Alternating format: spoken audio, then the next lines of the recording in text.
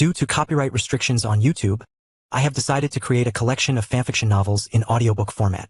If you would like to access the collection, you can purchase it through one of the following platforms. Patreon or Ko-Fi. You will find both links in the description. After completing your payment, you will automatically receive a link to a private Telegram channel that has a great collection of fanfiction audiobooks in audio format. This is a one-time payment that grants lifetime access to the existing collection. Please note that the collection is continuously expanding. I regularly add new audiobooks over time, so the library keeps growing. If you would like to update a novel or add a new one, you must subscribe to my Patreon.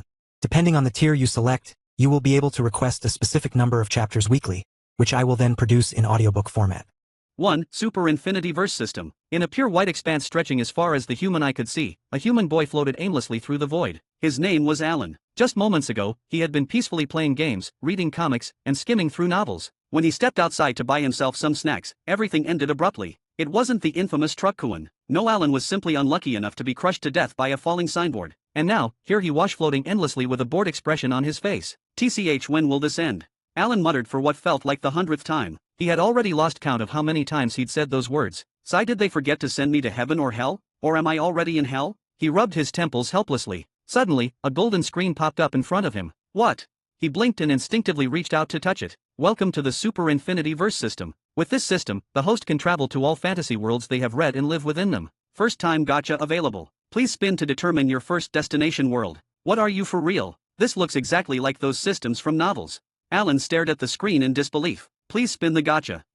Dumb system that doesn't even answer questions. He snorted but reached out anyway, pressing the spinning button with a lazy flick. Well, I guess it's also fine. Alan muttered. He had seen far too many protagonists get screwed over by system that talk too much. Gacha rolling. A holographic gacha wheel presence filled the white space as the gacha wheel began to spin, glowing symbols flashing rapidly before slowing down. Finally, it stopped. Congratulations, host. Your first world is Overgeared. Now, host, please select the difficulty. Easy, normal, hard, insane. Well, Overgeared is exactly a pure virtual reality world, Alan muttered to himself. So I guess hard mode it is. He tapped the option without hesitation. Hard mode selected. Penalty applied. Host can no longer obtain the Pygma's successor class. Host cannot actively seize opportunities directly meant for grid. Failure to comply with these penalties will result in death and forced reincarnation. That's fine, Alan said calmly. There are tons of other broken opportunities in that world. If anything, the restrictions only made things more interesting. Now, host, please spin the template gacha. This gacha grants the host a template based on protagonists from similar genres. So you're saying I could potentially get weed from the legendary Moonlight Sculptor, or that BJ Archmage guy, huh?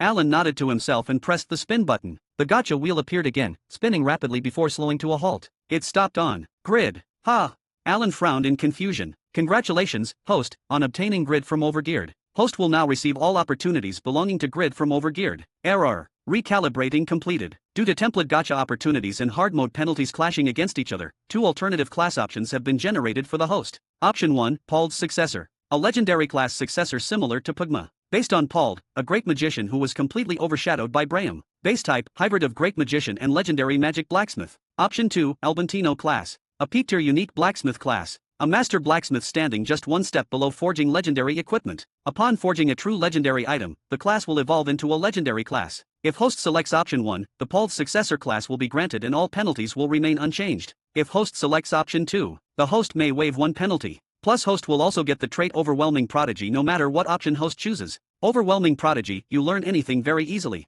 Can't the options be changed? Alan asked. He clearly wasn't a fan of magic-based playstyles. The classes are generated based on grid's early progression. They cannot be changed. Sigh, fine. Give me the Albantino successor class, Alan said, rubbing his temples. Information on how to acquire this class has now been engraved into the host's mind. Host reincarnation will begin in 10 seconds. System entering sleep mode. Current authority exhausted. Best of luck, host. Alan stared at the system screen as the 10-second countdown began. Well, I guess no other system rewards from now on, he muttered quietly. 10, 9, 8. As the countdown reached 0, the white expanse exploded into blinding light. Alan was forced to close his eyes as his consciousness was violently pulled away. When he finally opened them again, he was lying on a soft bed. As Alan slowly sat up, a flood of memories surged into his mind, memories of this new life, along with detailed knowledge of how to obtain the Albantino's successor class. I'm an orphan, and my name is Alan Silva, he muttered. He stood up and walked toward the window, pulling the curtains aside. Outside was a breathtaking view. He was currently living in a luxury apartment in Rio de Janeiro. He is a citizen of Brazil in this life. In this life, Alan was an orphan but also a genius. Thanks to his extraordinary talent in the stock market, he had already accumulated enough wealth to comfortably sit back and relax for the rest of his life if he wanted to. Not bad, he thought calmly. Ring. The doorbell suddenly rang. Alan walked over and opened the door, already having a rough idea of what it was. "Oh, that's here already," he said quietly. Standing outside was the staff team responsible for installing the Satisfy immersion capsule. It had only been a week since Satisfy had officially launched worldwide. Grid wouldn't obtain the Pygma's successor class until a full year later. Of course, Alan himself could never take that class anyway. He had chosen to waive the second penalty, not the first. After all, what was the point? The Pygma's successor class itself wasn't inherently powerful. It was only because of Grid's countless opportunities that the class became truly terrifying. If not for that, it would have remained weak, just as the creator of Satisfy had once said when asked whether the legendary blacksmith was the strongest class. It's not the class that's overpowered. It's the one using it. But Alan's gaze shifted toward the VR immersion capsule being carefully installed in his room. Crafting a true legendary item will be difficult, he thought. Very difficult. 2. Albantino's successor.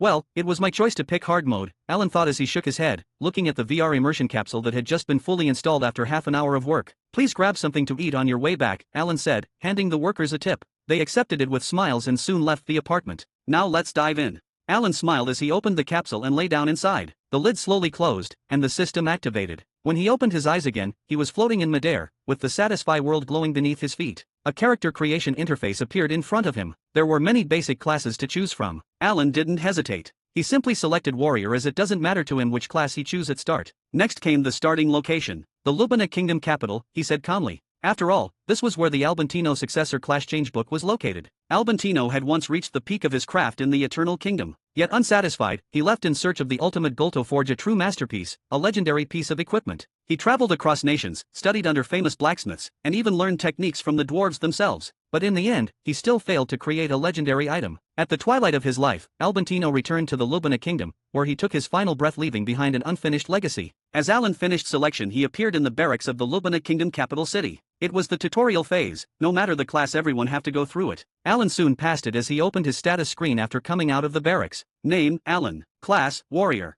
Level, 1, 0/100. Title, Prodigy. Obtain rank 1 in all tutorial test. Effect, all stats plus 20, experience gain plus 10%. Health, 325/325 mana, 96/96. Stats, Strength, 31. Stamina, 29. Agility, 28. Intelligence, 32. Dexterity, 20. Stat points, Weight, 0/930. Skills, /LVL1, Cut LVL1, Parry LVL1. Basic Sword Mastery LVL1, reward for being rank 1 in Sword Tutorial. Basic Spear Mastery LVL1, reward for being rank 1 in Spear Tutorial. Basic Bow Mastery LVL1, reward for being rank 1 in Bow Tutorial. Basic Shield Mastery LVL1, reward for being rank 1 in Shield Tutorial. Alan nodded to himself. For him, the tutorial was far easier than it was for most newbie players. Thanks to the real-life trait he had obtained from the system, his adaptability was far beyond normal. He learned the mechanics quickly and efficiently, ultimately earning first-place rewards in every tutorial stage. After completing the tutorials, Alan headed straight toward the library. He knew better than to rush things. If he directly went to Albantino's grave without proper buildup, it would be flagged as highly suspicious by Morphis, the supercomputer responsible for monitoring Satisfy. He needed clues, natural ones. Only then would his actions look like those of a normal player who enjoyed uncovering hidden quests. Alan entered the Grand Library, surrounding himself with books on history, legends, and influential figures. "Let's see if I can find any hidden clues," he muttered, deliberately acting like a typical player obsessed with secret content. This wasn't just roleplay, it was camouflage. A week passed. Alan immersed himself in books about influential figures of the past. During this time, he learned about Madra, as well as many other legendary individuals. Naturally, there were records mentioning Albantino as well. To maintain appearances, Alan didn't stop there. He spent another week reading about other great figures, carefully maintaining his act and steadily building a believable progression history. Only after that did he finally open his status window. Due to continuous reading and research, his intelligence stat had increased significantly. Intelligence, 132. He had gained 50 points directly from reading books. Another 50 points came from the new title he had obtained. Title, Scholar. Effects, Intelligence plus 50. Magic skills progression speed plus 30%. Chance to discover hidden lore, historical clues, and quest triggers increased. Affinity with scholars, librarians, historians, and research-based NPCs increased. I even gained a title, Alan muttered as he glanced at his status screen before closing it. Now, let's test the knowledge I gained. With a faint smile, Alan left the library and headed toward the cliffs near the southern edge of the Lubina Kingdom. After some searching, he finally arrived at a quiet graveyard. According to the books, Albantino buried himself along with his discoveries, Alan murmured as his gaze settled on a weathered grave marked with Albantino's name. He waited patiently until night fell. Once he confirmed that no one was nearby, Alan quietly began digging. "Sorry," he whispered apologetically as he dug up Albantino's grave. Soon, the coffin was fully uncovered. Alan carefully opened it, but there was no body inside. Instead, he found a book and a hammer resting neatly within. Where's the body? Alan frowned briefly, then shook his head. Well, at least the secret diary is here. A smile spread across his face as he picked up the book and hammer, quickly storing them in his inventory. Without lingering, he covered the grave as best as he could and slipped away into a nearby alley. The night swallowed his figure whole. He immediately stopped in the alley and opened his inventory, and then first appraised the book. Albantino's secret journal. Grade, unique. Type, class change item. Description. A personal journal left behind by Albantino, containing his lifelong research, failures, and final realizations. You have discovered the unique class, Albantino's successor. Would you like to change into this class? Warning, once the class change is completed, it cannot be reverted. Holy cow! Alan exclaimed as he stared at the message. Damn, I thought I'd get a hidden quest, but I got a hidden class instead.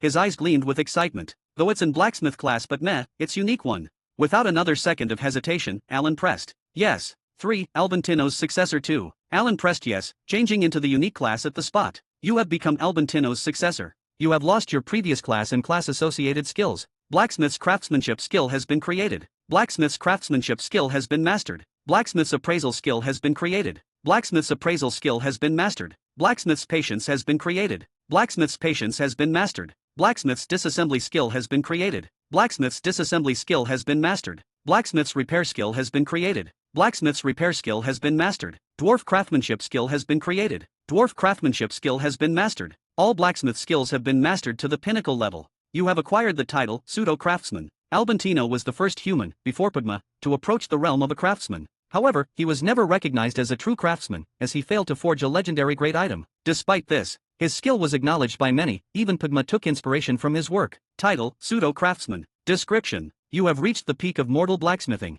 Your hands stand just one step away from legend. Effects. All crafted equipment quality plus 10%. Eligible to attempt the creation of legendary great items. Base chance to successfully forge legendary equipment, extremely low. You are the first player to acquire a hidden class. All stats plus 100. You are the first player to acquire a unique class. All stats plus 100. You change TP hidden class at level 1. You have acquired the skill Lucky Encounter. Lucky 1, you may find a random gold while walking down the streets. Increases luck by 10%. Damn, this is powerful, Alan murmured, his eyes widening slightly. Outwardly, he looked surprised, but inwardly, he remained calm. This outcome was exactly what he had anticipated from the very beginning. Meanwhile, at the SA Group headquarters, things were anything but calm. What? How is it possible that a unique class was obtained in just 1 week of gameplay? Lim Chiol-ho, the man behind the creation of Satisfy, asked in disbelief as he stared at the screen displaying Alan's class acquisition. According to calculations, there is also a high probability that player Alan may eventually acquire the undefeated King Madra's successor class.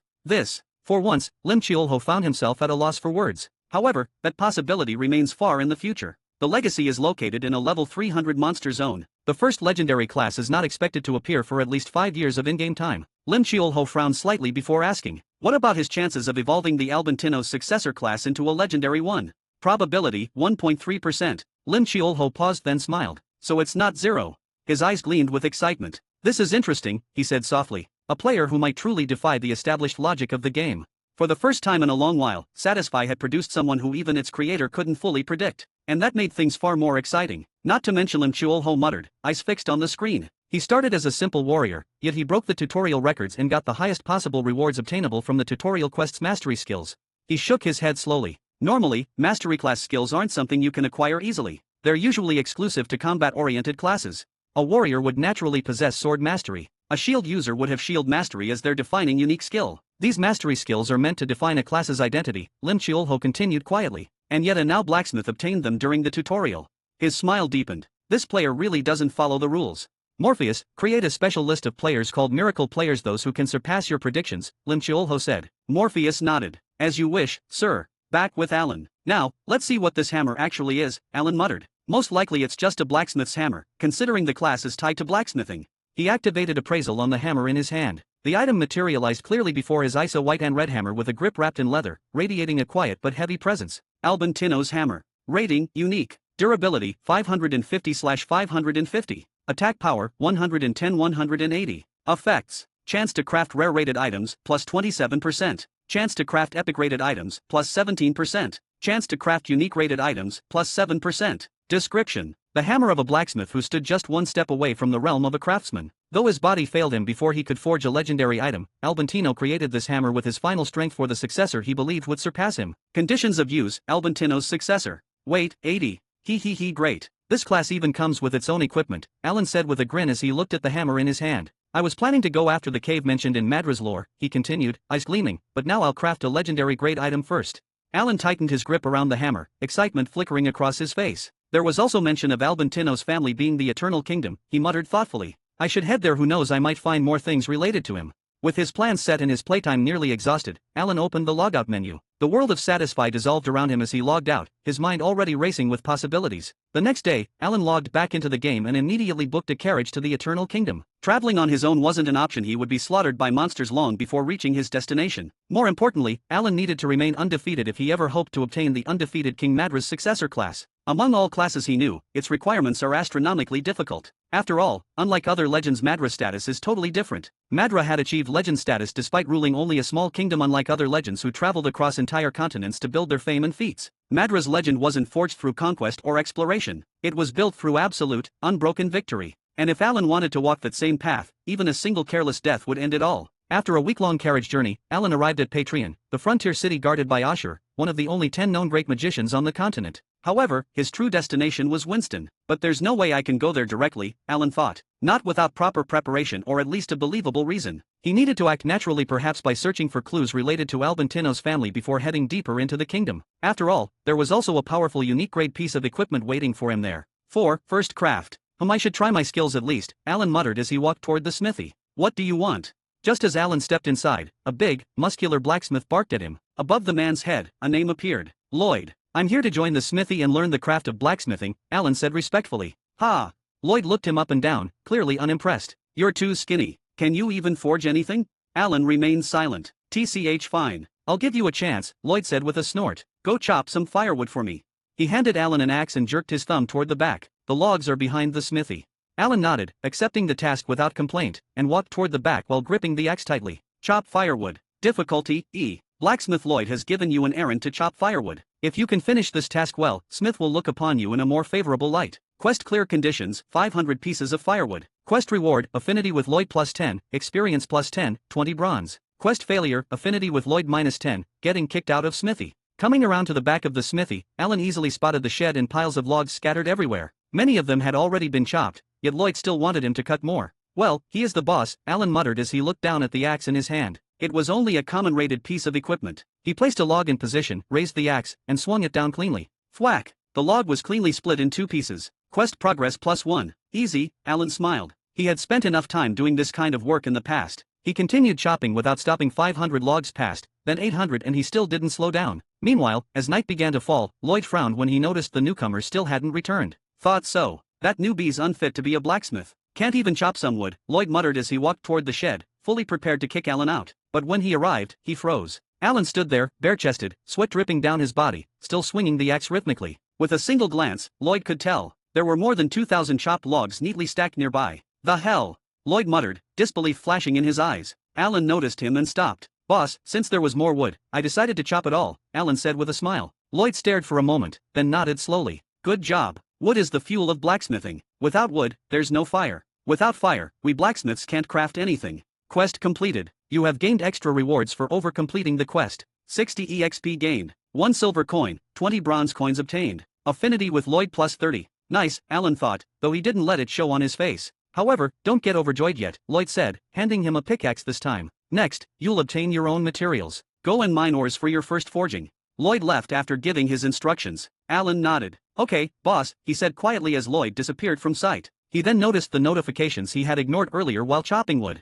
I also gained new skills and stats, Alan murmured. Wood cutting. Level 2, passive. You have perfectly cut over 1,000 pieces of firewood. You can easily grasp the perfect way to cut any wood. Attack against wood and wood-type enemies plus 30%. It was level 1, but after Alan continued to cut more and more wood, it also leveled up to level 2. Persistence stat opened. Persistence. You never give up, even in the face of difficult tasks. You won't get tired easily. Carrying capacity has increased. The feeling of satiation lasts longer. The higher the number, the stronger the effect. Stat points cannot be distributed to this stat. Indomitable stat has also been unlocked. Every time 10 points are gained in this stat, Indomitable will increase by 1 point. Indomitable has a chance to partially negate incoming damage. The lower your health, the higher the probability. The higher the number, the stronger the effect. Stat points cannot be distributed to this stat. Persistence is useful, it increases weight limit, but indomitable is basically luck-based, Alan murmured, examining the stats. He then turned to the next notifications. You are the first to unlock a special stat. Your name has been listed in the Satisfy Hall of Fame. First special stat player. Luck stat opened. All stats plus 30. Luck increases the probability of favorable events happening to the user. The higher the number, the stronger the effect. Stat points cannot be distributed to this stat. Alan's lips curled into a small, satisfied smile. This just keeps getting better, he muttered quietly, already imagining the advantages these new stats would give him in the forge. If I increase my luck stat, wouldn't the probability of creating legendary equipment go up?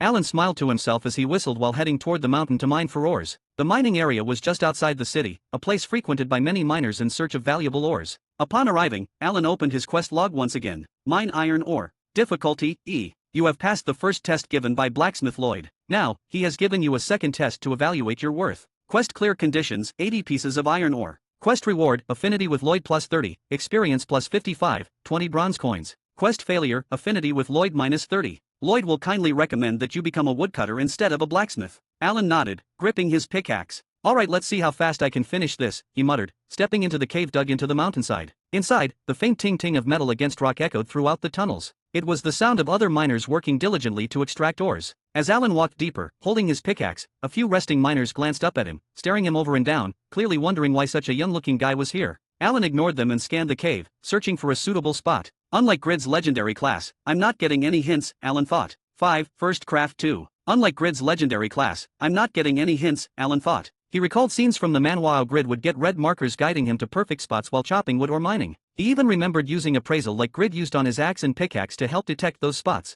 But nothing like that happened for him. How do I even mine now? Alan muttered. Unlike chopping firewood, he didn't know the proper technique for mining. Alan looked around and observed some of the other miners carefully. Soon, he noticed that they were striking specific spots on the wall that looked slightly different from the surrounding rock. He scanned the area and finally found a similar spot. Mimicking the miners, he swung his pickaxe. Kong, Kong, iron ore has been acquired. The iron ore chunk fragmented after only 4 strikes. Okay, so this is how you do it, Alan thought, nodding as his real-life trait activated, correcting his form. After a few minor failures, he quickly improved, striking one piece after another and gathering more and more iron ore with ease. Ah, no way. How can he do it so easily?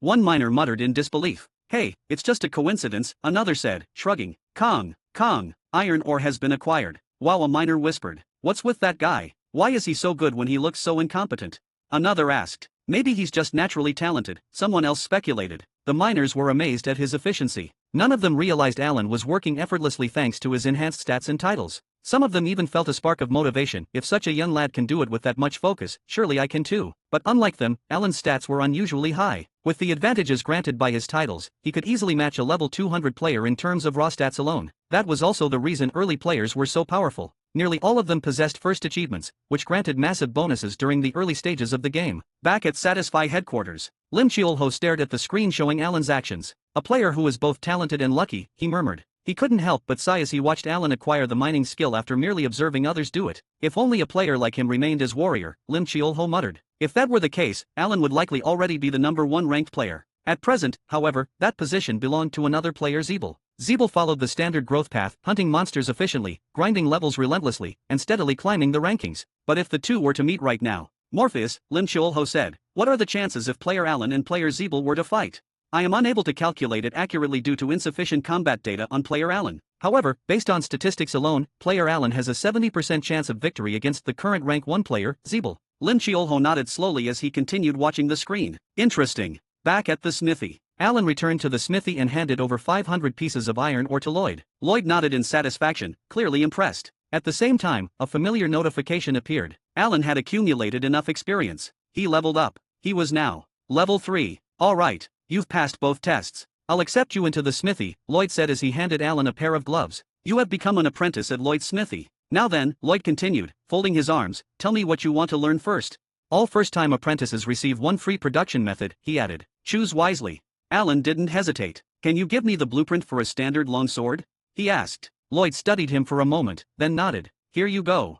He handed Alan a thin metal plate etched with symbols. Production method, longsword. Rating, normal legendary. Description. A longsword production method. Its greatest advantage is that it can be made using any material and the final product depend on the material used. User restriction. Based on the finished product. This is a simple longsword production method, Lloyd explained. What it becomes depends entirely on you, your materials, your technique, and your mastery of craftsmanship.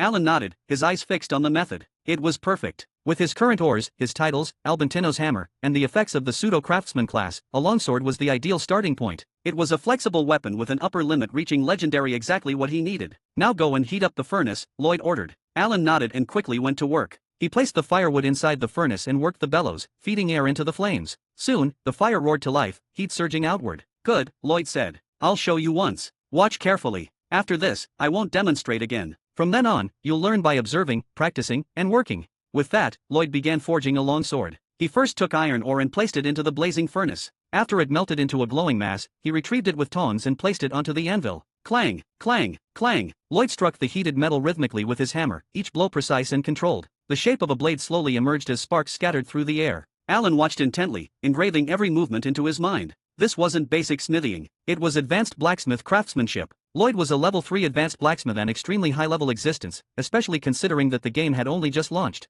That said, it was also somewhat normal. Raising levels in production-type skills required an enormous amount of time and effort. Unlike combat classes, progress wasn't measured in battles or levels gained, but in countless hours of repetition, failures, and refinement. Reaching level 3 alone was proof of Lloyd's lifelong dedication. Advancing to level 4 wouldn't be something that could be done in a year or two. It could take decades of in-game time. After 3 hours, Lloyd finally completed his work and placed a rare rank longsword to the side. Now, it's your turn, he said. Your first task as an apprentice is refining iron ore into steel blocks.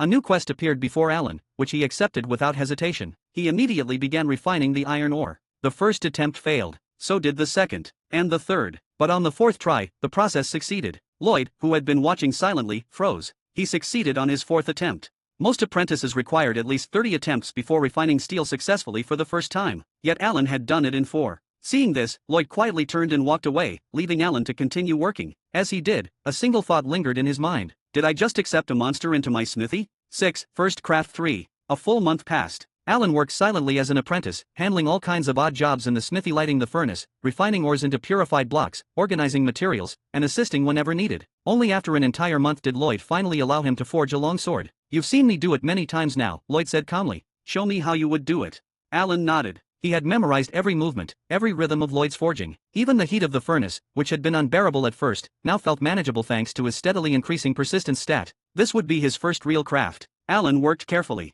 painstakingly. He didn't rush. For the first 5 hours, he focused solely on shaping and balancing the blade, using his high stamina to maintain absolute concentration. Then came refinement, hammering, reheating, tempering. Time passed. After 7 full hours, Alan finally stepped back. Lloyd widened his eyes. A longsword rested on the anvil, clean, balanced, and perfectly formed. A moment later, the system notification appeared. Rare rank longsword created. Lloyd stood frozen. Rare. That was Alan's first craft. Most apprentices struggled to produce even a normal rank weapon on their first attempt. Yet Alan had created a rare rank longsword. For the first time, Lloyd felt a strange, unsettling certainty settle in his chest. And for a fleeting moment, Lloyd couldn't help but wonder if he was witnessing the birth of a genius who would one day shake the entire continent. Meanwhile, Alan was grinning, but not just because he had forged a rare rank longsword. It was because of the flood of notifications appearing before his eyes. A rare rank item has been created. All stats permanently increased by +2 and reputation throughout the continent have risen by +30. You are the first player to create a rare rank item. Achievement acquired, first rare rank item maker. Dexterity +200. Alan opened his blacksmith skill as he looked at the notifications. Blacksmith craftsmanship skill. LV, master. Produce equipment items that you know how to make. There is a certain probability of creating rare rated items. There is a low probability of creating epic rated items. There is a rare probability of creating unique rated items. Due to the effect of mastering the skill, the attributes of all items are increased by 10%. When rare rated items are produced, all stats will permanently rise by +2. Reputation throughout the continent will rise by +30. When epic rated items are produced, all stats will permanently rise by +4. Reputation throughout the continent will rise by +80. When unique rated items are produced, all stats will permanently rise by +12. Reputation throughout the continent will rise by +300. It was because of this that Alan had received such generous rewards. You, Alan heard. He turned back to see Lloyd staring silently at the longsword resting on the anvil. You have talent, Lloyd said at last. So much talent that I'm not even sure I have the right to teach you anymore. My highest achievement is an epic rank sword, he continued. But your first forged item is already rare rank. It won't be long before you surpass me. Alan smiled. Still, you taught me, he said sincerely. And I intend to keep working here until I surpass you properly. Lloyd stared at him for a moment, then nodded. Affinity with Lloyd increased by +30. All right then, Lloyd said. Go and acquire much better materials. Steel can only reach rare rank, no matter how skilled a blacksmith is. He hesitated, then added in a quieter voice, "You should also learn how to defend yourself. It would be a loss for someone like you to die so easily."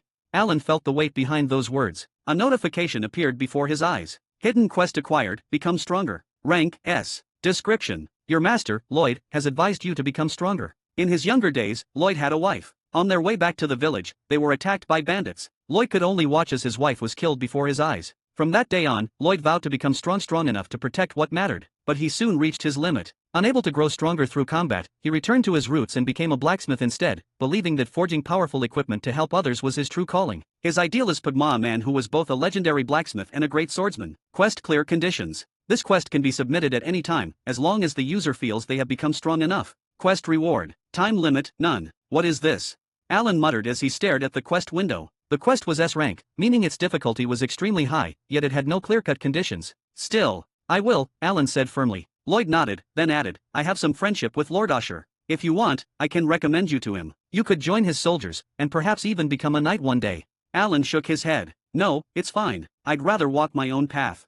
After a brief pause, he continued, for now, I'd like to craft more longswords using steel blocks. You can, Lloyd replied. I'll just add them to the shop. With that, he left. Alan nodded to himself and continued working. 5 more months passed as he tirelessly crafted rare rank longswords. Then, after forging his 100th rare rank longsword, new notifications appeared. You have created your 100th rare rank item. You have mastered the crafting of rare rank items. Rare rank item creation will no longer grant rewards. It was a harsh nerf, but it made sense. If Satisfy allowed infinite rewards for repeatedly crafting the same rank, the game's balance would completely collapse. Still, Alan didn't regret it. Before the rewards were cut off, he had gained over 200 extra stat points across his attributes. That alone made the grind worth it. Back at the Satisfy headquarters, Lim Cheolho let out a deep sigh as he reviewed the newly implemented nerf. It wasn't intended from the start, he muttered. But after witnessing player Alan repeatedly exploit the system's reward mechanics, they had been forced to impose a hard limit on how many rewards could be gained from crafting items of the same rank. The Pygma class was already nerfed, and yet we never imagined a player who didn't even have Pygma's class would mass-produce this many rare rank items, Lim Cheolho said with disbelief.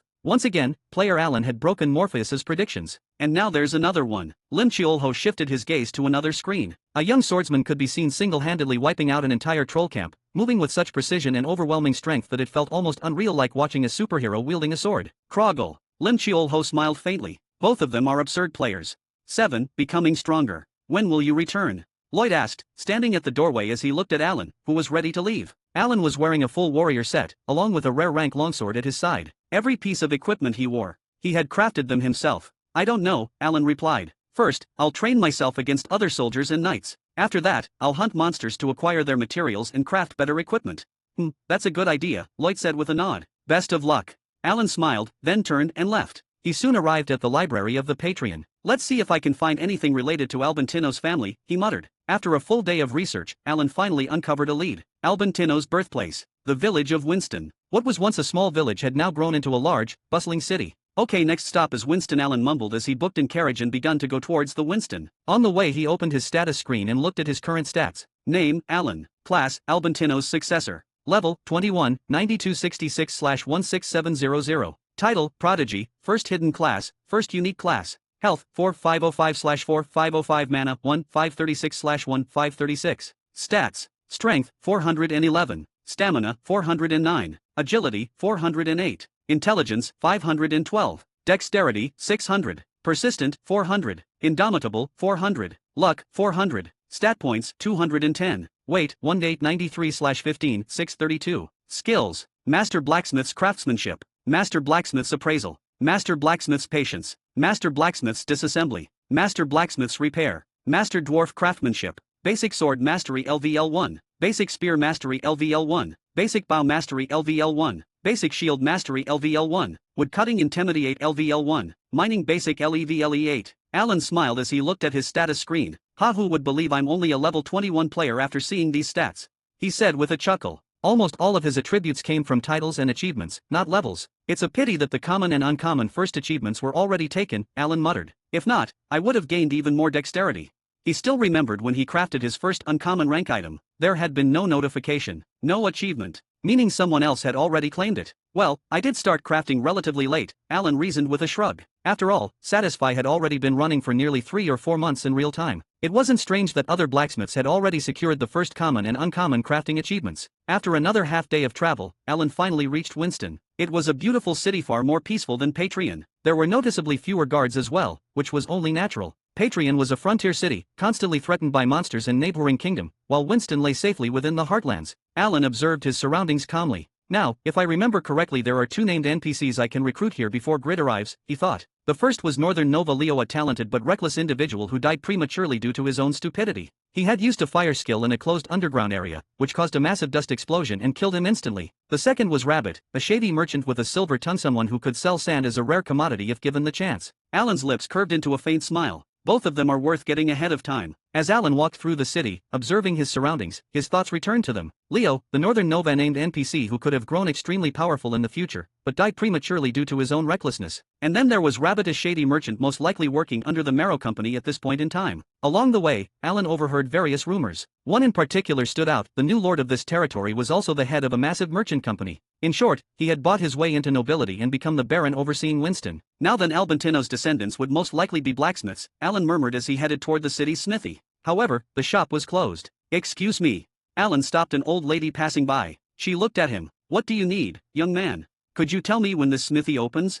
Alan asked, pointing at the building. The old lady shook her head slightly. It seems you're not from around here. Alan nodded. She adjusted the bags in her hands and began speaking. This was once a great smithy. Blacksmith Khan was a master craftsman. Even the previous lord praised his work many times.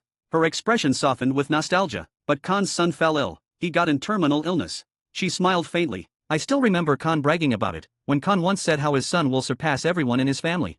Her smile faded. Alas, his son died due to terminal illness, leaving him devastated. She shook her head slowly. From that moment on, Khan shut down the smithy. He started drinking every day.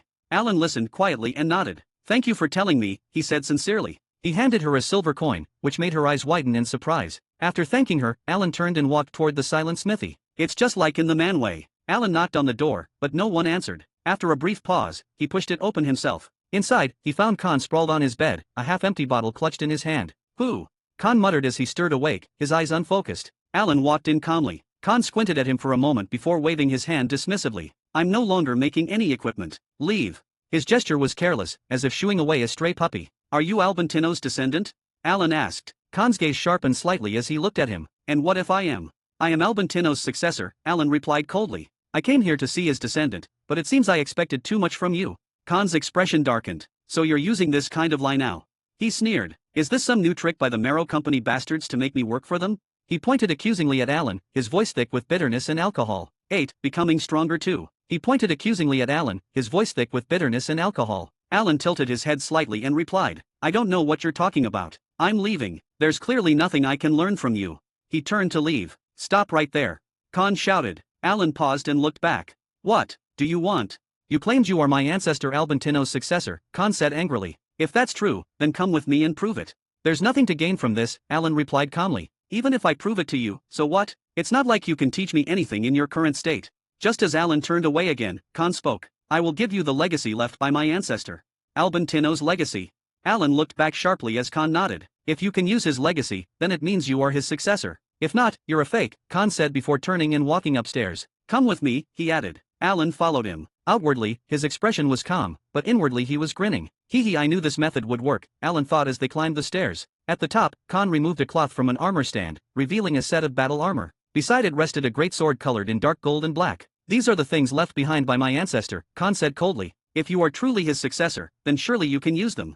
It's true, Alan nodded as he grasped the greatsword. They were made by Albantino himself.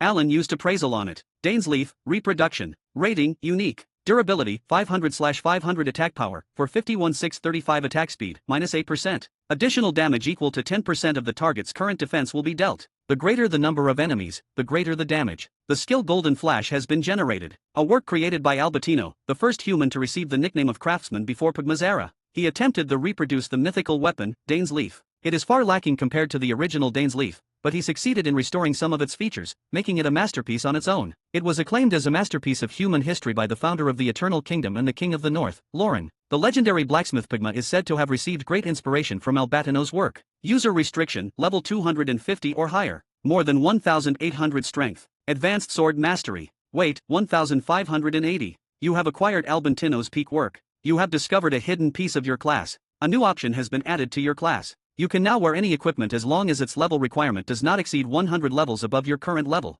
Penalties will apply if you do not meet other requirements. Dainsleif is resonating with your class. Dainsleif has awakened from its slumber. The information of Dainsleif have been updated. With the notification, the greatsword in his hand began to glow as its dark blade slowly turned white. White Lion Dainsleif. Rating, Epic, Growth. Durability, 600/600. Attack power, 405/596. Attack speed, -2%. Effects. Additional damage equal to 20% of the target's current defense will be dealt. The greater the number of enemies, the greater the damage. Additional 20 damage per enemy. Increases the power of attack skills by 20%. The skill, Golden Flash, will be generated. The skill, White Lion's Roar, will be generated. A work created by Albantino, the first human to receive the title of craftsman before Pugma's era. He attempted to reproduce the mythical weapon Dainsleif. Though it is far inferior to the original Dainsleif, Albantino succeeded in restoring some of its features, making it a masterpiece in its own right. It was acclaimed as a masterpiece of human history by the founder of the Eternal Kingdom and the King of the North, Lauren. The legendary blacksmith Pugma is said to have received great inspiration from Albantino's work.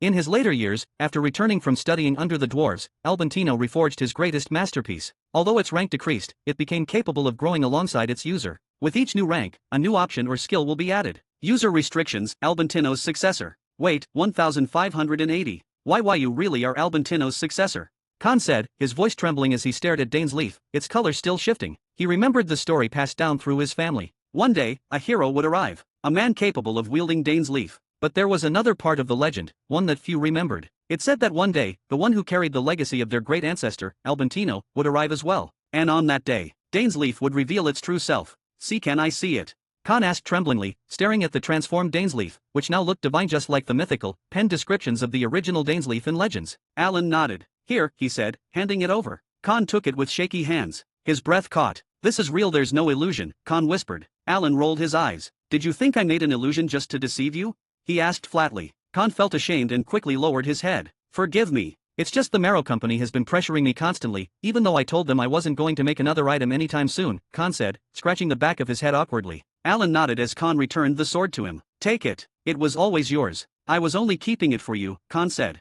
Alan accepted the blade. He could wield it easily now. The user restriction had changed, and it recognized him as its true master. Let's see the armor next, Alan mumbled. Khan nodded. You can take that as well. Unlike the sword, there's no secret to the armor. Alan examined the set for a moment, then shook his head. It's more than 100 levels above me. I can't use it yet. I'm still too weak to wear it, Alan said honestly, then added, I'll take it after I become strong enough. Khan nodded in agreement. 9. Becoming stronger 3. Alan was silent for a moment. Then he looked directly at Khan. I know your son died, Alan said quietly, but drowning yourself in alcohol won't help. You should mourn him properly and return to your work. Khan stiffened. Otherwise, his soul won't find peace, Alan continued calmly. Not when his father has become like this after his death. The words struck harder than any blade. Alan turned toward the door. I'll return once again when I'm strong enough to wear the armor. With that, he left, his footsteps echoing through the empty smithy. Khan remained standing there, unmoving. After a long while, he looked down at his trembling hands. He's right, Khan murmured. The bottle slipped from his grip and rolled across the floor. I shouldn't waste myself like this. But I can't, Khan cried, alone in the smithy.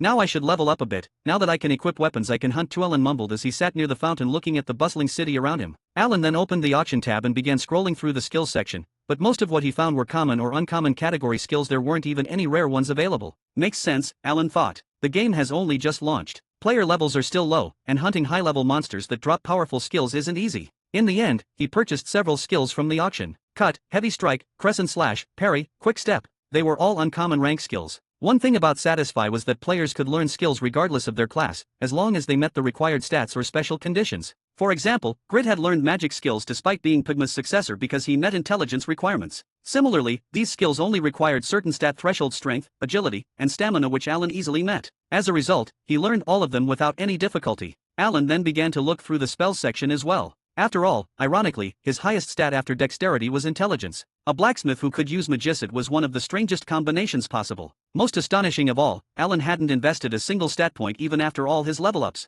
His stat points were still untouched, quietly waiting to be distributed. All of his current stats came from his titles and the rewards he had received for crafting a rare rank item. Okay, now I'm ready, Alan smiled after purchasing the skills Haste, Spell Blade, and Fire Sword. All of these skills were designed for magic swordsmen. Magic skills here can be used without any staff or orbs, unlike in other games, though staff amplify magic damage while orbs reduce casting time. Plus, he could buy them easily since they were more readily available. These spells required both intelligence and other physical stats like agility for Hasty to learn. Now, let's go hunt, Alan smiled as he began walking toward the nearest hunting zone. Many players could be seen nearby, shouting to form parties. Healer needed for a 5-member party. A tank required. There were many such calls, but Alan ignored them and simply walked into the cave alone. It was a dungeon known for containing many minerals and ores. He had chosen this place so he could level up while also gathering materials, killing 2 birds with 1 stone. You have entered Kobold's Abode. Your level is too low. Caution is advised. The Kobold's Abode was a dungeon where kobolds ranging from level 120 to 180 could be found. The ores here were mostly black iron, red gems, and similar materials. It was a famous grinding ground for solo-type players. Kobolds were humanoid monsters that gave excellent experience, and while they were weaker than most monsters of the same level, they were still significantly stronger than goblins. Just as Alan entered, he took out a long sword and equipped his armor. Both items were crafted by his own hands. You have equipped steel sword that harmonizes with magic. You have equipped comfortable wolf armor. Both were far superior to ordinary monster drops, thanks to the effects of his titles. Okay, let's see my first prey, Alan muttered as he moved deeper into the tunnels. Soon, he heard footsteps ahead. Turning toward the sound, he spotted 3 kobolds walking around. Kobold Warrior level 139, Kobold Warrior level 136, Kobold Warrior level 133. Hehe, let's see how I am now, Alan smiled as he activated Haste. Oh, winds of fleeting speed, make my body lighter. You have activated Haste. Agility increased by 30% for 1 minute. Next, he chanted another spell. Oh, ever-burning flames, coat my sword and bring ruin to my enemies. You have activated Fire Sword. For the next 1 minute, your attacks will deal additional fire damage equal to 50% of your magic damage. There is a 10% chance to apply burn on enemies. Alan stepped forward, his movements turning fluid as the spell took effect. The kobolds noticed him instantly and let out sharp screeches, raising their crude weapons. Perfect, Alan said calmly. He vanished from his original position. Quick step. His speed increased by 100% for another 3 seconds. In a blur, he appeared in front of the nearest kobold. His sword flashed steel wrapped in roaring flames. Slash! The blade cut cleanly across the kobold's chest. Fire exploded outward, scorching its body as it was sent flying into the cave wall. Critical hit. Additional fire damage applied. Burn inflicted. The kobold screamed, its health plummeting rapidly as flames continued to eat away at it. The remaining 2 charged at him from opposite sides. Alan twisted his body, meeting the first strike head-on. Parry. Steel rang sharply as he redirected the kobold's attack and countered with a heavy downward blow. Heavy strike. The ground cracked beneath the impact as the kobold collapsed, its skull shattered. The last kobold hesitated just for a moment.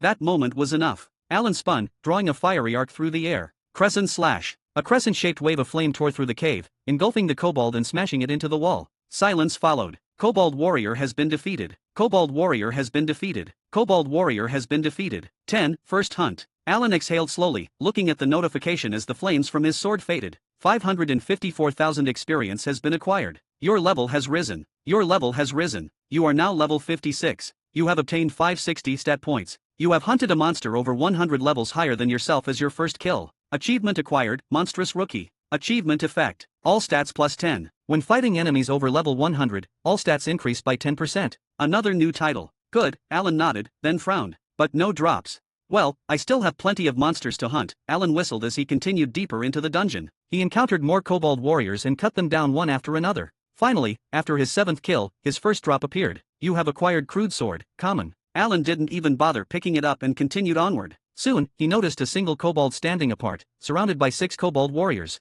Elite kobold level 170. An elite monster. Good, Alan nodded. To be safe, he checked his level. Level 91. That meant he now had 910 stat points since each level granted 10 free points. I'm a blacksmith, so dexterity comes first. Alan focused and increased his dexterity to 1000, investing 390 stat points into it. Now for the rest. Strength, plus 250. Agility, plus 250. Stamina, plus 50. Intelligence, plus 50. Do you wish to allocate your stat points? Once confirmed, this action cannot be reverted. Alan reviewed his stats one final time, then pressed confirm. Stat points remaining, 0. A surge of power coursed through his body. Alan clenched his fist slowly. I feel much stronger. Name, Alan. Class, Albantino's successor. Level, 91. Title, Prodigy, first hidden class, first unique class. Health, 5765/5, mana, 1/716/1/716. Stats, Strength, 671. Stamina, 469. Agility, 668. Intelligence, 572. Dexterity, 1000. Persistent, 410. Indomitable, 410. Luck, 410. Stat points, 0. Weight, 2 965/20 130. Skills: Master Blacksmith's Craftsmanship, Master Blacksmith's Appraisal, Master Blacksmith's Patience, Master Blacksmith's Disassembly, Master Blacksmith's Repair, Master Dwarf Craftsmanship, Basic Sword Mastery LVL2, Basic Spear Mastery LVL1, Basic Bow Mastery LVL1, Basic Shield Mastery LVL1, Wood Cutting Intimidate LVL1, Mining Basic LVL8, Cut LVL1, Heavy Strike LVL1, Crescent/LVL1, Parry LVL1, Quick Step LVL1, Haste LVL1, Spellblade LVL1, Fire Sword LVL1. Looking good, Alan nodded. He activated Haste and Fire Sword, feeling the surge of speed and heat flow through his body. The moment he closed the distance, he swung Crescent Slash. Thanks to his overwhelming speed, his body blurred to the kobold's eyes. A flaming arc carved through the air, a brilliant, crescent-shaped wave of fire that shimmered as it traveled. The 5 kobold warriors didn't even have time to react. Their bodies were cleaved apart in a single motion, collapsing where they stood. Only the elite kobold remained. Its health had been reduced to a thin sliver. The elite kobold got stunned due to heavy loss in health at once. Alan stepped forward calmly. Heavy strike. His sword descended like a falling mountain. The elite kobold's head split cleanly apart, its body crashing to the ground with a dull thud. Well, Alan muttered, rolling his shoulders. Guess I underestimated myself a little. Those watching him from Satisfy headquarters nodded heavily at his words. In truth, many of them felt frustrated. For blacksmiths, levels normally mattered a great deal. Higher levels increased the probability of crafting higher rank items. Yet Alan had ignored that rule entirely. Instead of grinding levels like everyone else, he had focused solely on refining his craft. And despite being only level 21 at the time, he had successfully crafted over 100 rare rank items. It was something that defied common sense. From a purely statistical perspective, his current combat power now rivaled that of a mid-level 250 player, despite his actual level being far lower. And that was without even drawing Dane's Leaf. So, now seeing him walking on his levels, they felt excited as to what degree he can grow. Alan, on the other hand, continued hunting without pause. Before long, he arrived at the boss room, stopping just outside the entrance. Inside waited the dungeon boss. Level 180 Kobold Shaman, boss. As a boss-type monster, its stats were heavily reinforced, standing at 2 to 3 times higher than those of a normal Kobold Shaman of the same level. Alan glanced at his status window. His level had already risen to 113, and his stats had undergone their first awakening. This awakening was what truly separated a level 101 player from a level 100 player. Before level 101, every point invested into strength granted 3 points of health.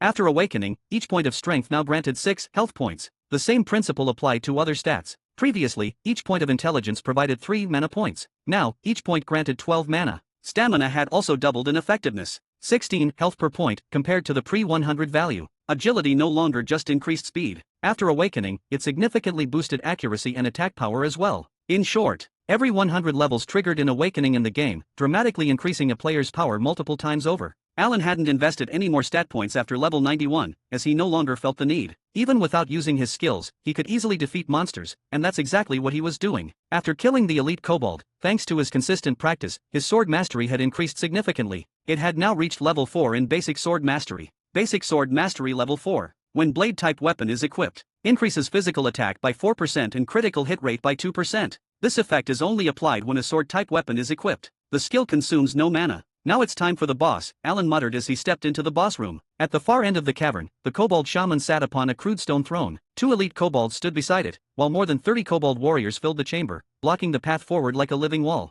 11. First Hunt 2. The moment Alan entered, dozens of crimson eyes locked onto him. The kobold shaman screeched sharply. Shriek! Kill that human! The kobold warriors charged. Seeing the overwhelming numbers, Alan calmly switched weapons. Dane's Leaf appeared in his grop hand instantly, he felt it. The more enemies before him, the more terrifying his attack power became. Alan activated his skills in rapid succession. Haste activated. Fire Sword activated. Spell Sword activated. Spell Sword. Your next attack will deal additional damage equal to 100% of your magic attack power. Alan raised Dane's Leaf, and unleashed its roar. White Lion's Roar. A spectral white lion's head erupted behind him, letting out an earth-shaking roar that swept across the battlefield. Deals 100% of your physical damage to all enemies within sight. Enemies get stunned for 13 seconds. Increases attack power and defense of self and allies by 50% for 3 minutes. Mana cost, 1000. Cooldown, 10 minutes. The result was absolute devastation. The kobold warriors froze mid-charge and collapsed one after another. For creatures of their level, 100% of Alan's physical damage was instant death, not to mention it was also came with 100% magic damage. Not wasting a single second, Alan activated Quick Step. His body blurred. In an instant, he appeared directly in front of the stunned kobold shaman. Heavy Strike. Heavy strike. Slams the sword downward like a cleaver, dealing 200% physical damage. If the strike hit the ground, it releases a shockwave that knocks back enemies within 1 meter range. If the head is struck, plus 30% additional damage. 50% chance to stun. The blade descended. Crack. The shaman's skull split under the blow, instantly losing over 60% of its health. Alan leapt backward, narrowly avoiding sword and axe strike of 2 elite kobolds, and swung Dainsleif once more in a wide, radiant arc. Golden flash.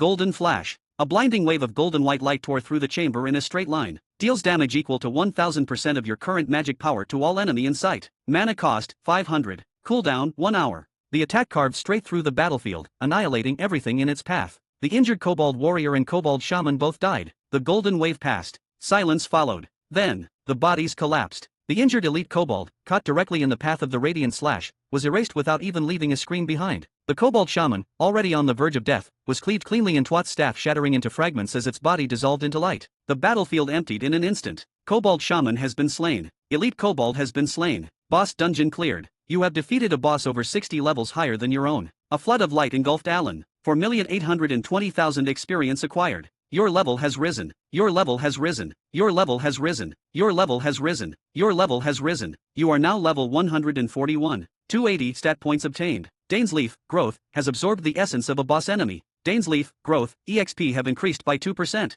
Dainsleif, growth, epic, 2%/100% to next rank. Drops began to materialize one by one, glowing faintly on the bloodstained stone floor. Red iron or X38. Black iron or X24. High quality mana crystal X6. Weapon enhancement stone X4. Armor enhancement stone X4. Kobold shaman's ritual staff. Rating, uncommon. Attack power, 120-165. Magic power, plus 45. Mana recovery, plus 3 per second. Effects. Increases spell damage by plus 8%. 5% chance to apply minor curse, reduces target stats by 5% for 5 seconds. Skill. Ritual hex. Type, debuff/curse. Activation, active. Effect. Curses a single target, reducing attack power, defense, and magic power by 50% for 10 seconds. Mana cost, 120. Cooldown, 40 seconds. Requirements, level 120, 300 intelligence. Weight, 35. You have obtained the spell Lesser Flame Hex. Skill book, Lesser Flame Hex. Rarity, uncommon. Type, magic/curse.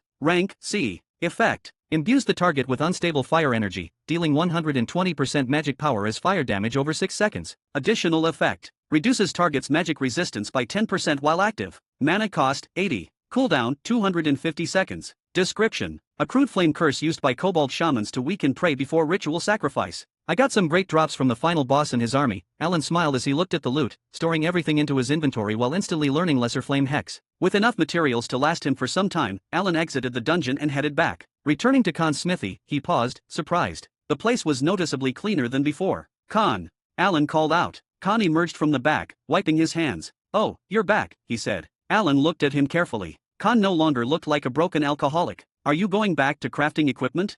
Alan asked. Khan nodded. "Yes, you were right. I shouldn't waste myself like this.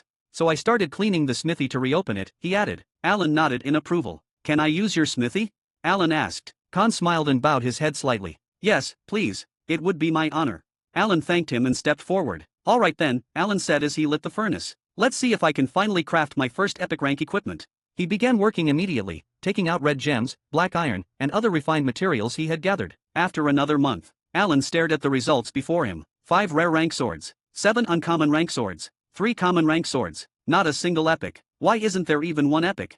He muttered, frustration creeping into his voice. Normally, he wouldn't be angry, but now that he no longer gained stat rewards from crafting items, the lack of progress felt far more irritating than before. "But I did create more rare rank items this time," Alan muttered, looking over the weapons laid out before him, wondering what had caused the change. He sat down to the side and opened the game forum, scrolling through discussions and guides. It didn't take long before he found the answer. So the higher the player's level, the higher the chance of crafting higher rank equipment. Reading the information, his lips twisted. "Fuck," Alan muttered. "If I'd known that, I wouldn't have wasted this much time. How could I forget something this important?" He thought, annoyed with himself. Standing up, he clenched his fist. 12, leveling up. "All right then," Alan said quietly. "I'll aim for level 300 first. Only after that will I come back and start crafting again."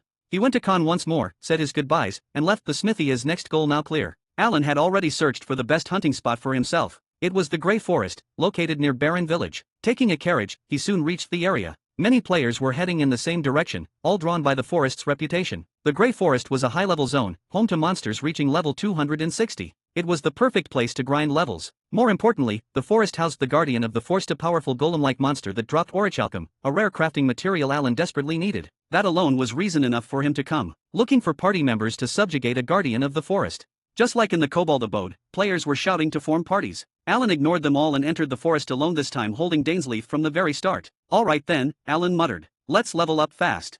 He rushed forward at full speed. Not long after, he encountered a horde of goblins. Alan didn't slow down. His blade flashed, slicing through them as easily as cutting weeds. Even without using a single skill, the goblins fell one after another, their bodies collapsing before they could even scream. Goblin level 187. Goblin level 192. Goblin level 195. They stood no chance. Alan continued deeper into the grey forest. Goblins turned into hobgoblins, then goblin lords. Poisonous bloom flowers lurked between the trees, releasing toxic spores the moment he stepped close, but Alan cut them down before they could fully bloom. Hobgoblin level 210 defeated. Goblin lord level 232 defeated. Poison bloom flower level 225 defeated. His level climbed steadily. Your level has risen. Your level has risen. Occasionally, drops appeared. You have acquired goblin core, uncommon. You have acquired poison sac, common. You have acquired hardened bone fragment. Alan swept everything into his inventory without stopping. His movements were clean, efficient, almost mechanical. Each swing of Dainsleif carried overwhelming force, and each kill only pushed him further ahead. As the hours passed, the air of the forest grew heavier. The deeper he went, the stronger the monsters became. Alan's smile slowly widened. "This place really is perfect," Alan muttered, watching his level continue to rise. He moved deeper still until the forest abruptly changed. The trees thinned, the ground turned uneven, and massive stone pillars jutted out of the earth like broken teeth. The air grew dense, heavy with pressure. Alan had reached the boss area. The ground began to tremble. Cracks spread across the forest floor as enormous boulders lifted themselves into the air, grinding and colliding with one another. Blue light flared between the stones, flowing like veins as ancient runic patterns etched themselves across the forming body. A colossal golem rose from the earth. Its eyes burned with cold blue light, runes pulsing across its rocky frame as it let out a thunderous roar that shook the forest. Guardian of the forest boss monster. Level 260. At the same time, the surrounding earth responded. Two more massive shapes emerged beside it, forming from stone and soil. Rock Golem level 245. Rock Golem level 248. The Guardian's roar echoed outward like a summons. From every direction, monsters poured into the clearing: goblins, hobgoblins, forest beasts, corrupted plants drawn by the boss's presence. Alan didn't flinch. Instead, he smiled. The more monsters that appeared, the heavier Dainsleif felt in his hand and the stronger it became. Its cursed blade hummed softly, feeding on the sheer number of enemies surrounding him. "Good," Alan said calmly. "The more, the better." He twisted his body, dodging a crashing stone fist as the Guardian slammed its arm into the ground. Shards of rock exploded outward, but Alan slipped through the gap with precise footwork, weaving between incoming attacks. He evaded again, and again, waiting, letting them gather. Monsters closed in from all sides, tightening the encirclement until Alan stood right at the center of the battlefield. "That's good enough." His eyes sharpened. Spell sword activated. Your next attack will deal an additional 100% of your magic attack as damage. Mana surged through his body, flowing into Dainsleif as the blade began to glow. Alan inhaled once, and roared. White Lion's Roar. A massive spectral white lion erupted behind Alan, roaring skyward as a crushing shockwave exploded outward. The ground cracked, trees shattered, monsters froze mid-motion then were torn apart. The weaker enemies were annihilated instantly, their bodies erased by the overwhelming force. Even the rock golems staggered, their massive frames locking in place under the stun. At the center of it all, Alan stood unmoved, Dainsleif blazing with power. He didn't waste the opening. Flames surged from his mana core and flowed into the blade. Flame sword. Fire sword activated. Your weapon is now engulfed in flames. Fire damage equal to 50% of magic attack will be applied. Burn chance 10%. Dainsleif ignited completely, white steel wrapped in violent crimson fire. The blade hummed, resonating with both magic and destruction. Alan raised the sword. "Let's finish this." Mana poured into his arms as golden light gathered along the blade's edge. Golden Flash.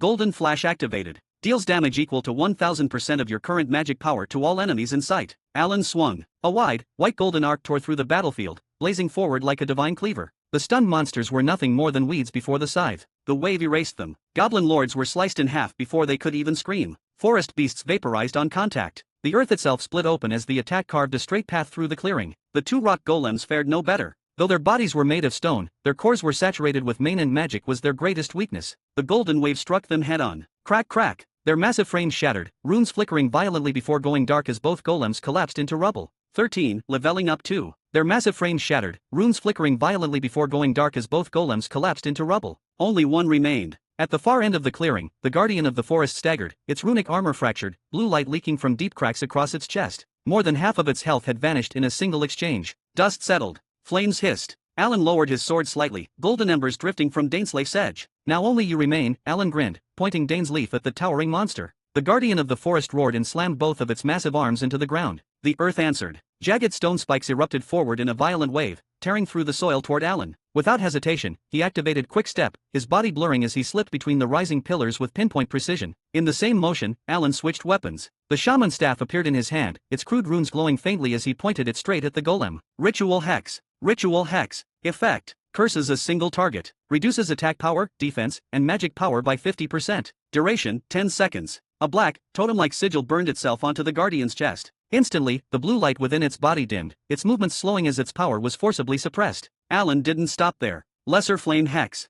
Lesser Flame Hex. Effect. Deals 120% of magic power as fire damage over 6 seconds. Additional effect. Reduces target's magic resistance by 10% while active. Crimson fire seeped into the cracks of the golem's body, unstable flames burning from the inside out as molten fissures spread across its stone frame. Alan then dismissed the staff and switched weapons again. A new blade appeared in his grasp. Crimson Flame Sword Rare Rank. A sword he had personally forged last month, its core enchanted specifically for spell-based sword techniques, though Alan took out it for its skill. Alan raised it. Let's end this. The runes on the blade ignited. Flame Wave activated. Effect. Releases 5 slashes. Each slash deals 500% magic damage as fire damage. If all slashes hit a single target, the final slash deals 1000% magic damage. Alan swung. 5 crescent-shaped waves of crimson fire tore through the air in rapid succession, crashing directly into the guardian of the forest. The first slash shattered its outer armor. The second and third tore deep into its core. The fourth blew chunks of enchanted stone apart. And the fifth descended like a burning executioner's blade. Boom! The guardian's chest exploded in a torrent of fire and shattered runes, its blue core flickering wildly as cracks raced across its entire body.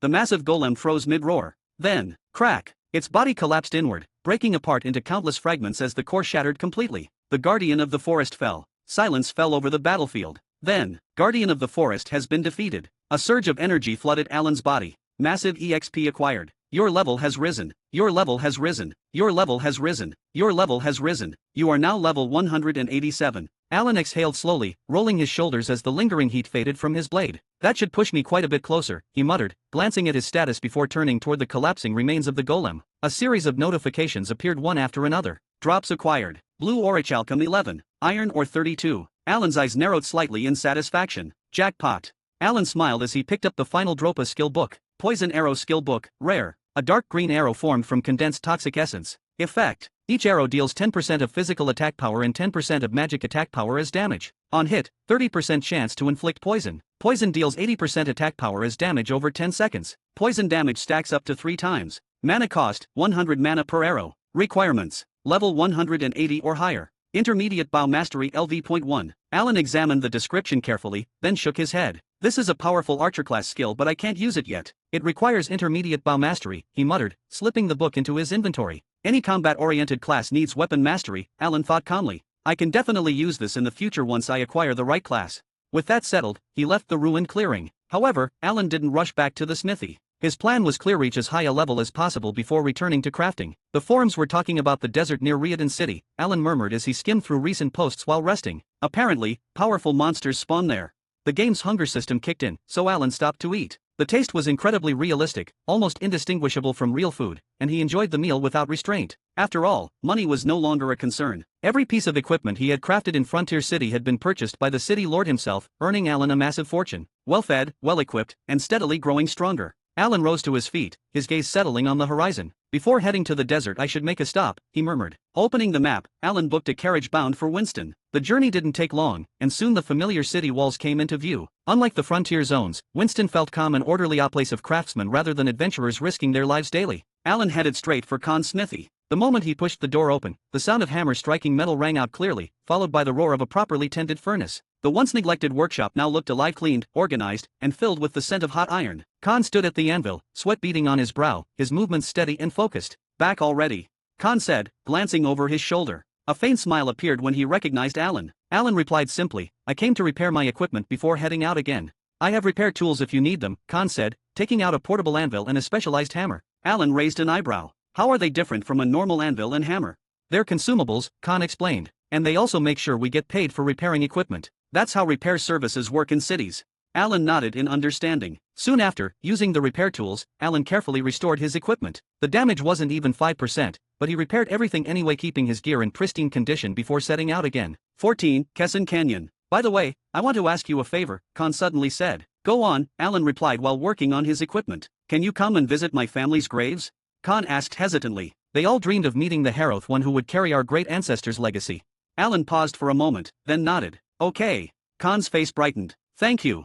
Affinity with Khan has increased. Soon, they arrived at a cliff near the city. Numerous graves were lined up there, overlooking the land below. The wind was gentle, and the place felt solemn. Khan led Alan to one side and pointed toward several graves. He then walked forward, placed a bunch of flowers before a single grave, and bowed deeply. Son ancestors, Khan said softly. The story passed down in our family was true. There really was someone who came carrying our ancestors' legacy. Alan stood quietly beside him, nodding. Suddenly, a dense fog rose from nowhere. White figures slowly emerged from the graves, one after another, taking the shape of translucent spirits. It is an honor to meet the one who carries our great ancestors' legacy, the spirits said in unison, bowing deeply toward Alan. Please, I may be carrying the legacy, but I'm not as great as him, Alan said quickly, waving his hands in embarrassment. He then glanced around before asking, by the way, are you all ghosts? He looked toward Khan, only to find him snoring loudly, having fainted and fallen asleep without warning. Yes, you could say that, an elderly spirit replied with a gentle smile. Can you tell us how much Khan told you about the story passed down in our family? Another spirit asked. Alan nodded and answered honestly. He only said that one day someone would arrive carrying Albantino's legacy and that Dane's leaf would reveal its true self. As he spoke, Alan took out Dane's leaf. The spirits gazed at the blade with reverence and admiration. That is true, one of them said, but that is not all. There were other things our ancestor left behind for his successor, another spirit added. Really? Alan asked, surprised but not shocked. The system had already hinted that Albantino's legacy was incomplete. Yes, the elderly spirit continued, but we were only allowed to tell you after you passed certain tests and you have passed the first one. System notifications appeared before Alan's eyes. Albantino was someone who reached the level of a craftsman before Pugma. Although he left a legacy, it was not a complete one. He fragmented his legacy into multiple parts and scattered them across the continent. To acquire information about these fragments, pass the tests of Albantino's lineage. You have passed the first test, craft 100 rare rank equipment. Reward, clue to the second fragment. The elderly spirit nodded in satisfaction. He explained, as the chosen successor, you had to craft 100 rare rank items and you have already accomplished that. He then raised his hand and pointed toward the horizon. The location of the second fragment lies at the northern end of the Kesson Canyon. There is a pond there where merfolk reside. The second fragment rests within their lairs. Alan frowned slightly. Then what was the first fragment? He asked, curiosity clear in his voice. It was Dane's leaf itself, the elderly spirit replied. With that, the spirits slowly began to fade, retreating back into their respective graves like mist dissolving under sunlight. We will wait, the elder's voice echoed faintly, until you pass the next test. System notifications appeared before Alan's eyes. Second test of Albantino's lineage. Difficulty, S. Objective, craft 100 epic rank equipment. Reward, third fragment of the legacy. Time limit, 3 year. Quest will start the moment player acquires the second fragment. Fuck, this is hell level difficulty, Alan muttered, staring at the conditions. 100 epic grade items. Even for him, that was insane, especially with a strict time limit on top of it. Damn it, I really need to level up fast and acquire far more materials, Alan said under his breath, his mind already racing with plans. Just then, did something happen? Khan suddenly woke up, looking around in confusion. Alan glanced at him flatly. How do you fall asleep anywhere? Khan scratched the back of his head awkwardly, clearly embarrassed. I guess I was just tired. They soon returned to the smithy. As Alan walked, his thoughts became clear and focused. Keen Canyon first, he decided. I'll acquire the second fragment of the legacy, then aim for at least level 200 before returning to the forge. Only after that. Only then will I challenge epic crafting. Kesson Canyon lay at the northern edge of Winston City. It was a vast canyon system, home to countless hideous spider-like monsters, savage lizardman tribes, and other abominations. At the very end of the canyon stood Lauren Falls, a colossal waterfall said to dwarf even Earth's largest, Angel Falls. The sight was breathtaking. A wall of white water thundered down from the heavens, mist rising like clouds as sunlight fractured into faint rainbows. If not for its location, it would have been a famous scenic destination. Unfortunately, Lauren Falls sat at the heart of a high-level monster zone filled with grotesque creatures that devoured their prey alive. The spider monsters alone had driven countless players into severe arachnophobia, earning the canyon its reputation as one of the forbidden lands of the continent. And now, Alan stood at its entrance. It's really big, Alan muttered, looking up at the towering canyon walls on both sides. They stretched so high they seemed to scrape the sky, riddled with countless dark caves. From each of them, faint skittering sounds echoed, clear signs that monsters were nesting within. Alan tightened his grip on Dane's leaf.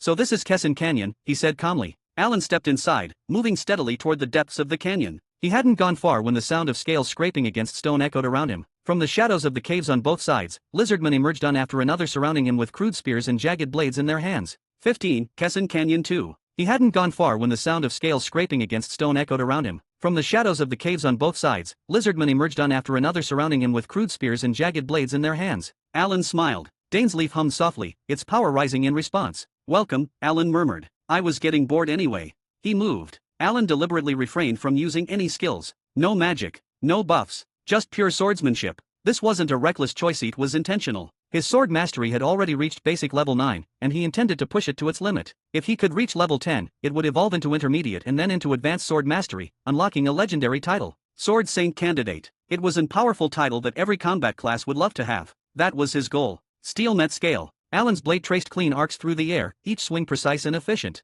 He stepped in, cut down a lizardman, pivoted, and severed another's arm before it could react. His movements were smooth, refined, almost artistic. No wasted motion. No hesitation. Lizardman Warrior level 164 defeated. Lizardman Spearman level 169 defeated. Blood sprayed across the canyon floor as bodies collapsed one after another. More lizardmen rushed in, drawn by the sounds of battle. Alan welcomed them. Each clash sharpened his technique. Each kill refined his instincts. His grip grew steadier. His footwork more precise. His blade faster. This wasn't just combat. It was training. And Kesson Canyon was the perfect training ground. From atop a cliff, a rugged man watched the battle unfold below. He's improving fast, he muttered, his fingers tightening around the hilt of his sword. His sharp eyes never left Alan. He's perfect to be my agent of revenge, the man whispered. His name was Piaro, former knight captain of the Red Knights, the elite order of the strongest empire on the surface, the Saharan Empire. It was no exaggeration to say that the Red Knights had played a decisive role in turning the Saharan Empire into the dominant power of the era. Piaro belonged to the generation when the Red Knights stood at the absolute peak of their strength. But everything had been taken from him.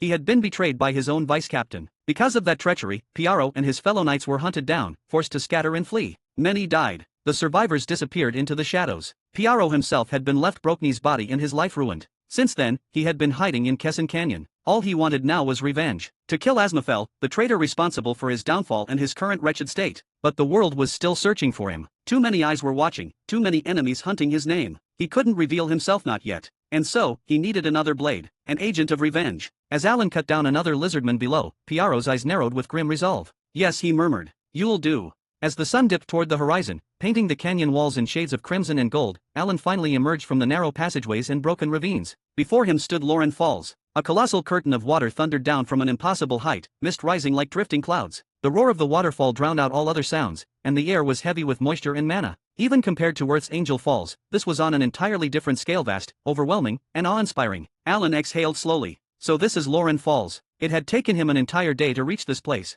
Not because the distance was long, but because the canyon itself refused to let him pass peacefully. Monsters had poured out non-stop. Lizardmen, spider beasts, and creatures crawling out of hidden caves along the canyon walls had swarmed him again and again, drawn to him as if by instinct. And Alan had welcomed them all. He hadn't used a single active skill. No flashy techniques. No magic. Only pure swordsmanship. Each swing was precise. Each step measured. He focused on posture, timing, and control, forcing himself to rely solely on fundamentals. The endless battles had ground away at his weaknesses, refining his instincts through sheer repetition. A system notification quietly appeared before his eyes. Sword mastery has advanced. Sword mastery, intermediate LV.2. He smiled faintly. Worth it. He was still far from his goal, but the path was clear. Only 8 more levels remained until advanced sword mastery, and once he reached level 10, a legendary title awaited him. Sword Saint Candidate. Alan ignored it, focusing on present, and turned his attention back to Lauren Falls. The thunderous cascade crashed endlessly into the pool below, mist swirling through the air like drifting clouds. He stared at the deep pond beneath the waterfall and frowned slightly. According to that elder ghost, the second fragment is inside the lair of the mermen living here, Alan muttered. Mermen. They were nothing like the beautiful creatures from fairy tales. No shimmering tails or gentle songs, sunly walking, talking fish-like monsters with sharp teeth, slick scales, and cold, predatory eyes. Wherever there was water, there were mermen. They were scattered across the entire continent, inhabiting rivers, lakes, swamps, and seas. But the mermen of Kesson Canyon were infamous even among their own kind. Their levels were among the highest. Level 180. Normally, that alone would be enough to deter most players. But Alan merely checked his own status. Level 195. He was far ahead of them in raw level. And more importantly, mermen fought with claws, tridents, and poison-infused attacks, making them perfect training opponents for sharpening real combat experience. Alan walked to the edge of the pond. Without hesitation, he pulled out a chunk of raw meat and tossed it into the water. Splash! The moment blood seeped into the pond, the water began to churn violently. Ripples spread outward, then exploded into chaos. Dozens of humanoid fish burst out of the water, their scales glistening, mouths lined with jagged teeth. They tore into the meat with savage ferocity, shredding it in seconds. Then, slowly, their yellow eyes locked onto Alan. Human, give us your heart. They shrieked in clear, fluent language unlike most monsters. Alan smiled. Come and take it. The mermen screeched in fury as they lunged at him. At first, there were only 5 of them. Alan stepped forward, sword flashing as he met them head-on. Steel clashed against bone and scale. But as the fight began, more ripples appeared on the surface of the pond. Then more, and more. One by one, additional mermen rose from the depths, drawn by blood, noise, and the promise of fresh prey. Their numbers kept increasing. Alan's smile widened. Perfect. 16, Kesson Canyon 3. Alan moved. The first merman lunged with a rusted trident, its movements feral and vicious. Alan sidestepped calmly, blade flashing in a clean horizontal arc. Scales split, blood sprayed, and the creature collapsed before it could even scream. Another followed immediately. Then another. Alan fought without pause. His breathing remained steady, his grip firm. Despite the non-stop combat, there was no sign of fatigue in his movements. His stamina barely dipped for higher than any normal players at this level. That wasn't an accident. Through countless relentless crafting sessions, and prolonged high-intensity combat, his persistence stat which reduces stamina consumption and Alan's stamina stat which is also very high, he continued to fight. Where other players would already be gasping for breath, slowing down, or forced to retreat, Alan was still warming up. A merman slashed at him with poison-coated claws. Alan blocked with the flat of his blade, twisted his wrist, and drove Dane's leaf straight through its throat. Another tried to flank him from the side. He pivoted, kicked off the ground, and brought his sword down in a clean vertical strike, splitting the creature from shoulder to waist. One by one, they fell. The pond boiled with movement as more mermen surged out, drawn by the scent of blood and death. 10 became 20. 20 became dozens. Yet Alan did not retreat. He advanced. Each step forward forced the mermen back, their numbers meaning nothing against his refined swordsmanship. His footwork remained flawless even on slick, water-soaked stone. His strikes were economical, no wasted energy, no unnecessary motion. This wasn't just a fight. It was endurance training. It was mastery through repetition. His stamina regenerated almost as fast as it was spent, and even prolonged combat failed to dull his edge. Where others relied on skills and bursts of power, Alan relied on something far more terrifying. Consistency. Merman Raider level 182 defeated. Merman Hunter level 179 defeated. Merman Spear Guard level 185 defeated. Notifications stacked one after another, but Alan barely registered them. His mind was clear. His body responsive. His blade absolute. Hours passed. The waterfall continued to roar. The pond ran red. Bodies littered the shoreline, yet Alan still stood tall, shoulders relaxed, sword steady in his hand. So this is all you've got? He muttered softly. As if offended by his words, the water suddenly split apart. The pond's surface sank unnaturally, forming a swirling vortex of mana and pressure. The remaining mermen recoiled, screeching as they hurriedly retreated into the depths. Alan narrowed his eyes. Now that's interesting. The surface of the pond convulsed violently, mana surging outward in crushing waves. The water split apart as a massive figure slowly emerged from the depths. A system notification flashed before Alan's eyes. After sensing his brethren being slain, the field boss Merman King has risen. Merman King level 180. Alan studied the creature calmly. The Merman King was 3 times larger than the other mermen, his body covered in thick, jagged scales that shimmered with a dark blue sheen. Fins flared along his arms and back like blade armor, and in his grasp was an enormous trident, easily twice the length of a normal one, its tips crackling faintly with water aspect mana. Cold, predatory eyes locked onto Alan. Human, the Merman King snarled, his voice echoing unnaturally across the falls. I will eat you alive for your sins. Alan didn't respond immediately. He simply shifted his grip on Dane's leaf. You talk too much. The Merman King roared and slammed his trident into the ground. Boom! A shockwave of compressed water exploded outward, the ground trembling as torrents surged toward Alan like crashing waves. Instead of retreating, Alan stepped forward and cut through the incoming pressure with a precise diagonal slash. The water split cleanly, dispersing harmlessly around him. It was parry. Alan had finally begun using skills. Against the Merman King, recklessness was not an option. He needed to remain undefeated. Only by doing so could he qualify in the future for the hidden class undefeated king successor. The Merman King's eyes widened just slightly. Alan closed the distance in an instant. Before the king could fully recover from his shock, Alan twisted his wrist and drove Dane's leaf forward. The blade struck the shaft of the trident, knocking it violently off course, and Alan followed through with a swift horizontal slash. Clang! Sparks flew as steel met enchanted metal. The impact sent vibrations up the Merman King's arms, forcing him to stagger back a step. Alan didn't let him breathe. He pivoted on his heel, slipped inside the king's reach, and unleashed a rapid sequence of strikes, each one aimed with ruthless precision. Shoulder, rib, thigh. 3 clean cuts appeared almost simultaneously, dark blood spilling as the Merman King roared in pain and fury. Insolent human! The king slammed his tail into the ground, water erupting beneath him as he launched himself backward, creating distance. Mana surged wildly around his body, the pond behind him responding in kind as waves rose unnaturally high. Alan exhaled slowly, steadying his stance. Second phase, Harlan mumbled as he got ready. The Merman King raised his trident, chanting in a guttural language. The water around the pond began to rotate, forming massive spiraling currents. The pressure in the air skyrocketed as countless water blades condensed and hovered around him. A field-wide attack. Alan's eyes sharpened. He shifted his grip, lowering his center of gravity. Good, he muttered. That's exactly what I wanted. His body blurred. Haste activated. Quick step activated. Alan shot forward just as the first wave descended. Water blades rained down like a storm of guillotines. He dodged, twisted, slipped through impossible gaps, His footwork was flawless, quick-step chaining seamlessly, haste pushing his body beyond its normal limits. When evasion alone wasn't enough, he slashed, cleaving falling blades apart mid-air. But the attack was relentless. One blade slipped past his guard, then another, and another. Searing pain ripped through his side as compressed water tore into flesh. You have suffered 1,120 damage. You have suffered 860 damage. You have suffered 940 damage. Blood sprayed as Alan was forced backward, his boots carving deep trenches into the soaked ground. The final wave crashed down. Boom! The earth exploded. Dust, mist, and shattered stone engulfed the battlefield as the attack ended. 17 S rank. The Merman King straightened, trident resting on his shoulder as he laughed thunderously. Ha ha ha, insolent human. Die!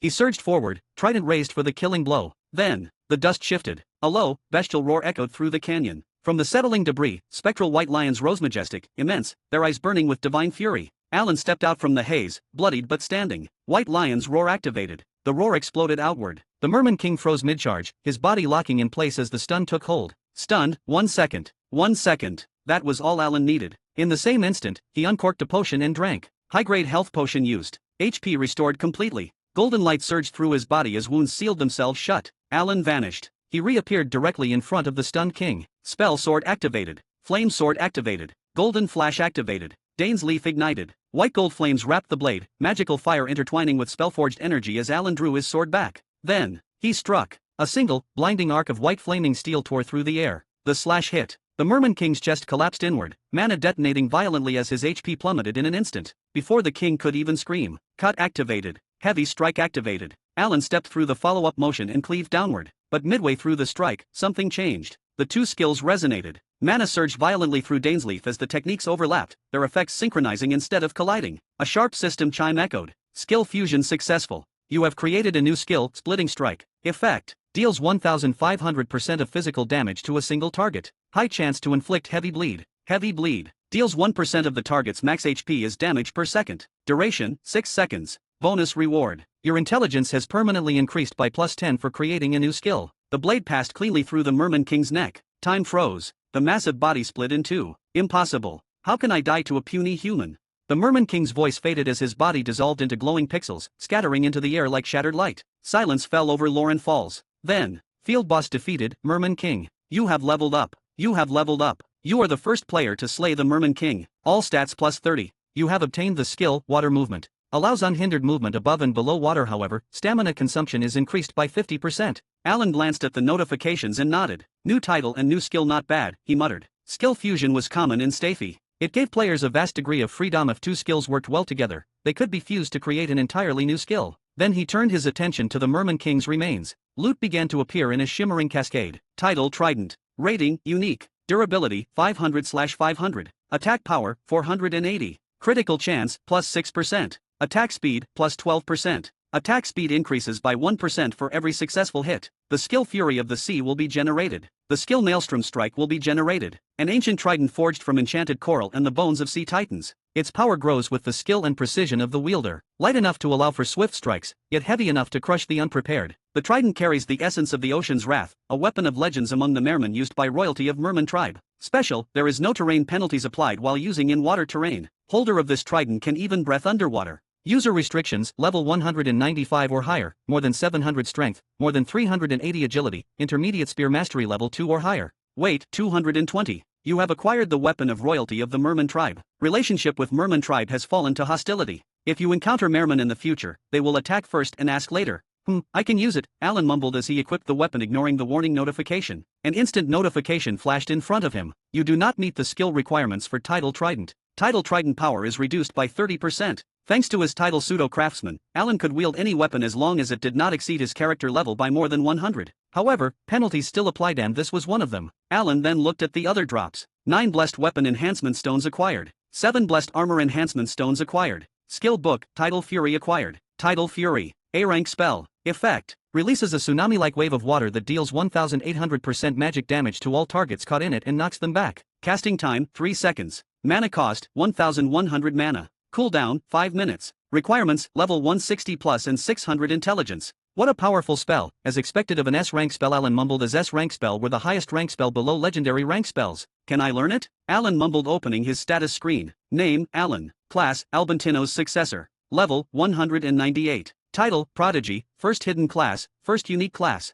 Health, 12, 190/12, 190 mana, 7, 344/7, 344. Stats, Strength, 701. Stamina, 499. Agility, 698. Intelligence, 612. Dexterity, 1030. Persistent, 440. Indomitable, 440. Luck, 440. Stat points, 1070. Weight, 3165/28040. Skills, Master Blacksmith's Craftsmanship, Master Blacksmith's Appraisal, Master Blacksmith's Patience, Master Blacksmith's Disassembly, Master Blacksmith's Repair, Master Dwarf Craftsmanship, Intermediate Sword Mastery Level 2, Basic Spear Mastery LVL1, Basic Bow Mastery LVL1, Basic Shield Mastery LVL1, Wood Cutting Intimidate LVL1, Mining Basic LVL8, Cut LVL1, Heavy Strike LVL1, Crescent/LVL1, Parry LVL1, Quick Step LVL1, Haste LVL1, Spellblade LVL1, Fire Sword LVL1, Lesser Flame Hex LVL1, Splitting Strike LVL1.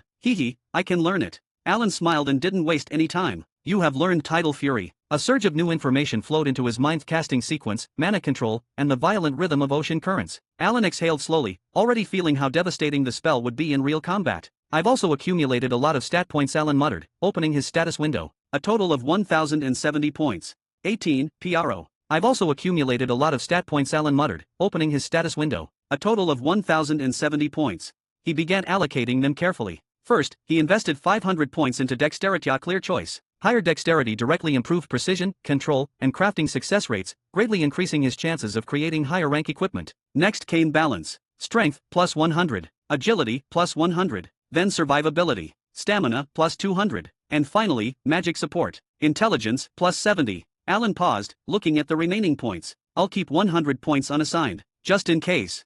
He closed the status window and smiled faintly. Now, with this trident, I can go inside the pond too and retrieve the second fragment of the legacy, Alan muttered, gripping the weapon. Instead of diving in immediately, he began to practice. Alan moved to an open spot near the water's edge and started swinging the trident, testing its balance, reach, and weight. Thrusts, sweeps, reversals, each motion flowed into the next as he familiarized himself with a weapon style completely different from the sword. From afar, Piaro watched silently. The more he watched, the more astonished he became. He fought with crude techniques at first, Piaro murmured, eyes narrowed. And yet he defeated the powerful Merman King. And now he's already handling a spear this smoothly.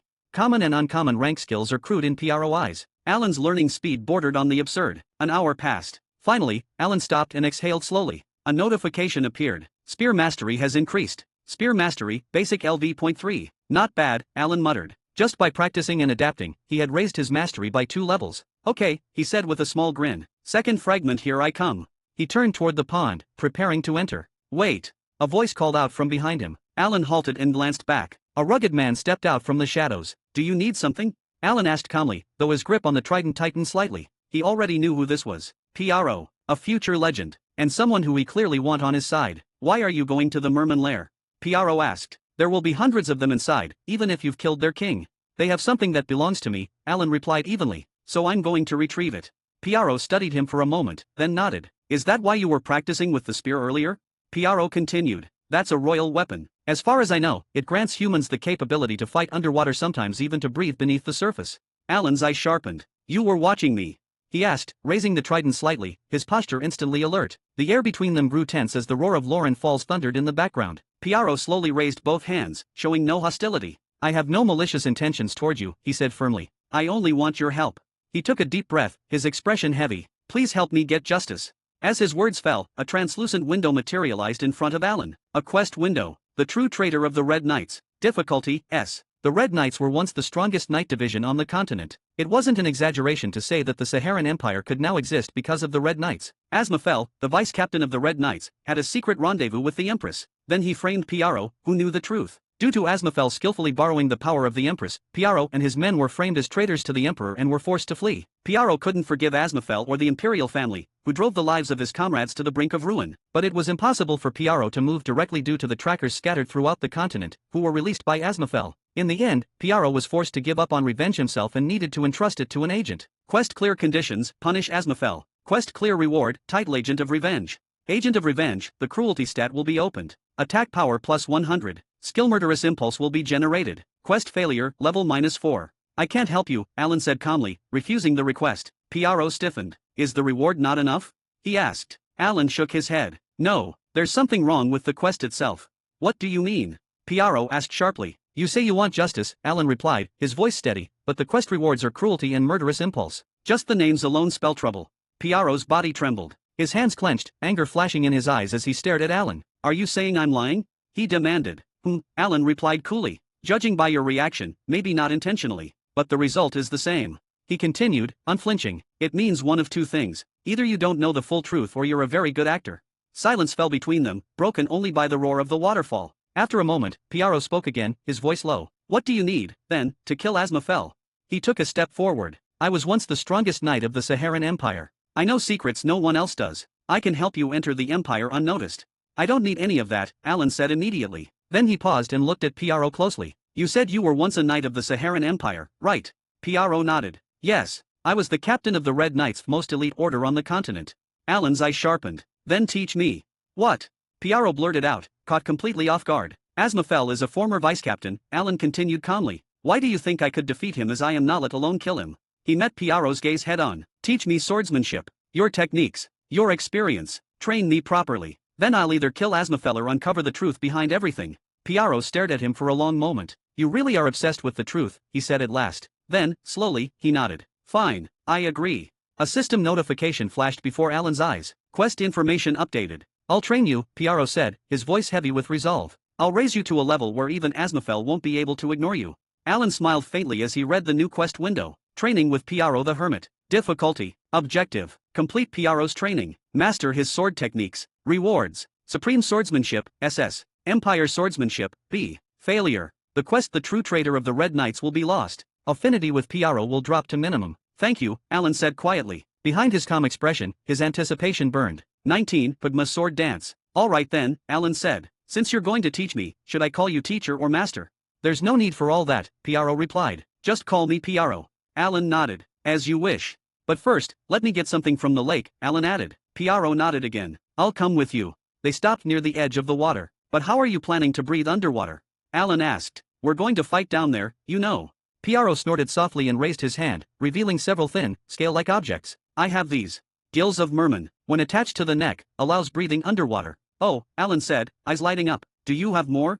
Piaro tossed one to him without hesitation. Alan caught it, then his body flickered as he switched back to Dane's leaf. He placed the gills carefully against his neck. They fused painlessly into his skin. Alan exhaled once, feeling the strange but comfortable sensation of water-compatible breathing. All right then, he murmured. He drew Dane's leaf and activated his enhancement interface. Taking out the blessed weapon enhancement stones he had obtained earlier, he began working carefully. You have enhanced Dane's leaf to +1. The blade hummed faintly. +2, +3, +4. Alan paused, adjusted the flow of mana, then continued. +5, +6. A subtle resonance spread through the weapon. Enhancement success rate decreasing. Alan ignored it and enhanced it once again. Enhancement failed. It dropped back to +5 as Alan continued, and then Dane's leaf is now +3. Alan's lips twitched in annoyance as he bought some enhancement stones from the player market and then continued. Success, failure, success, and finally he stopped at +8. An orange glow shimmered faintly around Dane's leaf, pulsing like a living heartbeat. Each enhancement increased the base stats by +5%. At +8, Dane's leaf was vastly stronger than before, sharper, tougher, and far more receptive to Alan's mana. Alan let out a satisfied breath.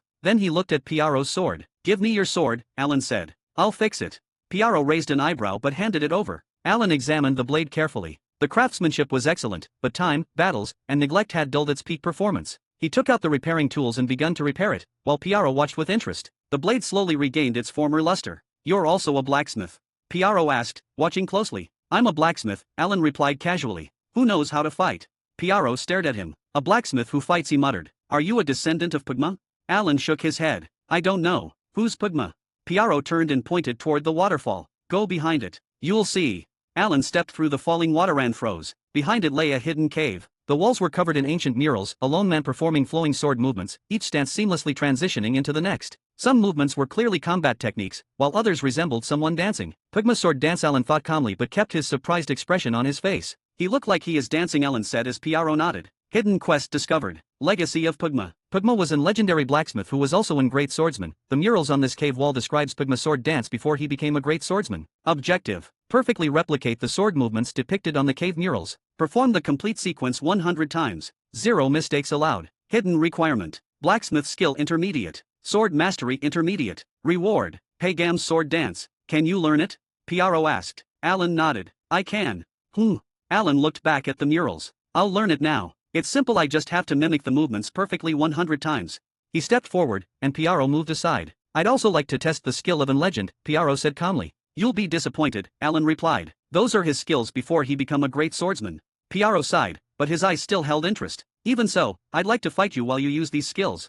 Alan simply nodded. He turned back to the cave wall and carefully brushed away the moss covering the murals. The faded carvings became clearer, revealing each stance and transition in precise detail. Alan memorized everything. Then he began. His feet shifted. His sword moved. Each motion flowed into the next exactly as carved. 1 minute later. Quest progress +1. Easy, Alan smiled. He continued without stopping, but on the 11th repetition, his foot slipped too wide. The system reacted instantly. Quest progress reset, 0. So it has to be 100 times in a row, Alan muttered, staring at the reset counter. His expression sharpened. All right, he said quietly. No mistakes. Alan closed his eyes for a brief moment, replaying every movement in his mind, angles, timing, balance, breathing. Then he opened them and raised his sword once more. He began again. The cave fell silent, save for the distant roar of the waterfall. Alan moved. His sword traced the first form again, slow, deliberate, flawless. Each step aligned perfectly with the mural, as if the carving itself were guiding his body. His breathing settled into a steady rhythm, and the world outside the movements faded away. Quest progress +1. Piaro's eyes narrowed slightly. So precise. Alan continued. Second repetition. Third. Fifth. The sword arcs were clean, his wrists relaxed yet firm. Sparks of faint light occasionally followed the blade, not mana, just perfect control. The cave floor trembled subtly as his stance anchored deeper with every movement. Quest progress +10. Minutes passed. Sweat rolled down Alan's brow, but his posture never collapsed. Each transition became smoother than the last, the movements no longer copied but understood. Quest progress +25. At the 50th repetition, Alan's sword rang softly, as if responding to him. The air around the blade felt denser, heavier, carrying a sharp intent that hadn't been there before. Quest progress +50. Time slipped by. 70th. 80th. The murals on the wall seemed almost alive now, the carved swordsman overlapping with Alan's shadow, their motions syncing perfectly. Quest progress +80. 90th. Alan's muscles screamed, but his mind remained clear. Every breath matched a step. Every step matched a strike. 99. The final repetition began. Alan exhaled slowly and executed the last sequence, no hesitation, no excess force, no deviation. The sword came to rest. Silence. Then, quest completed, Legacy of Pagam. You have perfectly replicated Pagam's sword dance. Hidden requirement met. Pagam's sword dance learned. 20. Pygma sword dance 2. Pagam's sword dance learned. When the skill is deactivated, you can become one with the sword at any time. Increases physical attack by 20% and critical hit rate by 10%. This effect is only applied when a sword-type weapon is equipped. The skill consumes no mana. When the skill is activated, become one with the sword. Wave, Restraint, Link, Kill, Transcend. You can unleash a total of 5 sword techniques. The effect of the deactivated skill will be lost. 20 mana is required to activate the skill. Once deactivated, it will take 10 seconds until the skill can be activated again. Nothing will be consumed when deactivated.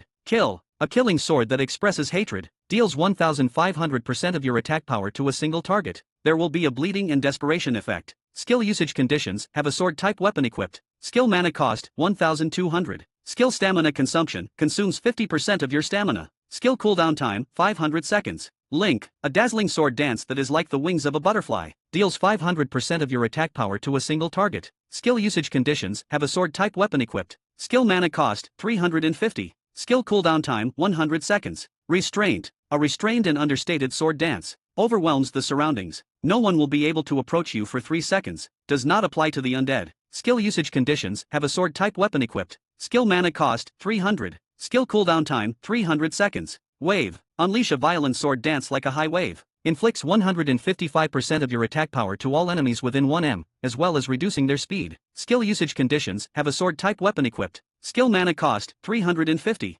Skill cooldown time, 120 seconds. Transcend, a sword dance that transcends imagination. Your attack power is doubled and your default attacks will turn into ranged attacks. Skill usage conditions, have a sword type weapon equipped. Skill mana cost, 1800. Skill duration, 30 seconds. Skill cooldown time, 3000 seconds. Did you learn it? Piaro asked, looking at Alan eagerly. I did, Alan nodded with a smile. For the first time since entering this world, he finally had proper attack skills. Until now, most of his fighting relied on raw stats and a handful of uncommon skills. Unlike other combat classes, his blacksmith class had no dedicated combat skill tree, forcing him to fight with improvised techniques and brute force. But that had changed. Now, he had a foundation, a true sword art. As the realization settled, a new window materialized before him. New quest generated. Legacy of Pygma Part 2. Pygma's sword dance consists of more than just the 5 moves you have learned. Learn the remaining sword dances of Pagam. Quest rewards, a skill from the Pygma Descendant class. Time limit, none. Pygma Descendant class skill? That means there is a class called Pygma Descendant. Alan's eyes widened. Of course, he was acting. He already knew. Or rather, he suspected. Morpheus, the supercomputer, was definitely observing him, and he was right. Just not entirely. The legacy of Pagam was a special quest line, one that had the potential to unlock the class itself. That was precisely why, the moment the quest updated, Morpheus informed the entire Satisfy development team. Right now, all eyes were on Alan. What do you think his chances of obtaining the Pygma Descendant class are?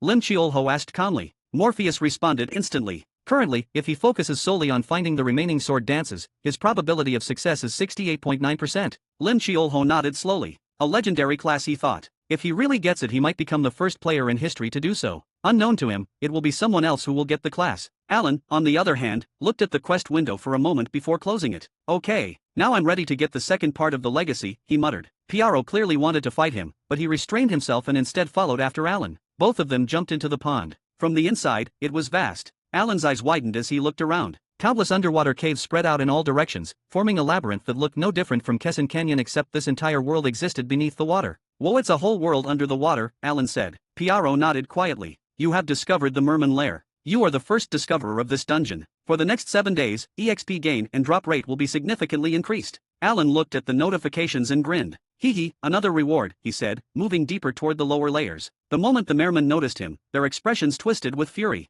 How dare the killer of royalty come after us without fear? Kill him, eat him alive, and his companion too. The Mermen shouted as they rushed forward. Alan could clearly hear their words now. Their curses were crude and vicious. Ugly human. Not even blue. How dare a land dweller enter our domain? It was as if, in their eyes, they were the beautiful ones and humans were the hideous creatures. Alan glanced at the 50 or so Mermen charging toward him and smiled. Dialsif's power surged. Come, Alan said calmly, lifting his blade. My precious EXP. He swung Dialsif in a wide arc, releasing a golden flash that tore through the water like a blazing crescent. The golden flash ripped through the water like a blazing crescent. The front line of Mermen didn't even have time to scream before their bodies were cleaved apart, dissolving into streams of light and bubbles. Blood tinted the water briefly before being washed away by the current. Alan didn't stop. He moved. With every step forward, another Merman fell. They were strong by ordinary standards, elite warriors of the underwater domain, but to Alan, they felt painfully slow. He had already slain their king before his massive stat increase and before enhancing Dialsif. Now, with his stats raised, his weapon enhanced to +8, and his overall combat power refined,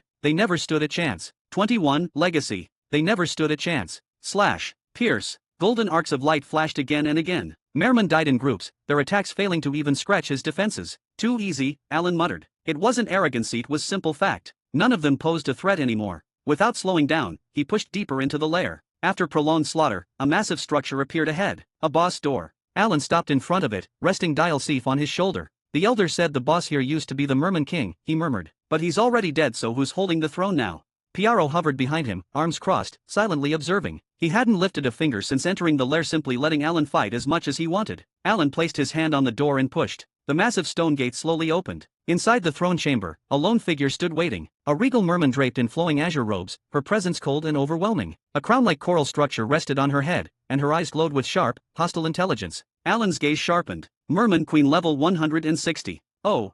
Alan muttered. So after the king, it's the queen. The Merman Queen sneered. Human, you slaughtered my people and still dare to stand before me. She hissed. You think killing my mate makes you worthy to enter my domain? Alan met her gaze calmly. I killed your king, he said evenly. What makes you think you can stop me? The queen laughed, her voice echoing through the chamber. Ha ha ha, foolish human, that was outside my territory. This, she spread her arms, is my domain. I hardly feel any difference, Alan said calmly. You're bluffing. The queen's smile widened. How long do you think you can hold your breath, human? With a wave of her hand, the water around Alan compressed violently. Spears of water formed instantly and shot toward him from every direction, aimed to crush him between converging pressure waves. The jaws of the deep closed in. Alan's eyes narrowed. So you're a mage type, he muttered. Unlike the king. He activated Quick Step. His body blurred, slipping through the water with impossible speed as the water spears missed by inches. One after another, the attacks failed to land. Alan burst forward. The queen's eyes widened. Impossible. Just die, she screeched, summoning dozens of water nets and blades at once. Alan activated White Lion's Roar. A spectral lion erupted around him, roaring through the water. The queen froze. Stunned, 2 seconds. That's enough, Alan said calmly. He closed the distance in an instant. Kill. The skill activated the moment her stun began to wear off, resetting her resistance window. Dainsleif flashed as Alan drove his blade straight through her chest. The queen coughed, blood blooming into the water. Alan didn't stop. Slash. Thrust. Another clean strike. Her body trembled violently as her HP plummeted. And no, how can you fight underwater?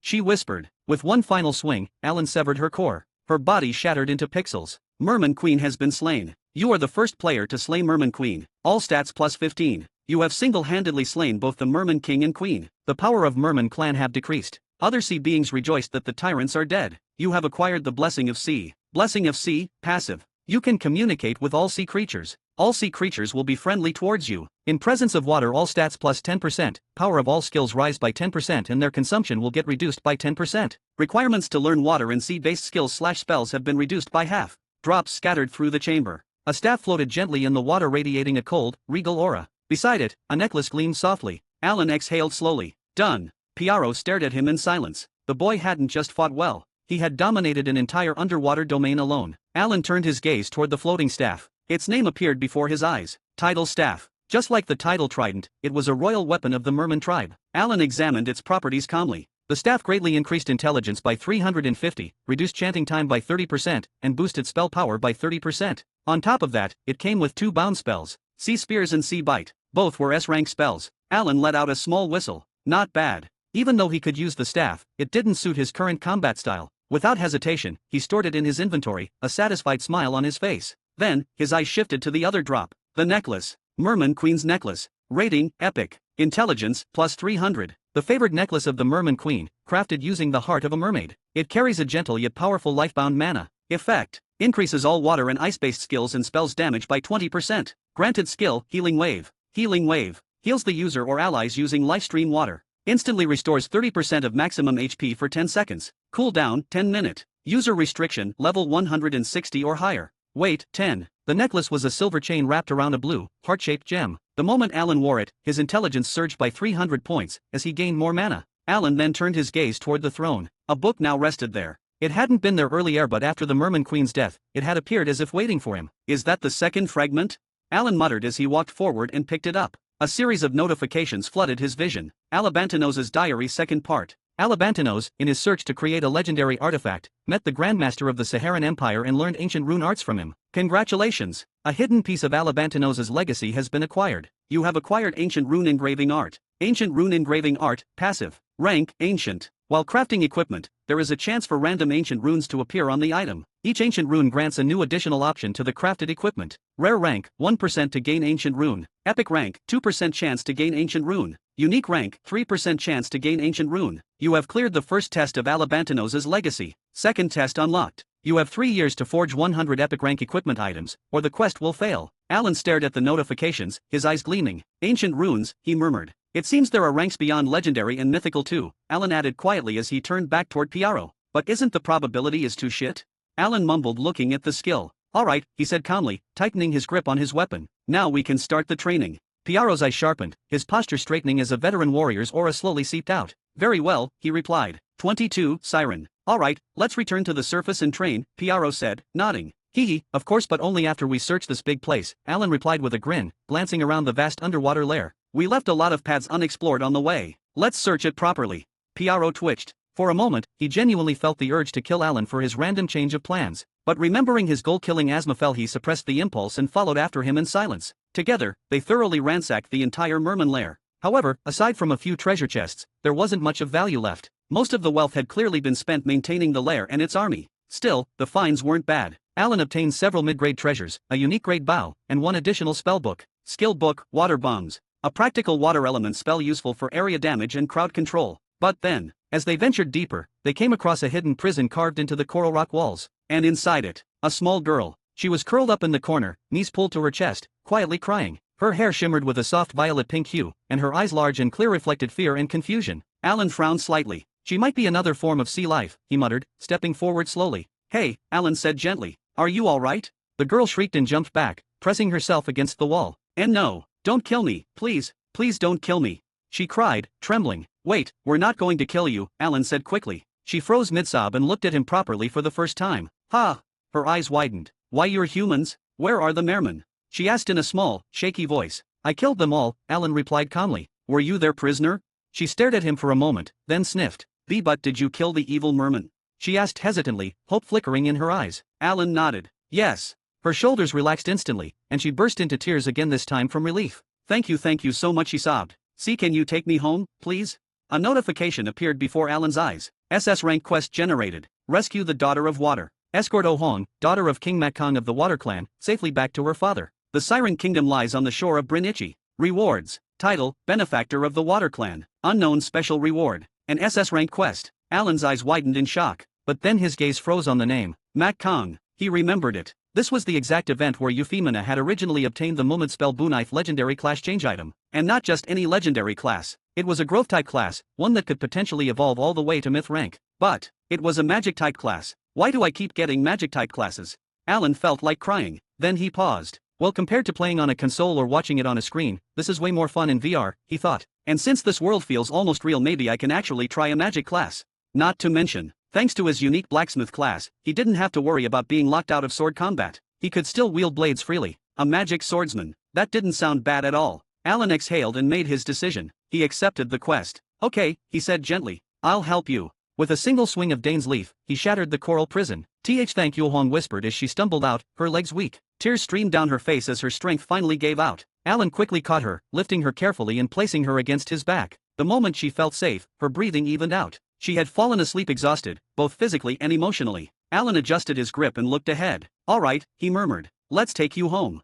Piaro looked at Alan for a moment, then nodded silently. His gaze shifted to the little girl on Alan's back, and for the first time, a rare softness appeared in his eyes. The three of them left the lair together, emerging back onto the surface near Lauren Falls. The thunderous roar of the waterfall greeted them once more, mist drifting through the air. Okay, you can wear these, Alan said, taking out a spare set of clothes for both of them. They quickly changed out of their soaked gear. After changing, Piaro looked noticeably better clean and presentable, but his long, unkempt hair and thick beard still made him look like a wandering beggar. At least now, he was a beggar in clean clothes. Alan glanced at Piaro briefly, then adjusted Oh Hong more securely on his back. The Brinichi Kingdom lay on the western side of the continent, at least a month's journey away under normal circumstances. Alan and Piaro began their journey with little Oh Hong in tow. Through next day, a man in red armor appeared at the Merman lair entrance site. I wonder if this dead fish has made another necklace, he mumbled as he jumped in. Unknown to him, whole lair was dead and the siren princess they have captured was long rescued. What should have been a 1-month trip stretched endlessly. Alan trained. Piaro trained him harder. Sword clashes echoed day after day as Piaro corrected Alan's posture, timing, breathing, and killing intent. Alan, in turn, worked relentlessly on his crafting whenever they stopped to rest.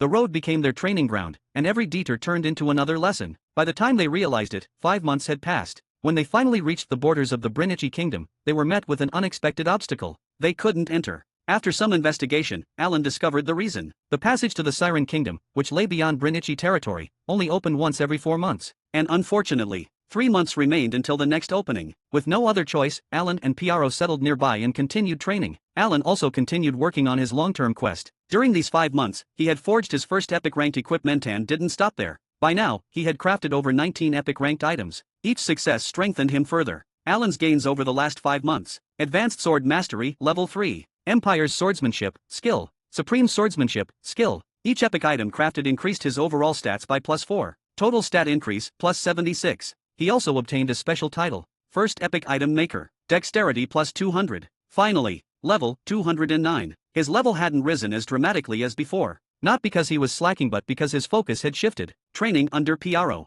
Perfecting swordsmanship. Forging epic equipment to fulfill the Alabantino's lineage test. 23, Siren 2. However, during those 5 months, Alan's greatest gains were not his levels or equipment. They were 2 extraordinary titles. Sword Saint Candidate. Stage 1 Transcendent. All stats are increased by 1.3 times. Rapidly detects the target's weaknesses. High probability of predicting the target's movements. Super sensitivity will be unlocked. Cost, 100% mana. Cooldown, 24 hours. And the second, Great Swordsman. The closest individual to becoming a sword saint in this era. When a blade-type weapon is equipped. Attack power +40%. Attack speed +10%. This effect is applied separately from sword mastery skills. Upon reaching a certain threshold, the sword energy resource will be unlocked. There was also new quest for Sword Saint Candidate. Sword Saint Candidate. Difficulty. Objective. Defeat other Sword Saint candidates or powerful beings to claim the throne of Sword Saint. Quest clear condition. Defeat any one powerful being or Sword Saint candidate. Quest clear reward. Unlock Stage 2 of Sword Saint Candidate. Time limit, none.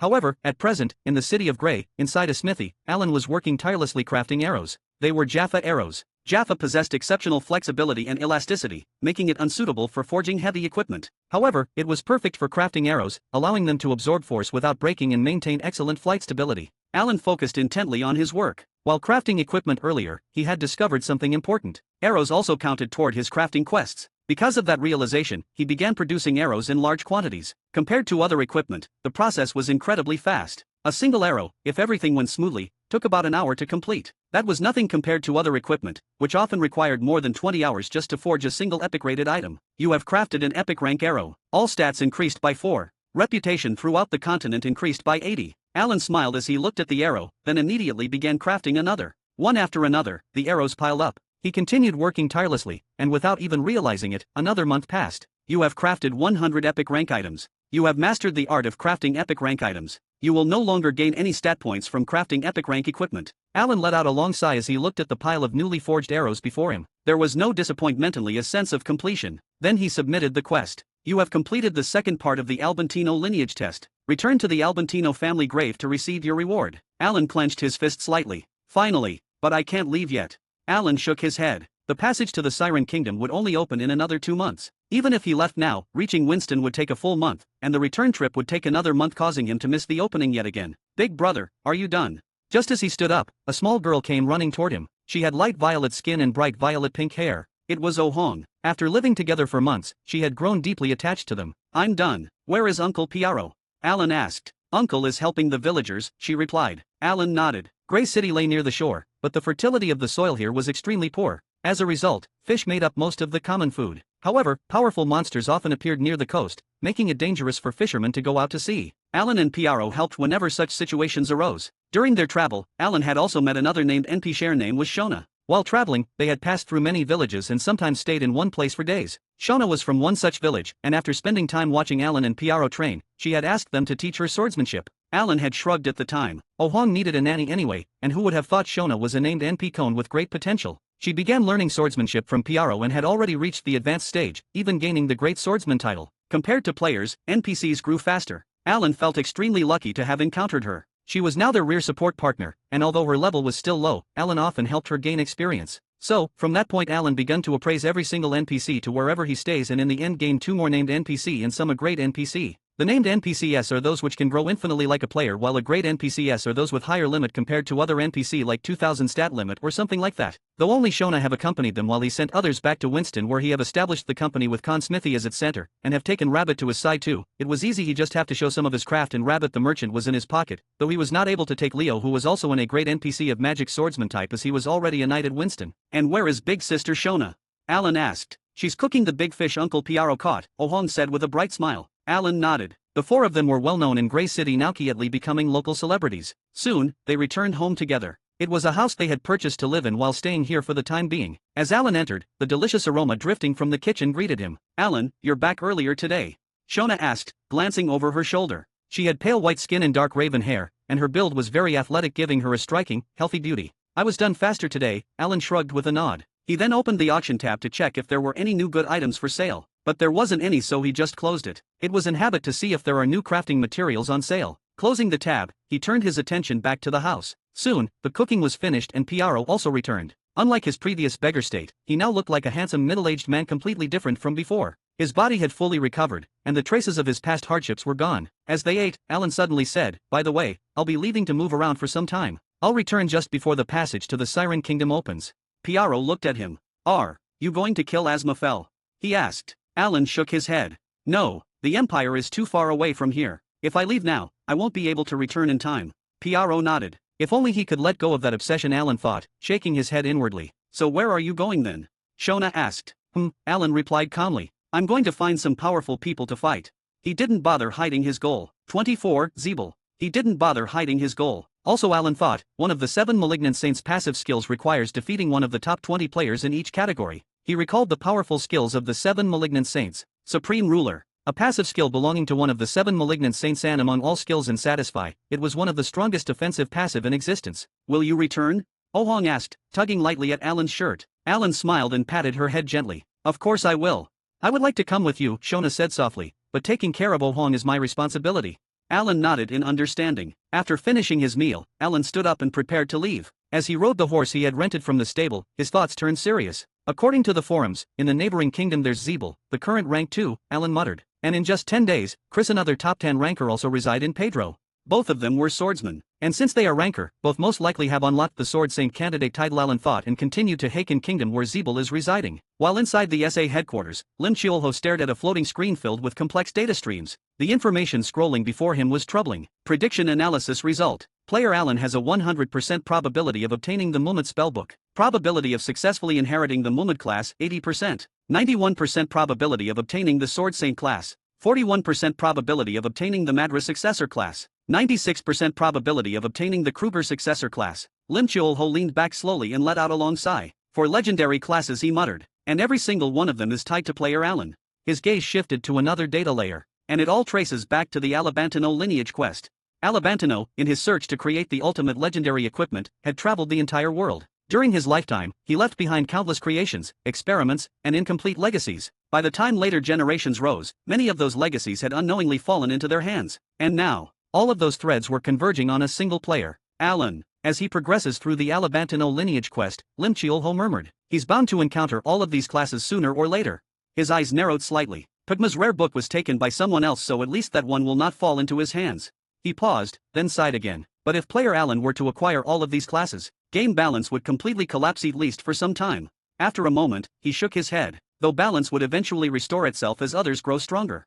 Still, one fact remained unavoidable. No one can stop him from acquiring the Mumad successor class, Lim Cheolho said quietly. He turned toward the central AI. Morpheus, he asked, what would happen if Player Alan somehow obtained all of these classes? The system responded instantly. Analysis response. Such an outcome is extremely unlikely unless Player Alan reaches a very high level and unlocks the hidden system, allowing a second and potentially third class. If this condition is met, the Alabantino successor class would evolve into a legendary class far earlier than projected, due to resonance. It would further synchronize with the Kruger successor class, resulting in the evolution into a Grand Craftsman class. As for Mumad, Sword Saint, and Madra, there exists strong synergy between Sword Saint and Madra. No direct synergy exists between Mumad and the other two. However, this imbalance can be offset by Player Alan's Blacksmith main class, which allows him to use any item. Silence filled the room. Lim Cheolho stared at the projection, then slowly smiled, half amused, half uneasy. He really is an anomaly. Alan, meanwhile, was heading toward Ubadekan City in the Haken Kingdom. Zeeble was an active player in this territory, and according to rumors Alan had gathered from the forums, he was also the territory lord, now holding the title of a Baron-class noble. Before long, Alan arrived at the city. It looked no different from any other city and satisfied, beautiful, lively, and bustling with activity. He left his horse at the stable and walked inside. NPCs and users mingled throughout the streets, filling the city with noise and movement. Did you hear? Zeeble succeeded in another raid and even got himself a wyvern pet. Seriously, damn, I'm jealous. Wyverns have insane pride. You either need a long, ridiculous quest or overwhelming power to tame one.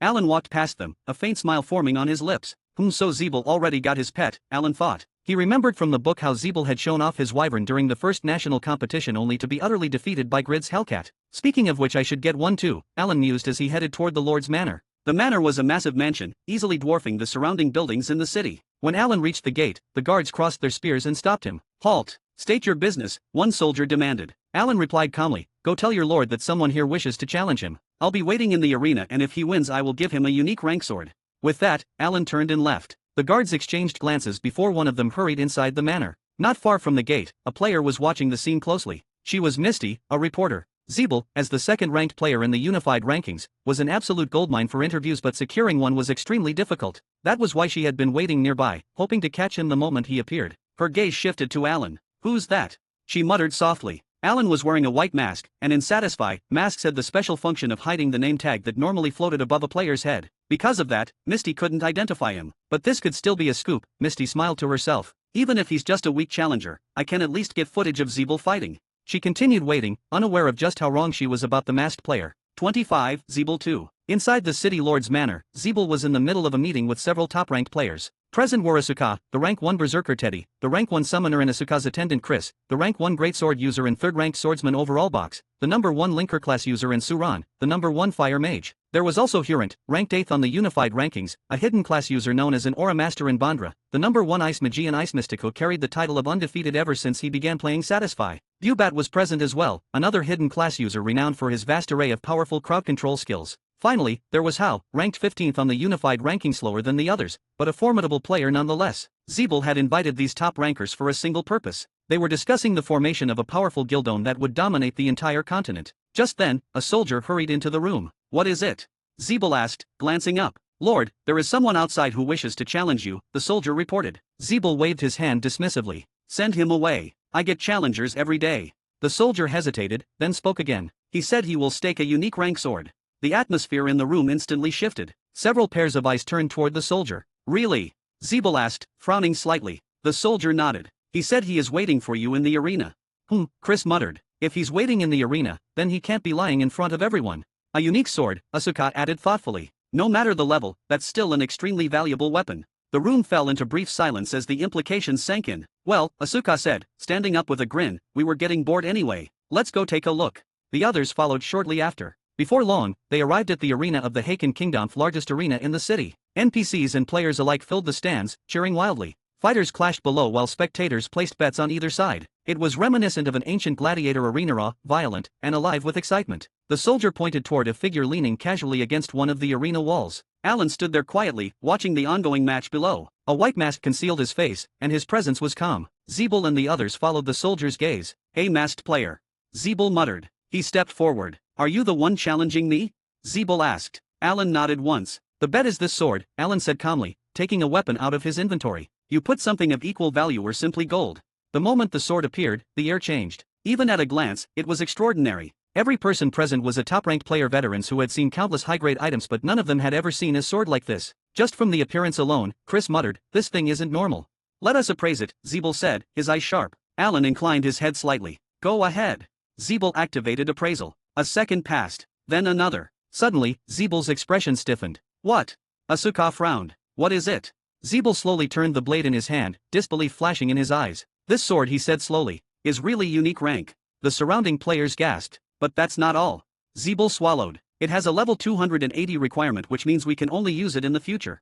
Currently, the rank 1 player was Krogel, whose level was only 252. Even he couldn't wield it yet. Let's appraise it as well, others said. The others looked at Alan. He nodded calmly. Serpent's Fangblade. Rating, unique. Type, two-handed sword. Durability, 1200/1200. Attack power, 609808. Weight, 850. Effects. Cutting rate plus 30%. Increases the probability of inflicting deep wounds and penetrating armor. Poison attribute amplification, x 1.5. Any poison effect applied by the wielder deals 50% increased damage and has extended duration. Momentum of slaughter, passive. The higher the wielder's attack speed, the greater the bonus damage dealt. Damage increases gradually, capped at plus 50%. When an enemy is poisoned, all further damage dealt recovers the user's HP. Converts 3% of damage dealt into HP recovery. Cooldown, 1 minute. Each consecutive hit on the same target increases attack power by 2%. Stacks up to 10 times. Resets if the target changes or if the wielder fails to attack the target for 10 seconds. Skill, Serpent's Breath. Releases a cloud of crimson mist that unconditionally poisons the target and deals a fixed 500 damage per second for 10 seconds. Cooldown, 3 minutes. This sword was forged by a master blacksmith who unified human ingenuity with dwarven refinement, tempering with perfect force with absolute precision. Every layer of the blade reflects countless trials, hammered, reforged, and perfected at the boundary where technique becomes art. User restriction, level 280 or higher. I spent over 30 hours forging it, Alan thought as he looked at the greenish longsword. An ancient rune pulsed faintly near the hilt, but I gained a title for it, so it was worth it. First unique item maker. Dexterity plus 200. Everyone fell silent upon seeing the sword's attributes. It wasn't just a long sword with overwhelming stats, it also had no class restriction beyond the level requirement. Aside from mages who couldn't wield weapons, nearly anyone could use it. Zeeble looked at Alan and asked, do you know the player who crafted it?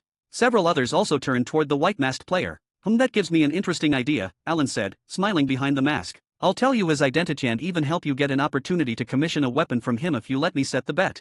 This sword, Alan continued, or the information about its creator. You can choose one, or, if you have something of equal value, both. I can do it, Chris said quickly. He took out several vials that looked like potions. Strength elixir. Effect, permanently increases strength by 10 points. Oh, a permanent stat item. That's rare, Alan nodded. But it's still not worth the sword or the information.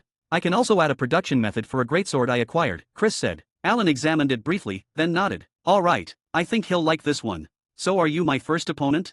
Alan asked. Didn't you come here to fight me? Zeeble replied. 26, Alan versus all. I was planning to fight everyone in the top 30 rankings, Alan said calmly. I don't know Krogel's whereabouts, so I started with you, Zeeble. But now that I see so many strong players gathered here, Alan spread his hands slightly. I have a proposal. You'll fight me against all of you. His tone was relaxed, but the provocation in his words was unmistakable, as if he were looking down on everyone present. Silence followed. Then, ha ha ha ha ha. Suran burst out laughing while several others frowned. I thought it was some hidden rancor, he said between laughs, clutching his stomach. But it turns out he's just a fool. Ha ha ha ha.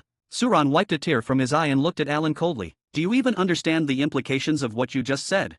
I don't know who you are, Chris added, shaking his head. But you must have beaten someone recently which made you overconfident. We're all ranked players here. You think fighting us one by one isn't enough, so you want all of us at once?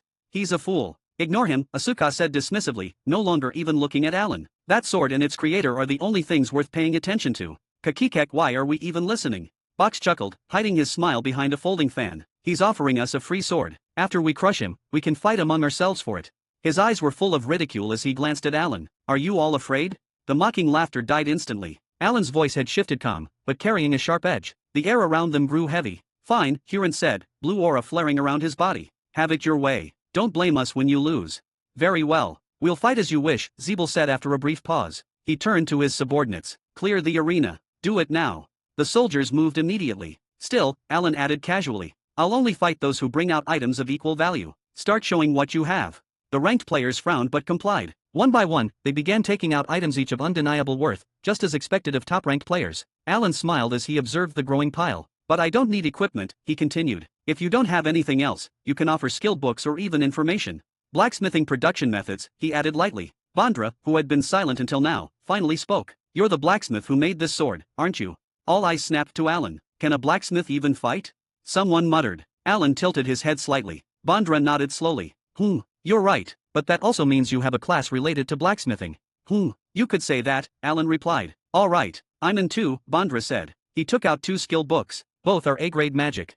Alan looked at them carefully. One was Demon King's Tailfire. The other was Corpse Explosion. Alan nodded. He then took out the sword and placed it forward as part of the bet. All of them are trapped, he smiled inwardly. If they had been scattered, he wouldn't have needed to fight them all at once. But now that all of them were gathered here, he had no choice either defeat them together, or let them observe his abilities one by one and adapt. Besides, fighting them all at once suited him better. Dainsleif excelled in large-scale combat, and his last 6 months of training with Piaro had granted him multiple skill upgrades as well as several new abilities he had been itching to test. Soon, under the dumbfounded eyes of everyone present, the arena was cleared. Alan stood alone on one side. Opposite him stood 10 ranked players, renowned names known throughout the continent. Alan was equipped with the Frostlight Orc set and wielded the sword Dainsleif. The Frostlight Orc set was a gear set he had obtained after farming Frostlight Orcs for an entire month. Not only that, during that grind, he had also acquired several additional skill books and a rare red lightning bead. The current Alan could be said to stand above all players at present, not only because of his stats, but because of his unique combat style, one that allowed him to fight multiple top-ranked opponents simultaneously. I'll take care of the mages first, Alan thought, his gaze sweeping across the enemy line. Among the 10, Asuka, Zeeble, Chris, Hao, and Hurant are damage dealers. Box is a Linkera support type class that can buff allies and debuff enemies. He also possesses the Linker's ultimate skill, Marionette, which could temporarily control even him like an puppet if he's given enough time. Siruan is a fire mage. Vandra is an ice mage. Teddy is ranked last here, but he's a summoner. His bear-type summons are dangerous if ignored. And then there's Bubath, true wild card, a real ranker with heavy crowd control abilities.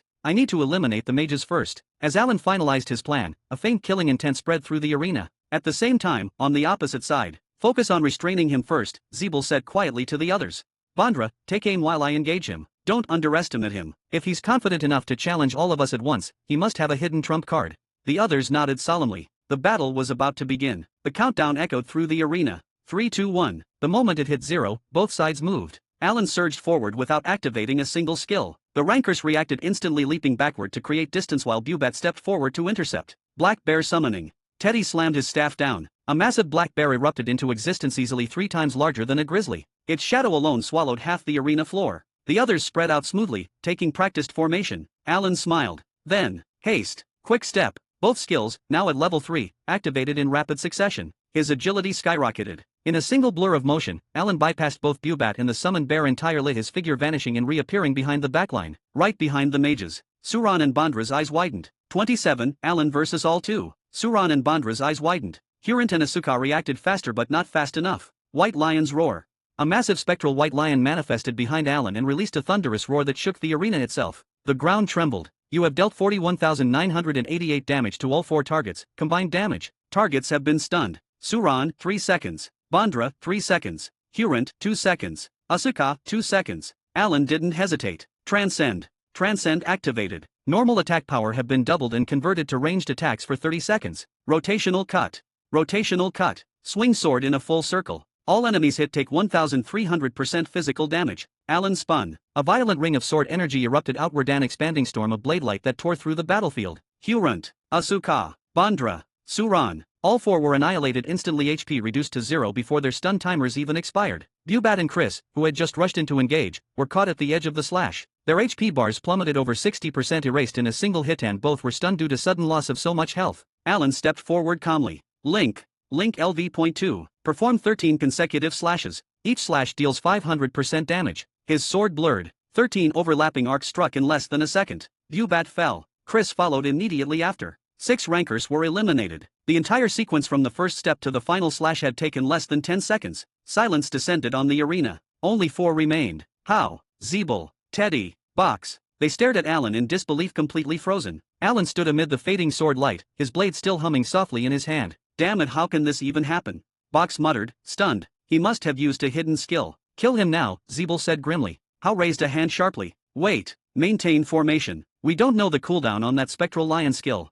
Zeeble hesitated but nodded. And then, Alan's body began to change. His muscles expanded rapidly, his frame growing larger. Pale blue frost crept across his skin as his form swelled, bones shifting and thickening. In seconds, Alan stood transformed. An icy blue Frostlight Orc chief. You have transformed into Frostlight Orc. All physical stats increased by 50%. All magical stats decreased by 50%. The greatsword in his hand, once massive, now looked almost like a long sword against his enlarged frame, his height now nearly 1.5 times that of a human. The fun has only begun, Alan said, smiling as he looked down at them. The remaining players instinctively took a step back. Was there ever a skill like that in Satisfy? Teddy asked in disbelief. Even the rankers who had already been logged out, now watching from the spectator area, were stunned into silence. A transformation skill, Chris muttered. Where did he even get something like that? It's from the Frostlight Orc chief set, Bandra said calmly. He adjusted his glasses, eyes fixed on Alan. Frostlight Orcs aren't like normal orcs. They're intelligent and par with humans. Some of their shamans even surpass human mages in intellect. He paused, then continued. Unfortunately, I only possess the Bracer's piece of the set. I can't see the full transformation details. Bandra's gaze sharpened, but judging by his presence alone, his physical stats must have increased drastically. The moment the transformation completed, Alan moved. There were still 15 seconds remaining on Transcend. Alan rushed forward like a charging beast. Box, buff rotation. Teddy, stop him. Zeeble shouted instantly. Teddy reacted without hesitation. White bear wereweave. A massive white bear materialized in front of Alan. It resembled a polar bear, but far larger, its body covered in faintly glowing blue patterns. Its eyes burned with a feral, crimson light. The beast roared and swung its claws at Alan. Alan leapt. He came down in a straight line, raising his sword overhead, and brought it down like a guillotine. A massive dark slash tore through the air. The white bear was split cleanly in two. It vanished into particles before even hitting the ground. What? Teddy froze, disbelief written across his face. The reason was simple. White Lion's roar didn't just stun, it amplified Alan's offensive power as well as defense. Combined with Transcend, his already monstrous attack had been converted into ranged damage. On top of that, Alan's +9 Dainsleif, now upgraded to unique rank, gained further attack amplification from his Frostlight Orc transformation. Under those conditions, one-shotting the white bear was inevitable. Alan didn't stop. He crossed the distance to Teddy in an instant. Teddy barely had time to widen his eyes. Too late. Alan thrust his sword forward. Kill. The blade pierced straight through Teddy's chest. Kill. A killing sword that expresses hatred, deals 1500% of your attack power to a single target, inflicts bleeding and desperation effects. Teddy's body froze for a fraction of a second, then shattered into light. The arena fell silent. Only 3 remained, and Alan was still moving. His next target was Box, but Hao suddenly appeared in front of him, spear flashing. I admit it, Hao said coldly. We underestimated you, but now these ends. In the next instant, Hao's spear blurred. Gatling spear. Dozens of spear after images erupted at once, stabbing toward Alan from every angle. Alan narrowed his eyes. With haste, quick step, and his Frostlight Orc transformation active, his agility had reached a terrifying level. He slipped through the storm of attacks. Each thrust missed him by a hair's breadth. The moment Hao realized it. Too late. Alan activated Pugma Sword Dance Restraint. What? Hao froze. You are stunned for 3 seconds. He has another crowd control skill. Hao muttered in disbelief. Alan didn't give him time to finish the thought. He stepped in. His sword flashed 3 times. Empire swordsmanship. 3 devastating arcs crossed in an instant. Hao's body was torn apart mid-motion, split cleanly into 3 pieces before dissolving into light. Hao was eliminated. Only Zeeble and Box remained, and Alan turned toward them. He's a monster, Zeeble thought, staring at him. Against Hao's Gatling spear not a single strike landed. Zeeble's heart pounded. He dodged every one of those attacks in a single fluid motion while performing that strange sword dance that completely erased Hao. Cold sweat ran down his back. This isn't just relying on powerful skill. This is perfect combat sense. Zeeble narrowed his eyes. He's a monster at the level of Krogel, a Sun rank player. The same thought crossed the minds of every ranked player watching, especially those who had personally faced Krogel, the undisputed #1 player of Satisfy. 28, Alan versus all three. Now only two are left, Alan thought, locking his gaze on Box and Zeeble. Box isn't a problem anymore. Without crowd control or buffs, he's helpless unless Zeeble has a support skill. Still, Alan didn't intend to take chances. He stepped towards Zeeble. Zeeble reacted instantly, shifting his stance and raising his greatsword, ready to intercept. But midway, the weapon in Alan's hand changed. The greatsword vanished. A trident appeared in its place. Maelstrom strike. Alan hurled the trident with full force. Now! Zeeble shouted, instantly realizing the target. Box. He lunged forward to intervene. Too late. The trident pierced straight through Box's hastily formed magic shield as if it didn't exist. There was no resistance. A split second later, a violent water vortex exploded outward. Box's body was lifted, twisted, and crushed within the spiraling torrent while the expanding vortex dragged Zeeble into its range as well. An AoE attack. Zeeble's eyes widened. He barely managed to stabilize himself as the water tore at his defenses. And then he froze. Alan was no longer holding a trident. He was holding a bow. Before Zeeble could even process it, arrows were already flying. First a greatsword, then a trident, now a bow? Is he a berserker like Asuka Sumion who can wield every weapon type? Zeeble fought in disbelief. Alan didn't slow down. His fingers moved with practiced precision as arrow after arrow was released. During the 5 months of training, he hadn't only mastered the sword, his bow mastery had reached intermediate level 9, just 2 steps away from advanced rank. Each shot was clean, each trajectory perfect. Zeeble felt it clearly now. This wasn't versatility. This was total combat dominance. In the spectator stands, the eliminated players were still trying to process what they had just witnessed. Is he a hidden epic class user? Bondra said slowly. At present, only 2 epic rank classes were known. One belonged to Agnes, rank 7th, who wielded a necromancer-type epic class. The other epic class user was completely unknown, no identity, no records, no information at all. It's very likely, Chris nodded. And judging by his fighting style, it seems to be a berserker-related epic class. Aside from his class, Asuka said calmly, her eyes never leaving the arena, his combat sense is terrifying. Every movement is calculated. Now I understand why he insisted on fighting all of us at once, Huron said grimly. He knew that if we fought him one by one, we'd gradually uncover his weaknesses and skill set. So you're saying he caught us off guard? Bubat sneered. No matter what, he defeated us, accept that fact. Huron scoffed. Give me another chance and I'd defeat him easily. Yet his words lacked conviction. This match is already lost, Asuka said quietly, her gaze sharp and unwavering. There's nothing we can do about it now. She paused, then added softly. I want to know his class. I'm willing to buy that information from him, she said, as others didn't said anything, as she can indeed do that, as she is an heir of a mega company for her, even $10 billion or something she can use easily. The arena had fallen deathly silent. All eyes were fixed on the 2 figures standing at its center. Alan, Zeeble, the last remaining players. Box's body dissolved into light as he was eliminated, leaving Zeeble alone before the masked swordsman. The water vortex faded, fragments of shattered ice and mist drifting across the stone floor. Zeeble tightened his grip on his greatsword. His heartbeat thundered in his ears. Alan stood opposite him, towering in his frostlight orc form, icy blue skin gleaming under the arena lights. His breath steamed faintly in the air. The Dane's leaf in his hand hummed, hungry. Still standing, Alan said calmly. Good. Zeeble exhaled slowly, centering himself. I won't underestimate you, he said, raising his sword. Not anymore. The moment the words left his mouth, Zeeble moved. He vanished. Blink step. Zeeble reappeared to Alan's right, greatsword already descending. Overlord slash. The blade tore through the air with explosive force, a shockwave splitting the stone beneath Alan's feet. But it missed. Alan twisted mid-step, the slash grazing his armor instead of cleaving through his torso. Sparks erupted as the frostlight set absorbed part of the impact. Fast, Alan noted. Faster than the others. Zeeble didn't stop. Chain skill raging tempest. A second slash followed instantly, then a third, the attacks overlapping as if 3 Zeebles were striking at once. The pressure alone forced Alan backward, his boots carving grooves into the arena floor. The spectators leaned forward. He's pushing him back. Zeeble's finally serious. Alan smiled beneath the mask. Good, he murmured. He planted his foot. The world seemed to slow. Empire swordsmanship sever. Alan stepped forward instead of retreating, his blade cutting along a single, flawless trajectory. The sword light pierced through the storm of attacks, severing Zeeble's skill chain at its core. Clang! The 2 swords collided head-on. A shockwave blasted outward, cracking the arena walls. Dust and debris rained down as both players were forced apart. Zeeble skidded backward, barely managing to keep his footing. Alan, however, hadn't moved more than a single step. What? Zeeble's eyes widened as Alan once again performed that strange, flowing sword dance, at the same one that had killed Hao. Valor Guard. War Cry. Realizing the distance between them was too great to close in time, Zeeble abandoned offense and shifted into a full defensive stance. Your defense has increased by 50% for 10 seconds. Your attack power and defensive power have increased by 30% for 1 minute. Alan completed the sword dance. Link kill. 6 phantom blades materialized in the air, all aimed directly at Zeeble. This is impossible. From the sheer pressure alone, Zeeble knew he couldn't survive it, nor could he dodge at point-blank range. Linked kill. A sword dance that combines hatred with the dazzling flapping of wings. Due to the weight of kill, the dazzling aspect is reduced, but its destructive power is overwhelming. A minimum of 3 and a maximum of 7 strikes will be randomly generated. Each strike deals 1500% damage per hit. Current damage of kill 300%. This skill does not share a cooldown with kill or link. If 7 strikes are generated, all stamina will be depleted. Mana cost, 90% of maximum mana. Cooldown, 1 hour. 29, White Lion. You have dealt 12,908 damage to the target. You have dealt 11,987 damage to the target. 2 strikes were enough. Zeebel's HP was erased instantly as his body shattered into particles of light. The arena fell silent. Alan stood alone, lowering his blade as he cancelled his transformation skill. You have completed Stage 1 of the Sword Saint Candidate quest. Stage 2 quest available. Quest: defeat a great demon, as the Sword Saint Muller once did. Reward: continuation of the Sword Saint Candidate quest.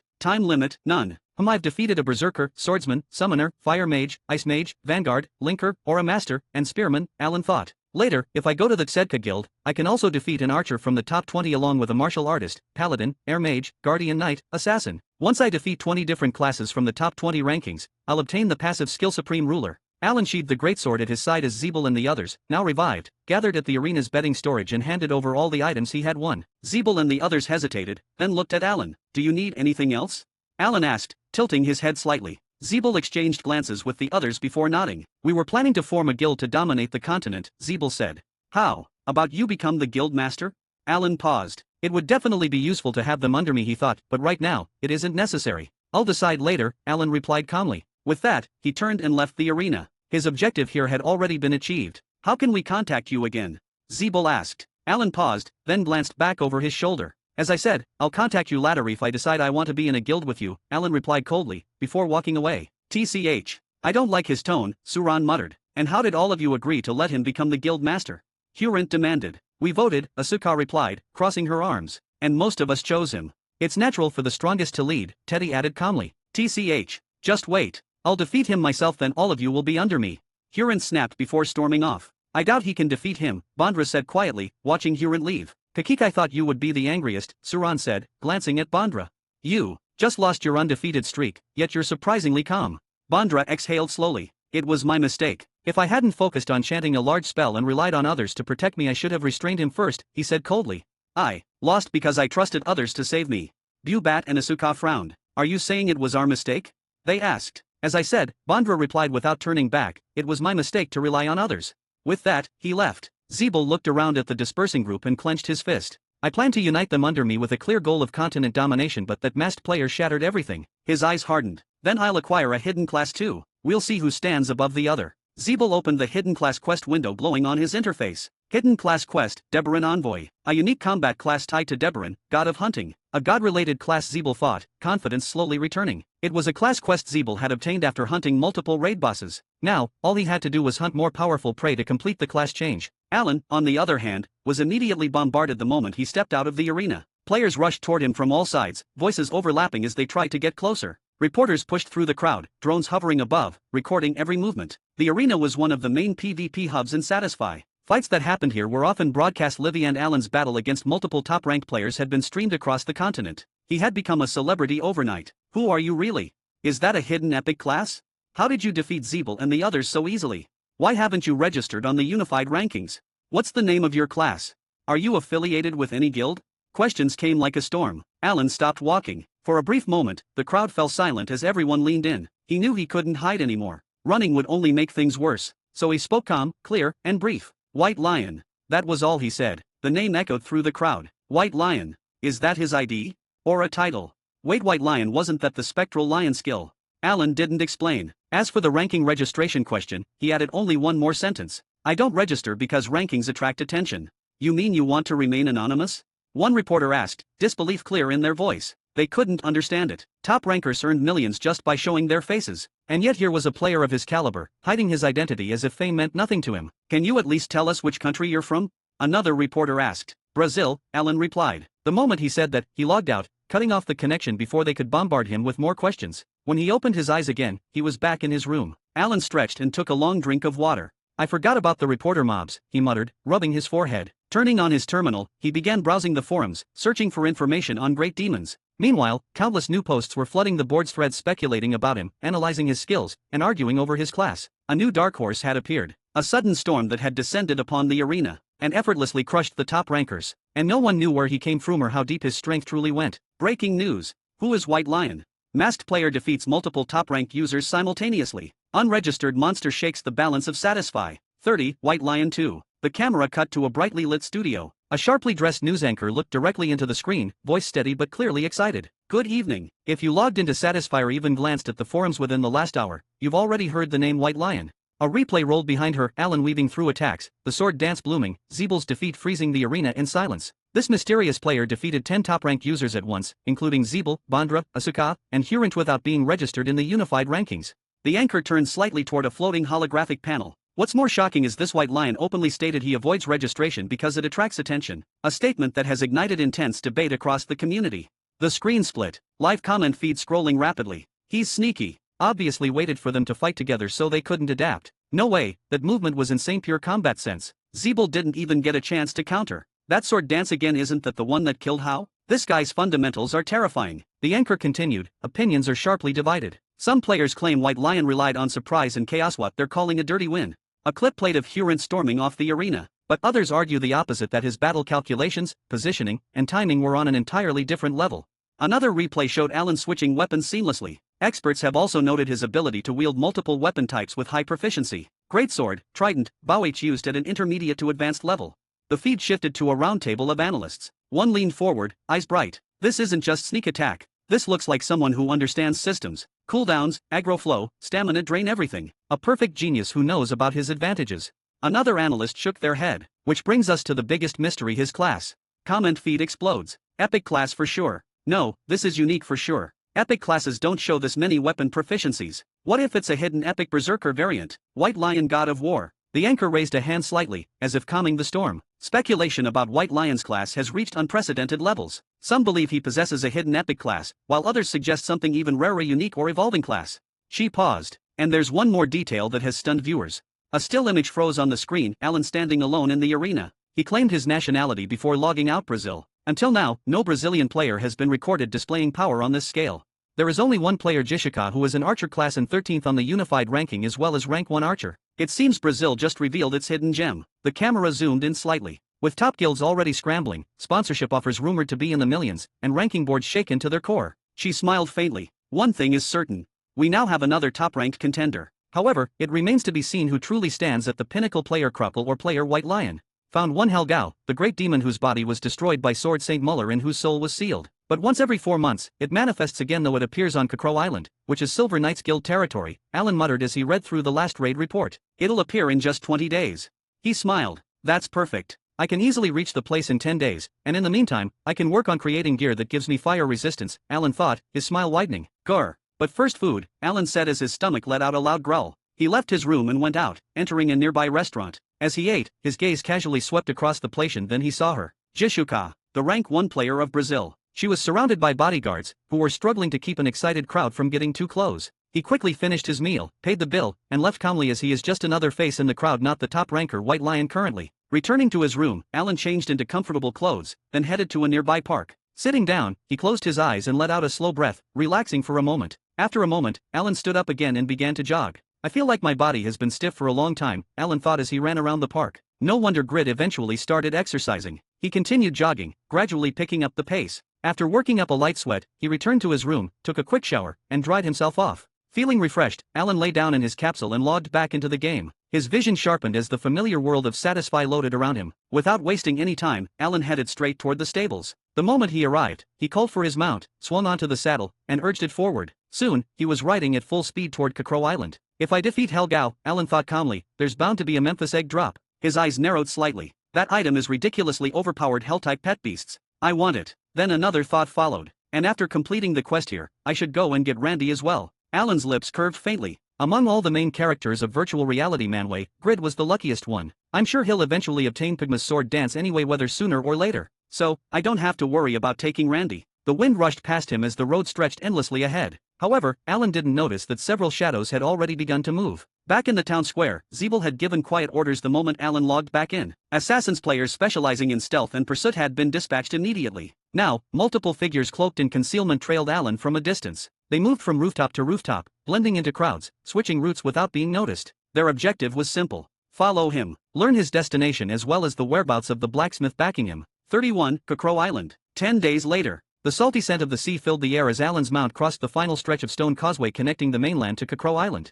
Jagged cliffs rose on both sides, waves crashing violently below. Despite its harsh terrain, the island was beautiful. Many residents lived here, having adapted to its environment. Alan's gaze drifted toward the far end of the island, where towering mountains loomed. Somewhere within those mountains lay the cave where Helgao had been imprisoned by Sword Saint Muller. I should create some heat-resistant equipment first, Alan murmured as he began moving toward the smithy. Since Cocro Island wasn't very large, its smithy was modest in size as well. Alan stepped inside and saw several blacksmiths hard at work, both NPCs and players. The sound of hammers striking metal echoed through the building. As Alan walked in, a few players glanced at him, noticing the unfamiliar face. He was no longer wearing the white mask, and his armor had been changed to simple leather, so no one recognized him as White Lion. "Excuse me, are you the one in charge here?" Alan asked a burly NPC. The NPC looked him up and down, then frowned slightly. "I'm Drain, what do you need?" he asked gruffly. "Are you a blacksmith?" Alan asked, glancing at the man's hands. "I am. Why?" Drain replied. "I was wondering if I could use the smithy," Alan said calmly. "You can, but you'll have to pay the usage fee," Drain said, pointing toward an empty furnace. "Okay," Alan nodded, immediately paying the fee. "You're free to use it," Drain said, waving him away. Alan ignored Drain's disinterested tone as he stepped toward the furnace. "Now let's craft my armor," he muttered. He took out his materials and began working. Salamander scale sharpest from a dungeon boss in the lava pit he had defeated earlier were laid out carefully. He combined them with refined metals, shaping them into armor components. Before long, clang, clang, clang, the sound of Alan's hammer echoed through the smithy, but unlike the others, his rhythm was smooth, steady, almost musical. Drain, who had been dozing off, suddenly jolted awake. "What is that sound?" he muttered, turning his head toward the source. His eyes widened as he watched Alan work. Each hammer strike landed perfectly. The temperature control was flawless. The metal responded as if it were alive. "Such perfect tempering," Rain whispered, completely mesmerized. Other NPC blacksmiths noticed as well and slowly gathered around Alan, their expressions filled with awe. Meanwhile, the player blacksmiths looked on in confusion. "What's going on? Is he a high-level blacksmith? I've never seen forging like that." One player stepped forward, about to speak. "Hey, don't disturb him," an NPC blacksmith snapped sharply, blocking the player's path. A system notification flashed. "Your affinity with lemon has decreased by 50 points. The player froze as he saw the message, his face turning pale. "My hard-earned affinity," he cried without making sound, fearing others might hate him too. Around him, the NPC blacksmiths continued to stare at Alan in silence, completely absorbed by the flawless craft unfolding before their eyes. Time passed quietly. 1 hour. Then 2. Then 3. Before anyone realized it, 20 full hours had gone by. Sweat dripped down Alan's temples, but his hands never faltered. With a final, controlled strike, he set the completed armor onto the anvil. Clang. Finally. Done, Alan exhaled. A system notification rang out. "You have crafted salamander scale armor, unique rank. A unique rated item has been produced. All stats have permanently increased by +12. Reputation throughout the continent has increased by +300. The surrounding blacksmiths sucked in sharp breaths. A unique item, and not from a workshop master but crafted here, in this small island smithy." Alan didn't linger on their reactions. He calmly moved the newly completed armor to the side and began laying out the remaining materials. "Next, gauntlets, greaves, and a helmet," he muttered. Without wasting a second, Alan returned to the furnace. The flames flared once more. His hammer rose and fell again, beginning a new cycle of forging as the stunned NPC blacksmiths continued to watch, unable to look away. 5 days passed in what felt like a single, unbroken breath. Alan barely left the smithy. He slept in short intervals, ate only when his stamina demanded it, and spent every waking moment in front of the furnace. The rhythm of metal against metal never stopped, clang, hiss, from a steady heartbeat that echoed through the small workshop day and night. By the second day, the NPC blacksmiths had stopped pretending to work. By the third, players began avoiding the smithy entirely. The pressure was unbearable. Every strike Alan made felt too perfect, every adjustment too precise. Watching him was like watching a master conductor guide an orchestra of flame and steel. By the 5th day, clang, Alan placed the final piece onto the work table. Gauntlets, greaves, helmet. The salamander scale set was complete. A deep red and black armor set lay before him, scales overlapping like living flame, faint heat rippling in the air around it. Even unequipped, it radiated power. System messages cascaded down his vision. "You have crafted salamander scale gauntlets, unique rank. You have crafted salamander scale greaves, unique rank. You have crafted salamander scale helm, unique rank. Salamander scale set completed. Set effect activated. Fire resistance plus 41%. Heat damage reduced by 50%. Burn, scorch, and ignition effects duration reduced by 60%. Environmental lava damage negated." Alan slowly equipped the full set. The moment the final piece locked into place, a wave of heat surged outward then vanished, as if absorbed entirely by the armor itself. "Perfect," Alan murmured. The surrounding NPC blacksmiths instinctively stepped back. Drain, the burly smith who had granted him access, stared with wide eyes. "That armor." Drain swallowed hard. "It's the finest work I've ever laid eyes on." Alan nodded slightly. Thank you for letting me use your smithy.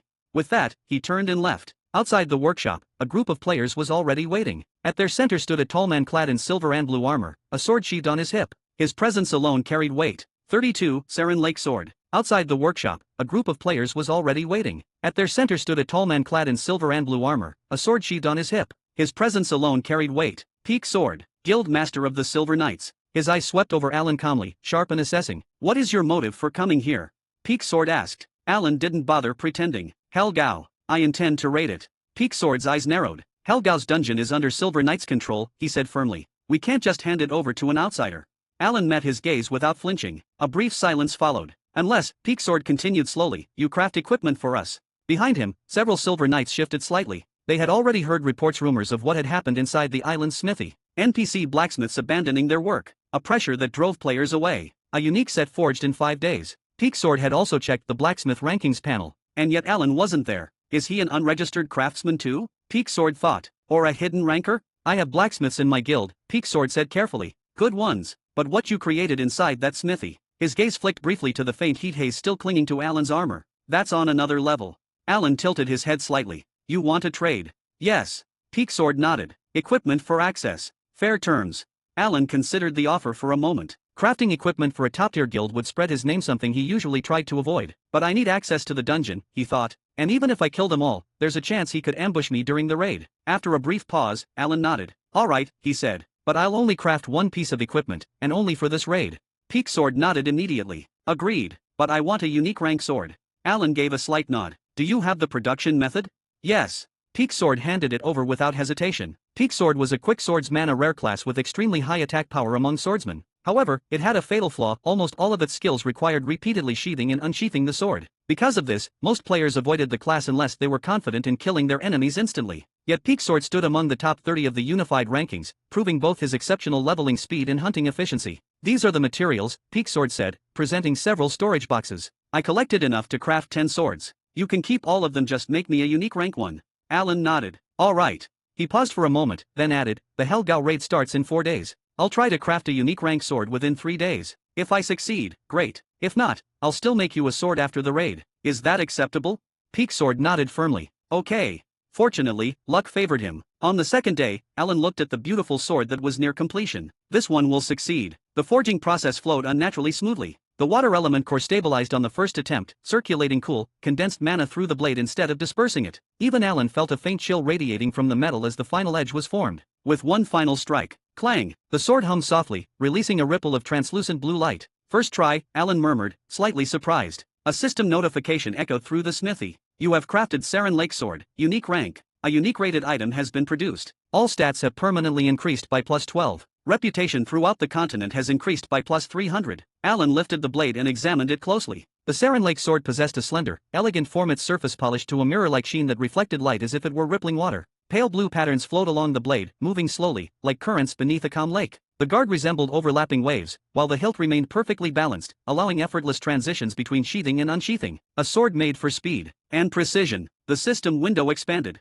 Saren Lake Sword. Rank, unique. Type, one-handed sword. Element, water. Durability, 400/400. Requirements. Level 180+. Quick swordsman class. Effects. Attack power 620. Agility +120. Attack speed +18%. Skill cooldown reduction +12%. Water element damage +25%. Sheathing/unsheathing speed +15%. Special effects. Flowing Edge. Each successful unsheathing attack increases attack speed by 3%, stacks up to 5 times, resets when hit. Lake Stillness. When the blade is sheathed for more than 1.5 seconds, the next unsheathing strike deals 180% damage and applies chill for 2 seconds. Unique skills. Saren Draw, active. Unsheath the sword in a single fluid motion, releasing a crescent of compressed water. Deals 220% physical damage plus 100% magic water damage. Guaranteed critical hit if used within 0.5 seconds of unsheathing. Cooldown, 180 seconds. Silent Current, passive. Each time the sword is sheathed, store 1 current stack, max 5. At max stacks, the next attack ignores 35% of enemy defense and consumes all stacks. Alan nodded in satisfaction. This should fit him perfectly.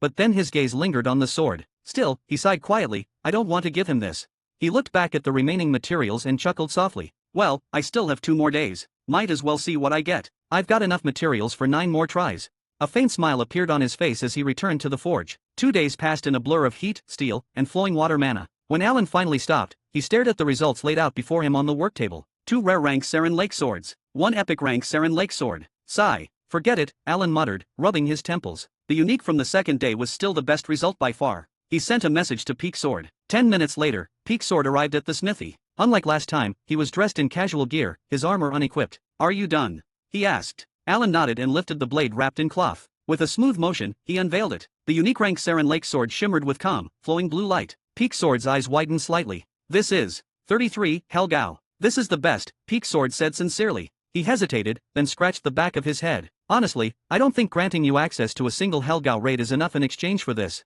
Alan waved it off. "Then how about I raid it with you?" Peak Sword blinked. "Huh, didn't you want to solo it?" "I do," Alan replied calmly. "But I don't like losing. If things go south, I want a way to step in and stabilize the fight." Peak Sword considered it for a moment, then nodded. "All right." He looked back at the sword and added, "Regardless, I'll still buy this. I'll pay 50% of the market price. The remaining 50% will count as the fee for using the Helgao dungeon." Alan shrugged. "That works."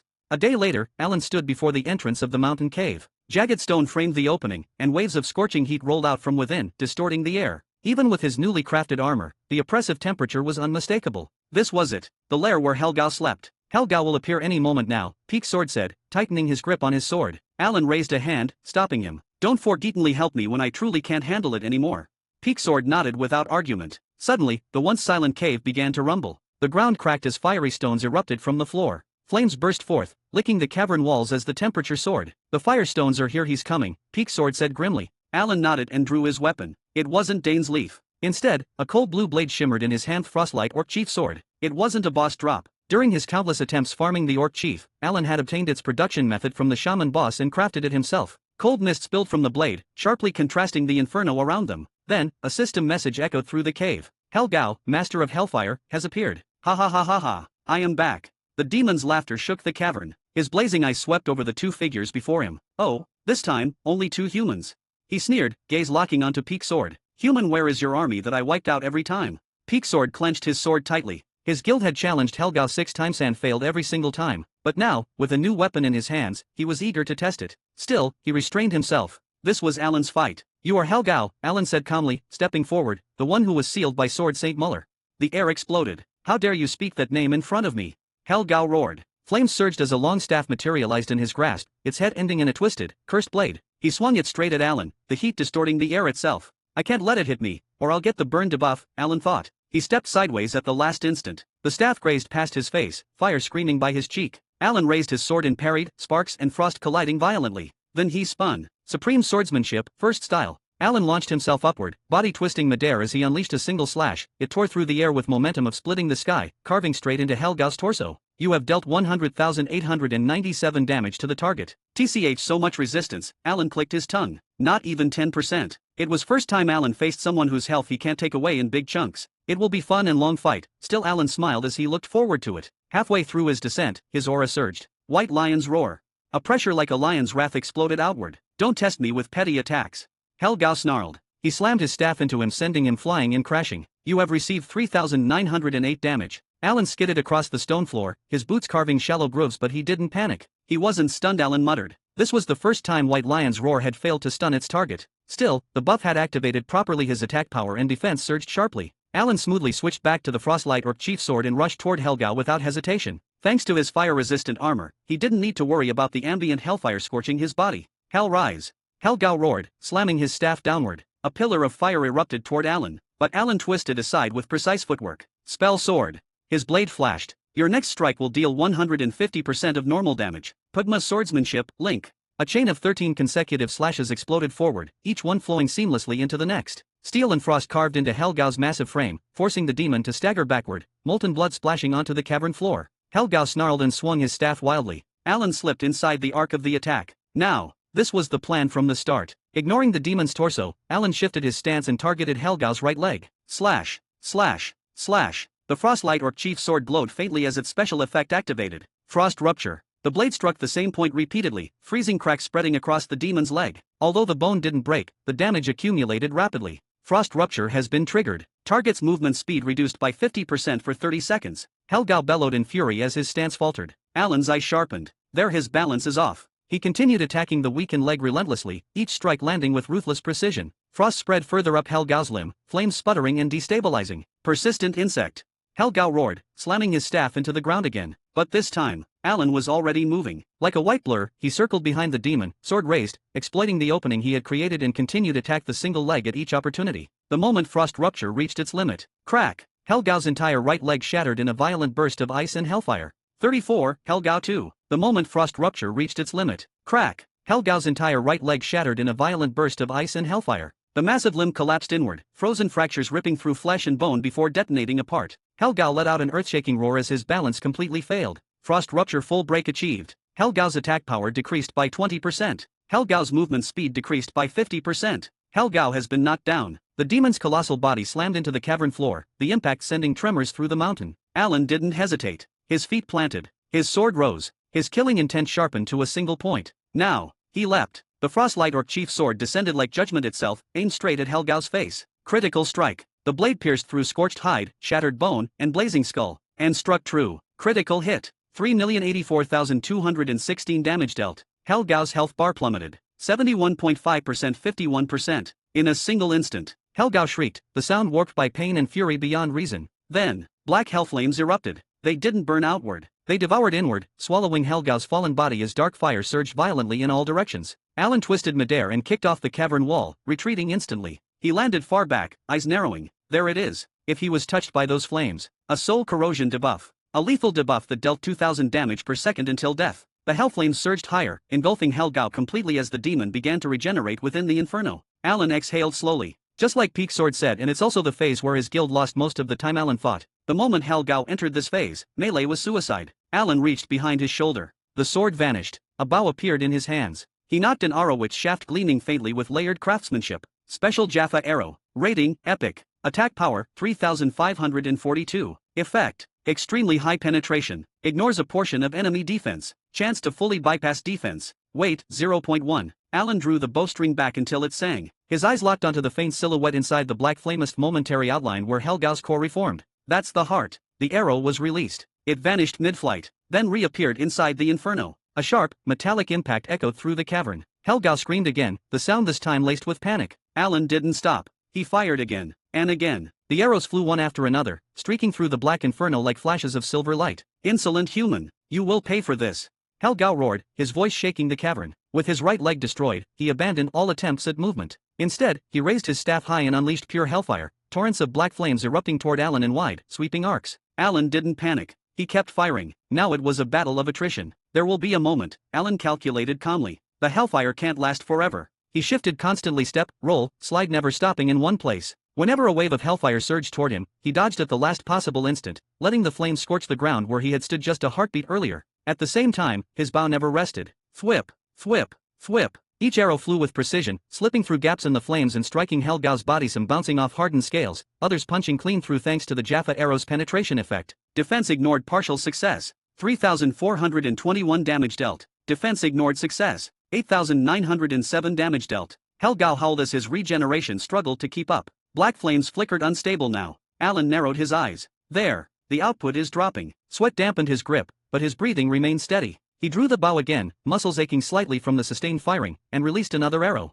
Helgao's health bar continued to fall, slowly but steadily. 51%, 48%, 45%. The demon slammed his staff into the ground in rage, but the hellfire bursts were no longer as dense, no longer as overwhelming. The demon slammed his staff into the ground in rage, but the hellfire bursts were no longer as dense, no longer as overwhelming. Damn it, this is the weakness of this vessel, Helgao thought, unwillingly. His black hellfire was capable of immense destruction, but the demon body he was using as a vessel couldn't contain it any longer. Soon, Helgao would have to reclaim his hellfire, or his body would collapse entirely. Not again, I can't lose to a human. He roared. Alan smiled faintly as he watched the black flames rise, gradually subdued by the normal jade-green flames of demonic energy. Calmly, he lifted the Frostlight Orc Chief's sword once again. You're at your limit, right? Alan asked, his eyes sharp. I am stronger than you, puny insect. Helgao bellowed, green flames surging from his form. You are being burned by hellfire. You will lose 500 points of health per second until the master of hellfire is defeated. At least they aren't fatal yet, Alan thought, sliding smoothly into his stance. Supreme swordsmanship, first style, second style, third style. Puke, critical. You have dealt 2,538,000 damage to the target. Pugma swordsmanship, transcend link. Kwe Aok. You have dealt 3,154,600 damage to the target, and now put my swordsmanship, linked kill. Alan shouted as his final strike connected, frost and steel striking with precise timing, chaining the techniques seamlessly. Is he human? A tenacious vitality. Indeed, he was similar to Muller, who destroyed his body, forcing him to use the body of other demonkins. Helgao was forced to acknowledge Alan as the blue greatsword penetrated through the remnants of the flames. You have dealt 215,000 damage. The second blow. You have dealt 219,800 damage. The third blow. You have dealt 214,600 damage. The fourth blow. You have dealt 220,100 damage. The fifth blow. You have dealt 218,700 damage. The sixth blow. You have dealt 219,200 damage. The final blow. You have dealt 221,200 damage. Frost Rupture activated. The skill attached to Frostlight OCR Chief Titanic Cleave activated. Critical. You have dealt 22,230,900 damage to the target. Helgao couldn't even scream. The remnant black flames around him turned to jade and were then extinguished. 35 rewards. Helgao couldn't even scream. The remnant black flames around him turned jade before finally extinguishing. How's that for a puny human? Alan smiled, looking down at the dying Helgao. I admit you are like the human who destroyed my body and sealed my soul, Helgao said, his gaze locking on Alan. I've lost. For now, I will put off my purpose of ingesting human souls to increase my strength.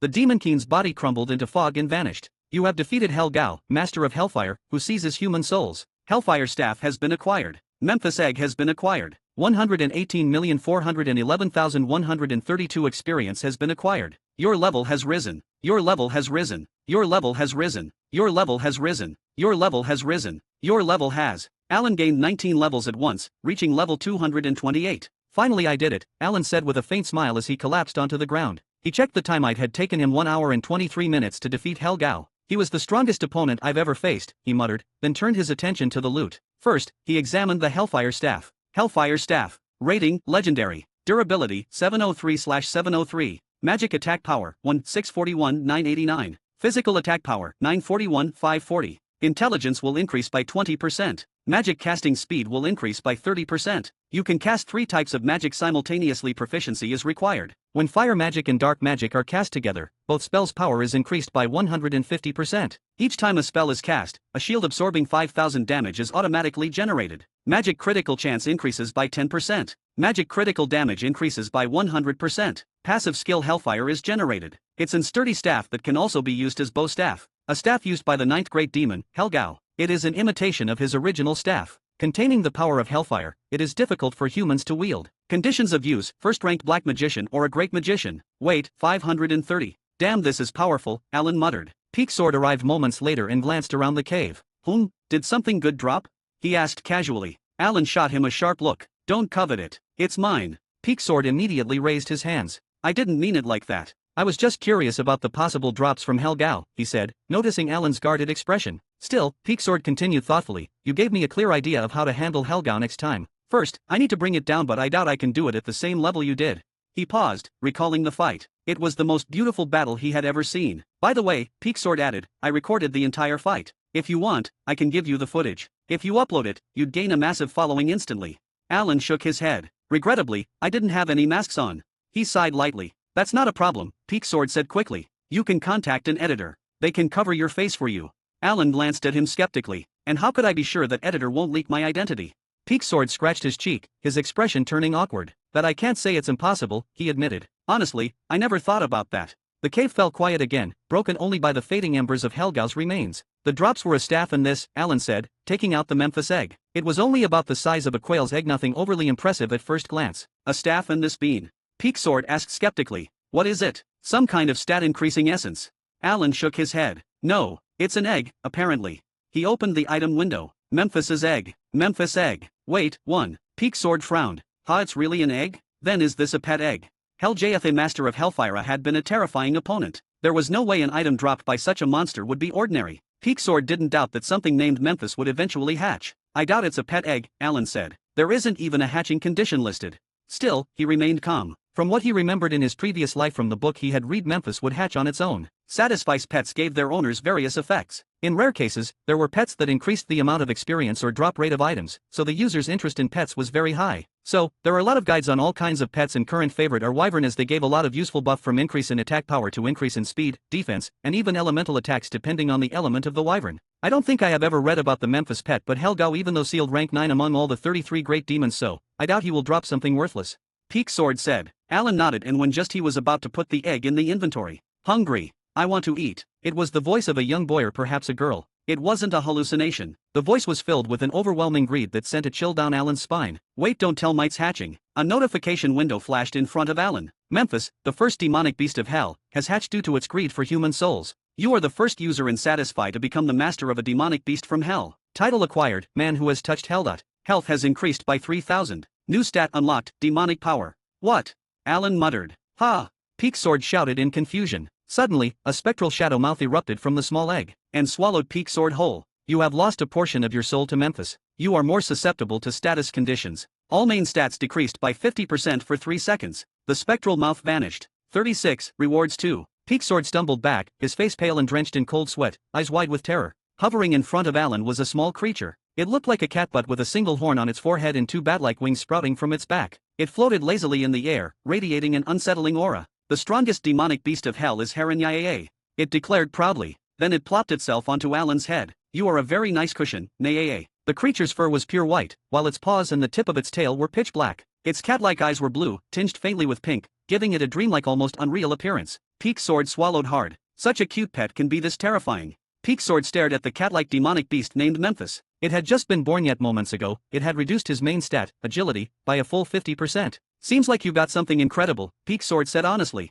Alan reached up and gently rubbed the creature's chin. Memphis immediately began to purr, clearly enjoying it. A system prompt appeared. Name the pet to increase intimacy. Your name will be Sapphire, Alan said calmly. What a spare name, Naye. The cat tilted its head cutely. It's the name of a beautiful gem, Alan replied. Nya, I like this name, Naye. Sapphire happily patted Alan's head with its tiny paw, wings fluttering lightly. Alan smiled, then gently lifted it and set it on his shoulder before opening his status window to check the new stat he had gained. Demonic power. Allows communication with demonic beasts. The higher this value becomes, the more closely you are tied to hell. Stat points cannot be manually distributed to this stat. This stat increases as the user kills NPCs or players. Alan's eyes narrowed slightly, then he grinned. Good, he said softly. No one knows the way to hell, but now I do. He glanced at the newly unlocked stat and nodded in satisfaction. Peak Sword frowned. What are you talking about? Alan simply shook his head. Nothing you need to worry about. He turned away and continued, anyway, I'll be leaving now. Another notification floated before his eyes. Sword Saint Candidate Stage 3. Advancement Condition. Alan paused. No condition? So that's how it is. Now I understand why Crockle was stuck here in the book, Alan thought. There's no clear-cut requirement to advance anymore. It wasn't about strength alone. Peak Sword nodded, then hesitated. Can I add you as a friend? Maybe next time, you can help us defeat Helgao again. Alan considered it for a moment, then nodded. Sure. The friend request was accepted. See you, Alan said as he turned to leave. Peak Sword raised his hand and waved. Take care. Alan walked away, Sapphire yawning lazily on his shoulder. I should return now. It'll take me 10 days on the road to reach the Brainikni, and another month after that for the Siren Kingdom to open, Alan muttered. Let's see if there's an instance dungeon on the way to kill some more time. With that, he began riding back toward Brainikni. Along the way, Alan deliberately took detours, hunting monsters and clearing threats to help Memphis gain levels. Despite being newly born, the demonic beast showed terrifying growth potential, and Alan could already feel how powerful Sapphire would become once it matured. After 38 days, Alan finally arrived back in Brinchini. As for Sapphire, it had grown tremendously during the journey. Name, Sapphire. Species, Memphis. Level, 151. Status, happy. Oh, I'm going home with Master. Niahaha. Current skills list. Fluidization. When attacked, the body can turn fluid like slime to minimize damage. However, damage from certain attribute-based magic may increase. Soul Ingestion LV, 2. Grants the ability to steal half of the target's highest stat and transfer it to the master. Skill cooldown, user's discretion. Scratch LV, 3. Attacks the target with poisoned claws.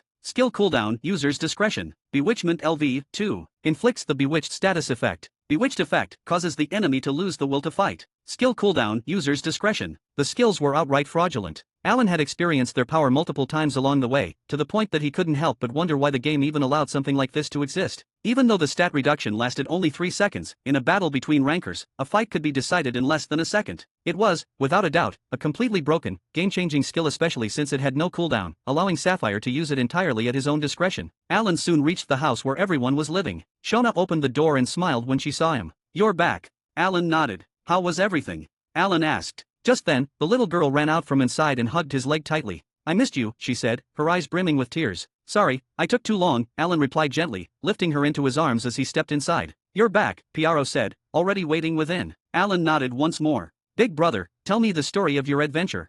Oh Hong said excitedly from his arms. Alan smiled and began to speak. 2 days later, they arrived at the shore. The two moons overlap. Path to the hidden kingdom is now open. Alan smiled as he saw the notifications. Alright, Oh Hong, it's time to go home, he said. Piaro and Shona put the merfolk gills around their necks. As for Alan, thanks to his title, he no longer needed any external item to breathe underwater. They jumped in, with Oh Hong leading the way. Come, brother. My home is here, she said, swimming ahead swiftly. Soon, a vast city came into view, a beautiful underwater city shimmering beneath the waves. You are the first discoverer of the Siren Kingdom. It is a place passed down in legends. If you create and sell a map of this place, you can earn great reputation and gold. If you sell the map first to the third prince of the Saharan Empire, a quest will be generated. Sell the map? No, Alan murmured as he looked at the notification screen. If others discover it, it will be ruined sooner or later.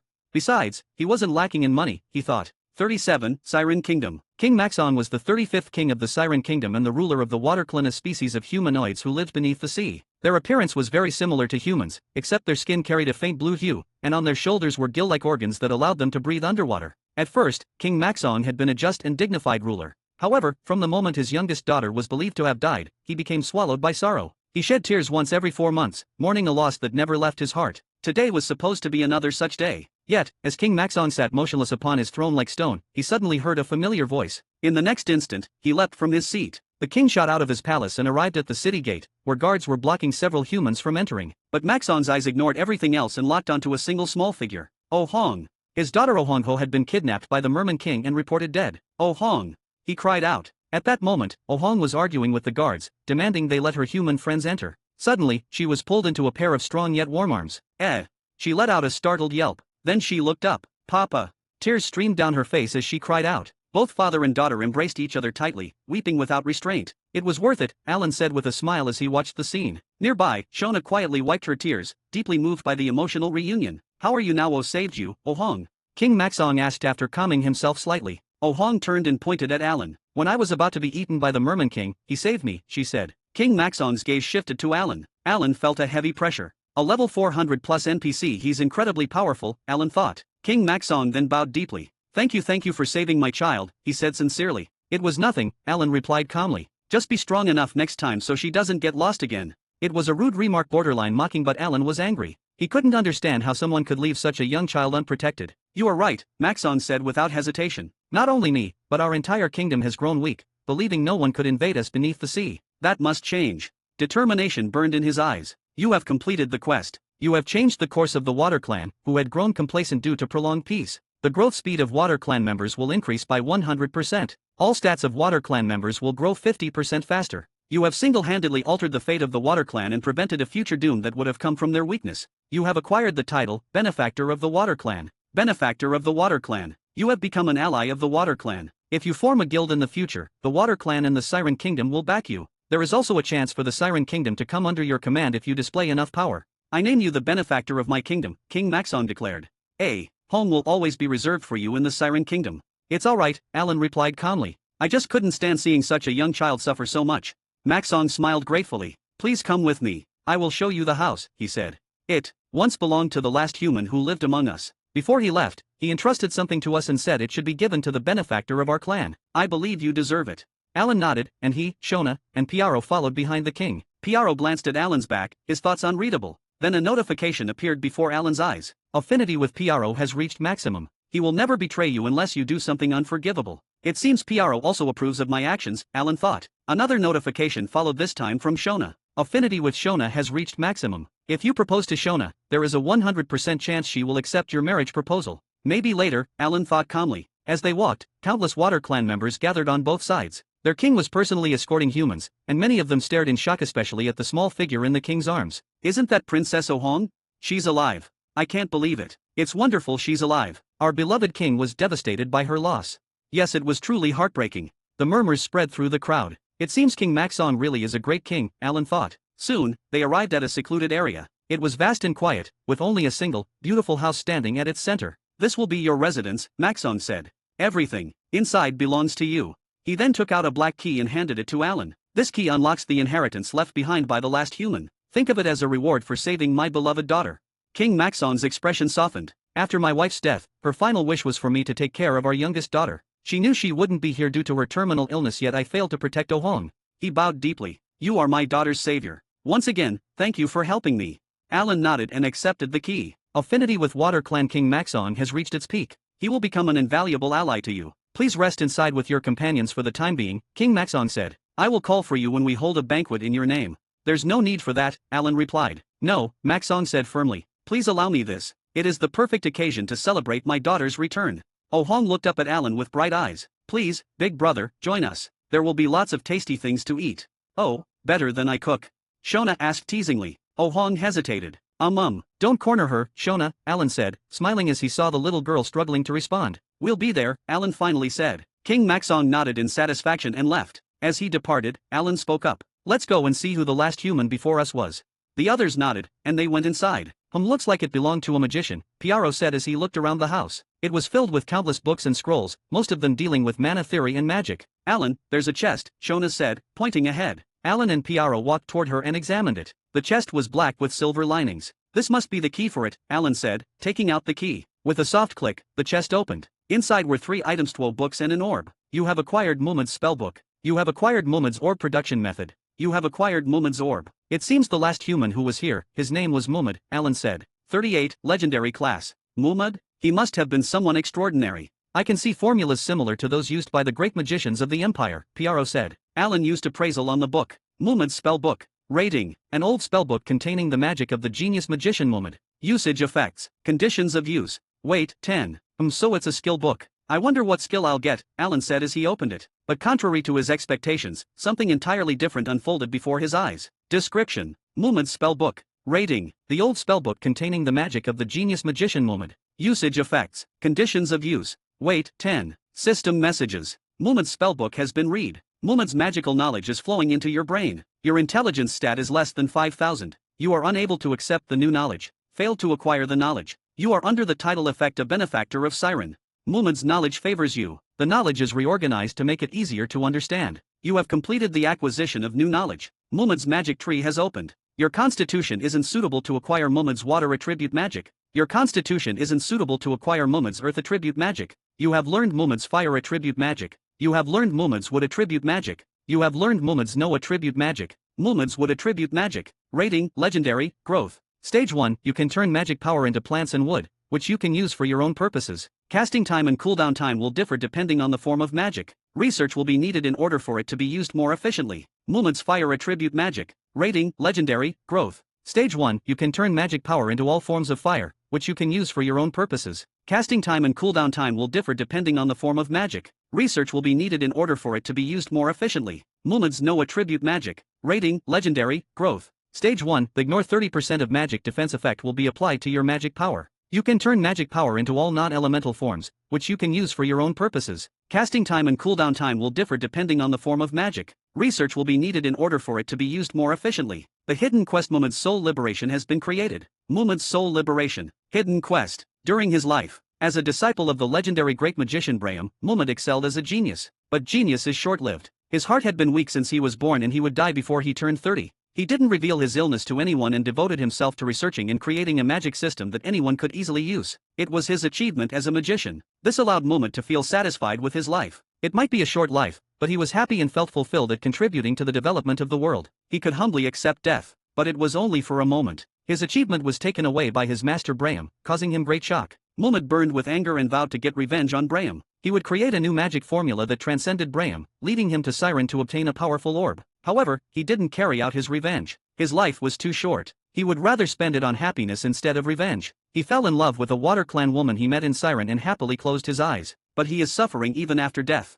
His body was taken away by Braham and turned into lich against his will. You have saved the Siren that Mumad loved and know Mumad's story. Use this newly obtained strength to release Mumad's crying soul. Quest clear conditions: destroy Mumad's lich that is in the hands of Braham in one of the vampire cities west of the Eternal Kingdom and liberate the soul. Quest success reward: the growth type legendary class Mumad's descendant will be acquired. All of Mumad's magic will be opened. Quest failure condition: none. What is this?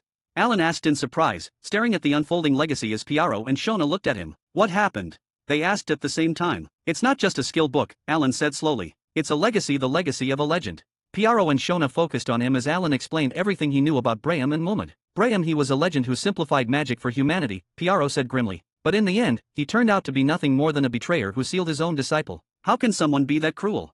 Shona covered her mouth in shock. That's horrible. Don't worry, Alan said firmly. I'll help him. Add me too, Piaro said without hesitation. Let's go to the vampire city next. Alan immediately shook his head. No, we're going against a past legend. You'll die, he said, clenching his fist. But I can observe him after fighting him once. Even if I die I will just revive. I'll find out how strong he is. When we reach the stage where we can truly fight him then we'll go together.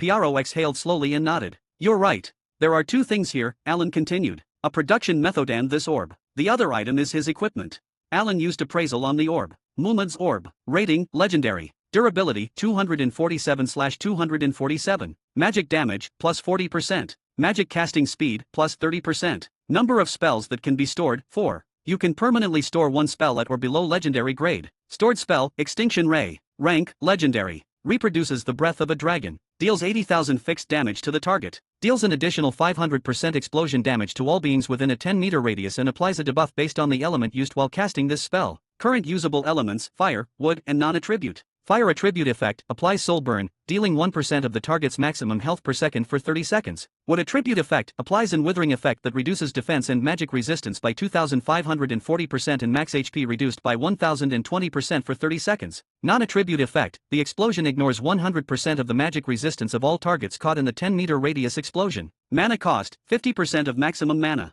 Cooldown, 1 hour. A spell reminiscent of a dragon's breath, apex predator of all beings. Skill and spell cooldown time reduced by 15%. An orb acquired by Mumad during his quest for vengeance, and he also stored one of his strongest spell in it. However, midway through his journey, he abandoned revenge after meeting the love of his life and lived the rest of his days in peace until his death. User restriction, Mumad's successor. Weight, 150. A/N, there is no chanting time, as spells attached to orbs can be used instantly. 39, legendary magic. Alan looked at the spell and blinked. Did I just acquire a final boss level item? He muttered as he stared at the stored spell. Damn, now I want this class even more, Alan murmured. I wonder how many other terrifying spells Mumad had. He carefully stored the orb and learned the production method, adding it to his ever-growing list of crafting techniques. Soon, it was time for the banquet. Alan, Piaro, and Shona attended together as the Water Clan celebrated joyfully. Music echoed through the Siren Kingdom, and the Water Clan members danced freely. Ohong was reunited with her siblings, who surrounded Alan again and again, thanking him for safely returning their sister. Some of the warriors even invited Alan to spar, but they were all only around level 200. Alan politely declined every request, and King Maxong, seeing this, smiled in quiet satisfaction. His judgment had clearly not been wrong. In the end, Alan made a difficult decision. He left Shona behind in the Siren Kingdom. It was so she could live with Ohong. The little girl cried hard when they were about to part, clinging tightly to Shona. Shona herself was reluctant to let go, gently comforting Ohong as tears welled in her own eyes. Before leaving, Alan spoke to Shona privately. Try to train others if you can, he said. Teach them what you know. Shona nodded firmly. I will. With that, Alan and Piaro departed the Siren Kingdom, leaving behind the sound of water, song, and a promise that they would one day return. I wonder how much will change by the time we come back, Alan murmured as they reached the shore. Piaro nodded. You left behind quite a lot of your crafted items, he said, glancing at Alan. I was never going to use them anyway, Alan replied calmly. So I left them there for the Water Clan to study and learn from. Who knows, maybe when we return, we'll end up fighting a powerful warrior they've raised. He said it jokingly, unaware of how prophetic his words would become. So, what's our next destination? Piaro asked. The Eternal Kingdom West. Alan nodded, then shook his head slightly. Eventually. But first, let's stop by Winston and see how everyone's doing. Piaro agreed, and the two bought horses from a nearby trading post before setting off toward Winston. The journey should have taken just 1 month, but along the way they stopped frequently to train and handle various matters. In the end, nearly 2 months passed before they finally arrived in Winston, dusty, tired and stronger than before. They soon reached Khan's smithy, where a long line of players had already formed outside. As Alan walked past them, he overheard excited chatter. This blacksmith sells the best items and equipment. Yeah, even the guild forges can't compare. Alan smiled faintly. Thanks to his skills and effects, the items he crafted were always superior to what the standard crafting methods could produce. You seem busy, Alan said as he stepped inside. Khan looked up and froze for a moment. Alan, you're back, he exclaimed, breaking into a wide grin. He stepped forward and pulled Alan into a brief hug before turning to Piaro. Sir Piaro, you look much better than before, he added respectfully. Piaro smiled and nodded in response. By the way, Khan said enthusiastically, let me show you something interesting. He led them deeper into the smithy. Among the apprentices and assistants working under him, Khan pointed toward a young man with distinctly Korean features. Alan recognized him instantly. Great is here, Alan thought, though he kept his expression calm. He's Pygma's successor, Khan explained. His name is Grid. He also helped me a lot when the Marrow Company came asking for special orders. Alan nodded. Where are Dave and Leon? I sent them to gather materials, Khan replied. Dave and Leon were two A-grade NPCs Alan had met on his way to the Siren Kingdom. Leon specialized in archery, with agility stat reaching a limit of 2,600. Dave, on the other hand, focused on strength, with a strength stat limit of 2,400. Both possessed powerful skills befitting their roles. Compared to normal NPCs who usually had stat limits of only 200 to 500, they were exceptional talents. Alan had recruited them and sent them back along with another A-grade NPC, Minerva. Minerva was a magician with astonishing talent. Her intelligence stat limit reached 3,400, and she possessed 2 S-rank skills and 1 SS rank skill, an absurd combination for an NPC mage, though it was in pity she was not named NPC with this talent set. In addition, there were 2 named NPCs with no stat limits at Altwins named Kane and Shane. They could grow infinitely, just like players. Alan and Piaro had rescued them from bandits when they were young men dreaming of becoming great knights, only to be enslaved after losing their way. Grateful and loyal, they had sworn themselves to Alan. Since Dave, Leon and Minerva joined much earlier than others, they leveled up quite a lot, and under Piaro training they also grew skilled. So, Alan sent them back after arriving at the Brincini after learning it's still time for the passage to open to Siren Kingdom. Kane and Shane were left under their care on their way back to Winston, while Rabbit, whom he recruited before leaving to Siren Kingdom, was instructed to sell his crafts with Khan. It's a pity he is crafting, if not I am sure you two would have lot to learn from each other, Khan said as Alan nodded. He then left Khan to work and reached the office where Rabbit is working. Lord, you were back, he said looking at Alan as Alan nodded. Yeah, though I will be leaving again, here are my new crafts, Alan said dumping the equipments he made on the table as Rabbit smiled. He have grown more stronger and now we even have Pygma descendant. It was an wise decision to leave the drowning ship Marrow Company, Rabbit thought as his senses found Alan more profound than he last saw him. 40, Kruger. Alan glanced around the office, his gaze sweeping past the familiar shelves and ledgers. Where are the others? He asked. Rabbit straightened slightly and answered without hesitation. Aside from Dave and Leon, who are currently working at Khan's smithy, the others are spread out. He continued, clearly having prepared this report. Minerva and Shane are in Patreon. They demonstrated exceptional magical talent, so I sent them there to study under Earl Asher. From what I've heard, they're even in the process of becoming his disciples.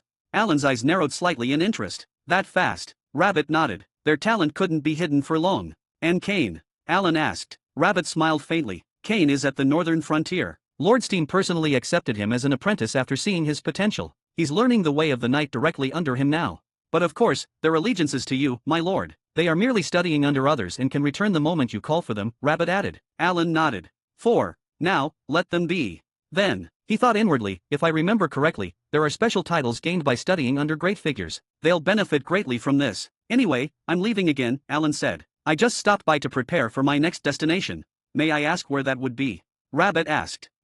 I'll be going west first, stopping by Riordan, and then working my way toward my main goal from there, Alan replied. Rabbit fell silent for a moment, clearly deep in thought. Then he asked, my lord, how large is your contribution to the kingdom at this point?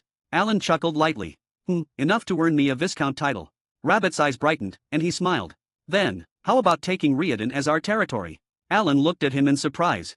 What do you mean? Normally, we couldn't take Riordan, Rabbit explained. It was once the Eternal Kingdom's second largest city. But after a monster emerged in the river supplying water to city and the emergence of numerous dangerous monsters along the trade routes, and last lord and his army also fell to vampires when they tried to fight against them, leading to a situation where no one wanted to be the city lord there anymore. He continued steadily, Lord Steam currently holds the authority to appoint a new city lord there. With your power, my lord, and with Sir Piaro at your side, we could deal with the undead monsters, cleanse the river, and eliminate the threats surrounding the region. Rabbit's smile sharpened slightly. If we do that, we can restore Riordan and turn it into our own city. That way, we can maximize our gains, Rabbit said, and Alan nodded.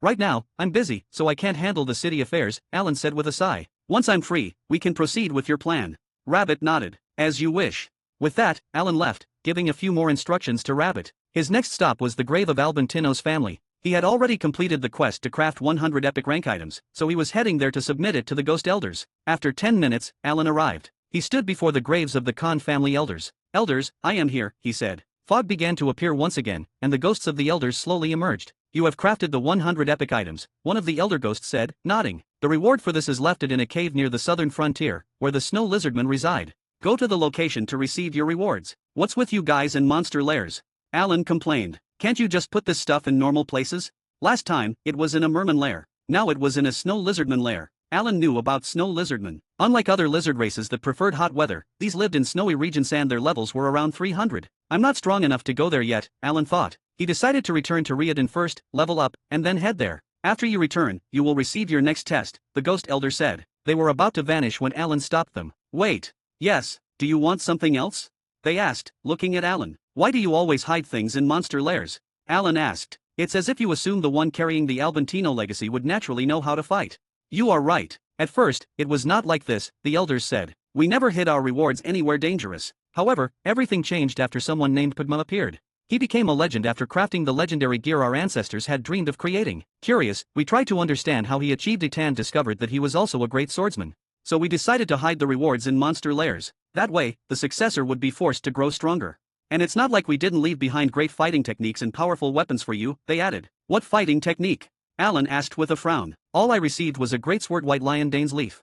Ha! The elders looked at him in confusion. Oh yes, we were going to give you one, an elder said, glancing toward a nearby grave. But we got excited when we saw how even before we told you, you completed a test left by our great ancestor, so we kinda forget. Go and dig there. You will get it, he said. Alan stared at him. You want me to dig your own grave? Don't worry, I have given you the permission. What else you want? Besides, inside you will find a book.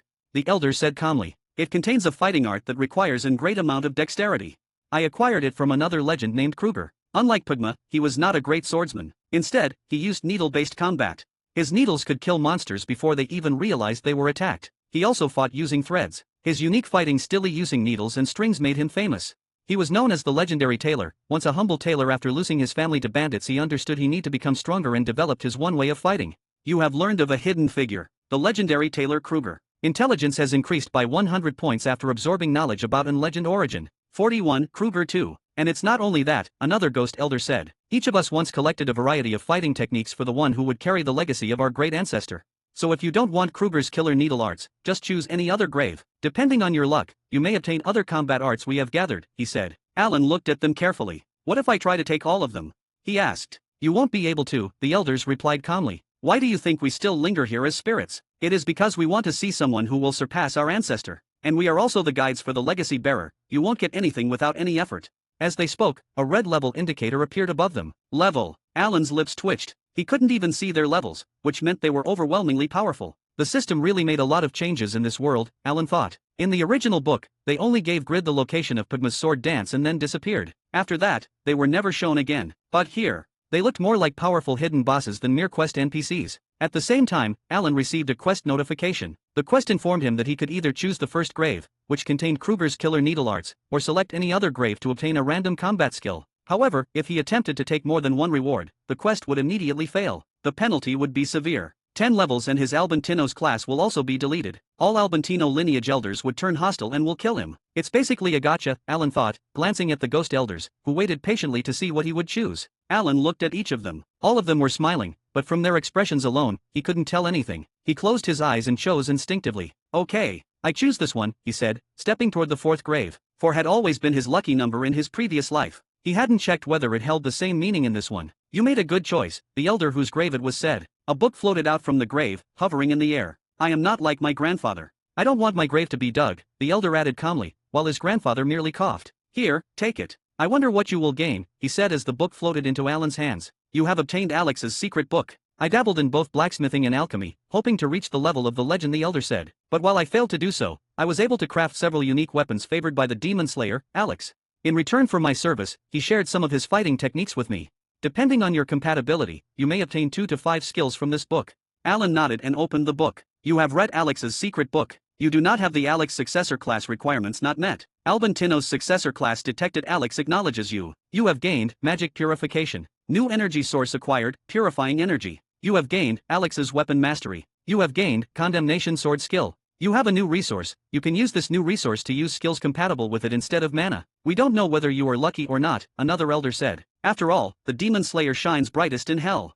Alan nodded as he focused on the skills he had obtained. Magic purification, passive. 1% of your mana is converted into purifying energy. It is 5 points of purifying energy for every point of intelligence. Deals 100% increased damage to demonkin, undead and similar enemies. Alex's weapon mastery, passive. Allows the use of all weapon types, while wielding any weapon. Attack power increases by 5%. Attack speed increases by 10%. Effects are doubled when using swords and firearms. Condemnation sword, active. A powerful sword technique that deals damage equal to 100% of the target's defense, plus increased damage based on the karmic sin of the target. There is no limit to increase in damage. Energy cost, 100 sword energy. Cooldown, 30 minutes. Can be used with purifying energy. These skills are especially powerful against undead and demonkin. Still, condemnation sword is useful even outside that, Alan said with a smile. He wasn't disappointed at all with his new skill set. Best of luck, legacy carrier, the elders said as they returned to their graves one by one. Now that I think about it, these skills came at the perfect time. I was going to deal with vampires anyway, Alan smiled. The moment quest was already leading him into the vampire city. Good. Next stop Riordan. With that, Alan left the graveyard and headed toward Khan's smithy. You're back. You came at a good time, neat Grid, Khan said. Alan turned to see a Korean man sitting nearby, casually drinking water. Nice to meet you, Alan said. Grid nodded and shook his hand. Khan talked a lot about you, Grid said. About how you're Albantino's successor and have great skills. Alan looked at him quietly. You have a hidden class, right? Grid suddenly asked. It was en route to inquire about others' sensitive information. I forgot early day Grid had a pretty rotten personality, Alan thought, but he kept his calm. But it's only unique grade, Alan said calmly. Unlike yours, which is legendary. Grid smiled smugly. Ha, don't be disappointed when I start mass-producing legendary gear and you can't, Grid said confidently. Alan simply nodded. If you can really make legendary gear, Alan said casually, how about you make me a sword? Grid stared at him. Ha, what do I gain from it? He asked, rubbing his fingers together in a coin-counting gesture. Alan nodded. Of course, I'll pay. Grid smiled immediately. All right, I'll do it. Good, Alan said, pulling something out. Here's the production method and materials. I'll provide enough for 5 sets. Make me one legendary sword. Ha! Grid looked confused as Alan said calmly, if one have to commission something from a blacksmith, one have to provide production method as well as materials, he said. Oh, of course I know that, Grid said bashful, and then added, I was just surprised you gave me 5 set of materials, he said. Though since you have started just yet, you should practice a lot first then try for my sword, Alan said, as he was not in a hurry, as the production method he gave was level 3 10 plus sword 1, so he can use it for long time easily if Grid were to make it. Alan then bid farewell to him, leaving Khan's smithy, and then he met with Piaro and then both left for Riordan. 42. Riordan. The road to Riordan was a true desert. It was filled with countless monsters around level 300, desert worms, desert toads, cacti beasts, and even desert scorpions. Because of this, Alan spent days hunting non-stop. Thanks to his massive grinding, his level rose steadily, eventually reaching level 276. However, the constant battles also delayed his journey, costing him several extra days before he finally arrived at Riordan. When he did, the city was in far worse condition than he had imagined. The people here are starving, Alan muttered. Piaro nodded as he looked around at the exhausted and malnourished citizens. I sensed several water veins outside the city, Piaro said. If I dig them up, they can at least irrigate fields and start growing their own food. Alan turned to him. You can do that? He asked. Piaro nodded. Then how about you stay here for a while and farm with them? Alan suggested. Think of it as a training. Piaro looked at him for a moment, then nodded. All right. Then get yourself settled here. I'll take this city under my name, Alan said before leaving Piaro behind to begin his work. 10 days later, Alan returned. By authority of the Earlsteam, Alan was officially appointed as the Viscount, with Riordan City placed under his rule. At the same time, he obtained his first noble title. Viscount. Charm plus 200. New stats unlocked, dignity and charm. You're back, Piaro said. Alan looked at him. Piaro was now dressed in simple farming attire, working the fields alongside the other citizens. I also brought some rations and farming equipment, Alan said, gesturing behind him. At his signal, several NPCs arrived, riding wagons loaded with supplies. Along with some farmers to help you, Alan added, pointing at the NPCs behind him. They will help a lot, Piaro nodded. Before he could say more, a fat man came running over, followed by several city guards. Lord, welcome. I am the administrator of this city, he said, wiping sweat from his face. Alan looked at the man carefully, then glanced at the malnourished citizens around him. Did you eat all the city's food by yourself? Alan asked calmly. Ha! The man looked confused. You're fired. Fuck off, Alan said coldly. The man's face turned pale. And no, I took care of the city all this time. How can you fire me? Alan turned to the guards. I am the city lord now. Take this pig and throw him in jail. The guards stiffened and immediately moved to obey. No, you can't, he cried as he was dragged away. In a few days, someone named Rabbit will arrive, Alan said to Piaro. He's the administrator I've assigned here. Piaro nodded, remembering. From your White Lion company, right? He asked. Alan smiled. Yes, though the old company won't move, it will remain separate from Riordan. He handed Piaro some additional instructions and left. Okay, now time to level up a bit more, just to be safe, Alan mumbled as he headed back into the desert. He called out to Sapphire to help him train. As always, Sapphire the Memphis cat was extremely powerful. Yeah, time to eat, he said energetically. Alan nodded. Another month passed. Alan looked at his level 287. It's really difficult to level up, he muttered, resting from his constant battles. I know Elphinstone guards the place where Mummet is, and he's the main reason I'm hesitating, Alan thought. Elphinstone was one of the direct descendants of the great demon of predation, ranked 3rd among the great demons in hell. Beriake, though exiled from hell, had sought revenge by siring many children, making her essentially the mother of all vampires. Elphinstone, being her direct child, was therefore extraordinarily powerful. I want to remain undefeated, but Grid is already in Winston. Soon, the book scenario will play out, meaning Huroe will also appear and acquire the second class, becoming the first player to obtain it, Alan thought. The first second class title grants 2 extra stat points per level up. I can't miss that, especially if I want to take the undefeated king class in future.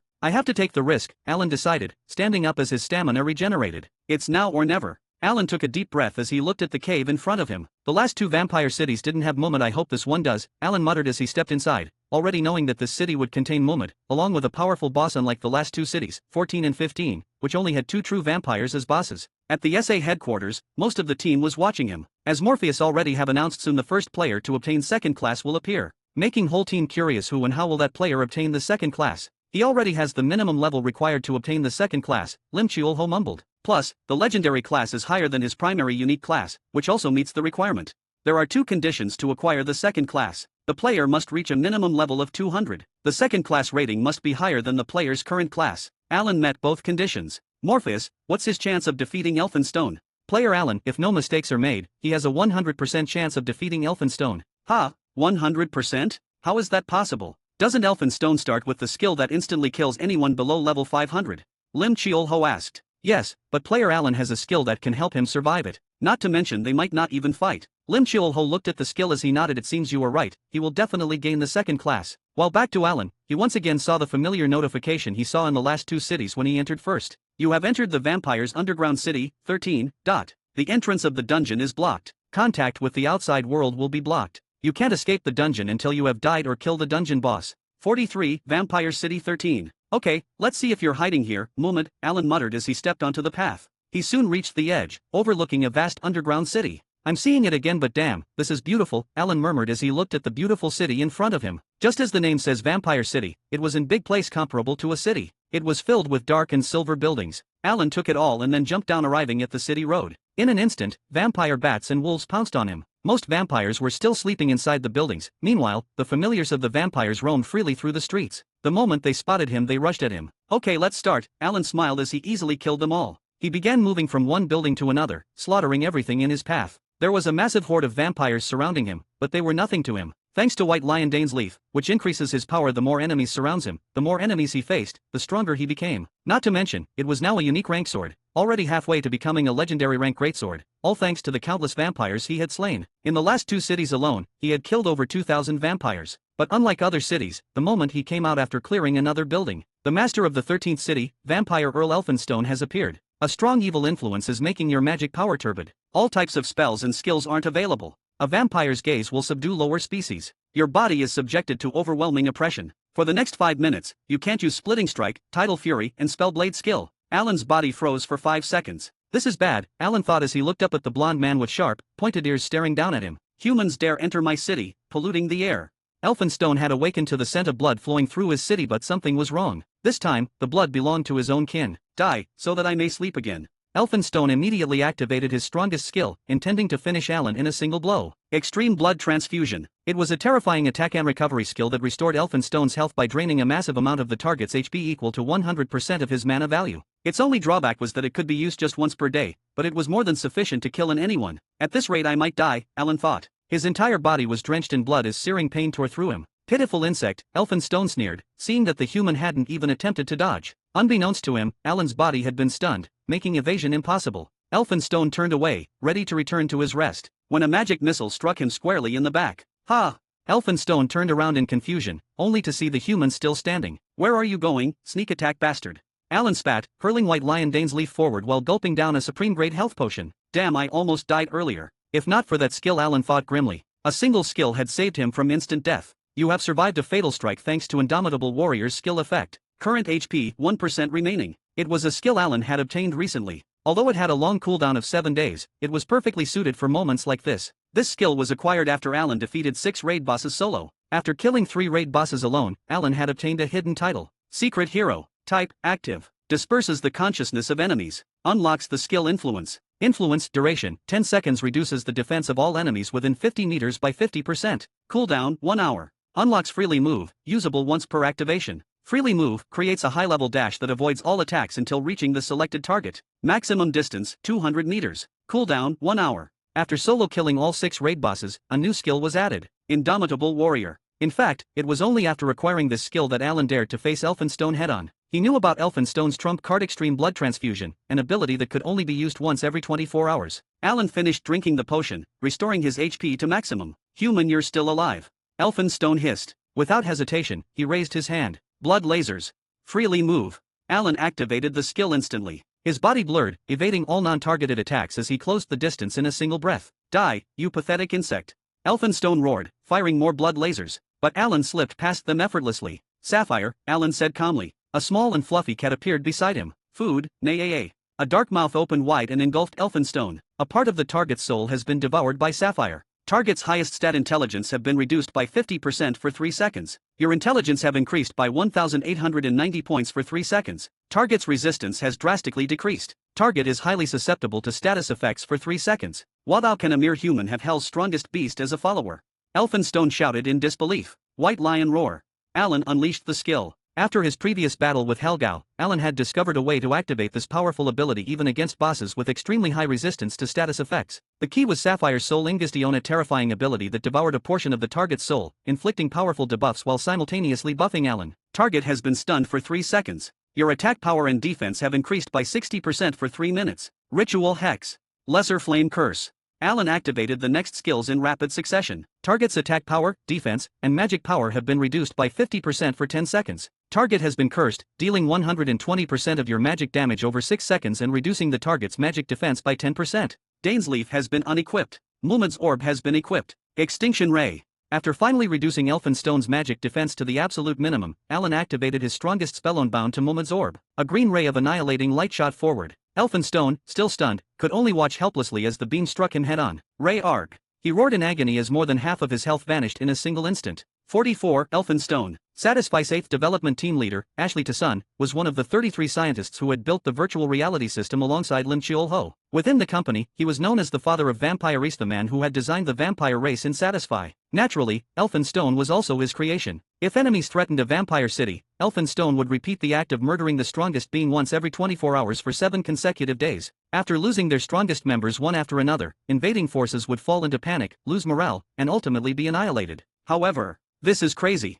The 13th Vampire City was among the highest difficulty cities out of the 15. When Ashley monitored Alan's entry, he had been 100% certain of his failure. Yet now, doubt crept into his mind. It was because Indomitable Warrior had completely neutralized Elphinstone's defining characteristics. Among the vampires, Elphinstone was actually the weakest in terms of raw stats. His attack power, magic power, and defense were inferior compared to other raid bosses. However, his versatility, combined with the skill Extreme Blood Transfusion, made him the most troublesome of all Biriachi's children. This is really... Ashley was at a loss for words. He had designed Elphinstone to be a group nemesis. The greater the number of players present, the stronger Elphinstone became. All of his skills revolved around draining the health of raiders and converting it into his own vitality. But as Ashley watched player Alan fight, he finally understood why Morpheus had predicted a 100% victory rate. He is truly something else.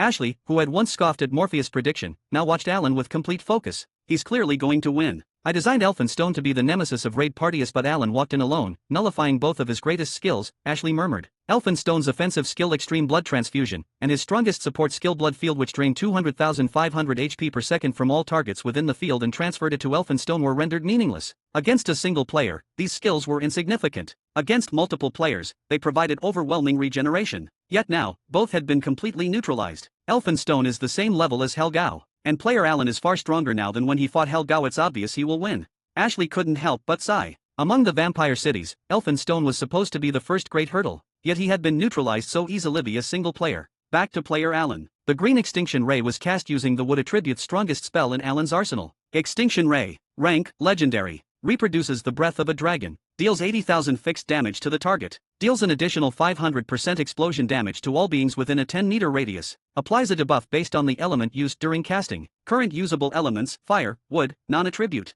Fire attribute effect. Applies Soul Burn, dealing 1% of the target's maximum HP per second for 30 seconds. Wood attribute effect. Applies Withering, reducing defense and magic resistance by 2,540%, and reducing maximum HP by 1,020% for 30 seconds. Non-attribute effect. The explosion ignores 100% of magic resistance of all targets within the 10-meter radius. Mana cost, 50% of maximum mana. Cooldown, 1 hour. Target's defense and magic resistance have been reduced by 33% for 30 seconds. Target's maximum HP has been reduced by 24% for 30 seconds. At the same time, a system announcement echoed before all the players. It was an world announcement as the legendary magic was used for the first time after so long ABD by a player nonetheless. Legendary magic has shown its power. The world is withering. A moment later, another message followed. Goddess Rebecca has shown her might. After the effects of legendary magic have been removed, the world has returned to normal. The forums were silent for few seconds and then in an instant it exploded. Everyone begun to talk about the legendary magic, while back at Vampire City, Goddess Rebecca light extended only to the world itself, not to Elphinstone. Dark green miasma clung to his body, corroding his existence.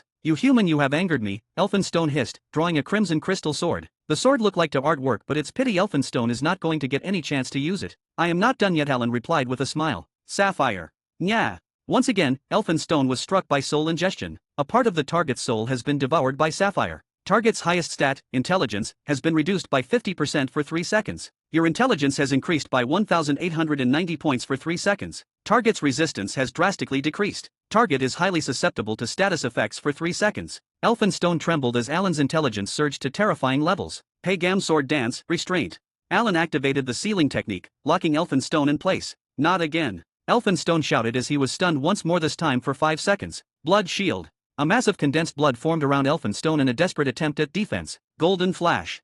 Alan swung White Lion Dane's leaf. Golden flash. Deals 1,500% magic damage to all targets in sight. At epic rank, it dealt 1,000%, but at unique rank, its power increased to 1,500%. White Lion Dane's leaf enhances skill damage by 20%. Alan was under the effects of increased intelligence and White Lion Roar, boosting his attack power and defense by 60% at unique rank. Enhanced further by purifying energy, dealing an additional 100% damage to demonkind. Vampires are classified as demons. The result was instant annihilation. A dark golden crescent slashed through hastily formed blood shield, through Elphinstone, shredding his body into fragments of light. "Did you really think I'd give you time after that overpowered skill you used on me?" Alan said, looking down at him. Elphinstone's body disintegrated into pixels. "Human, just what were you?"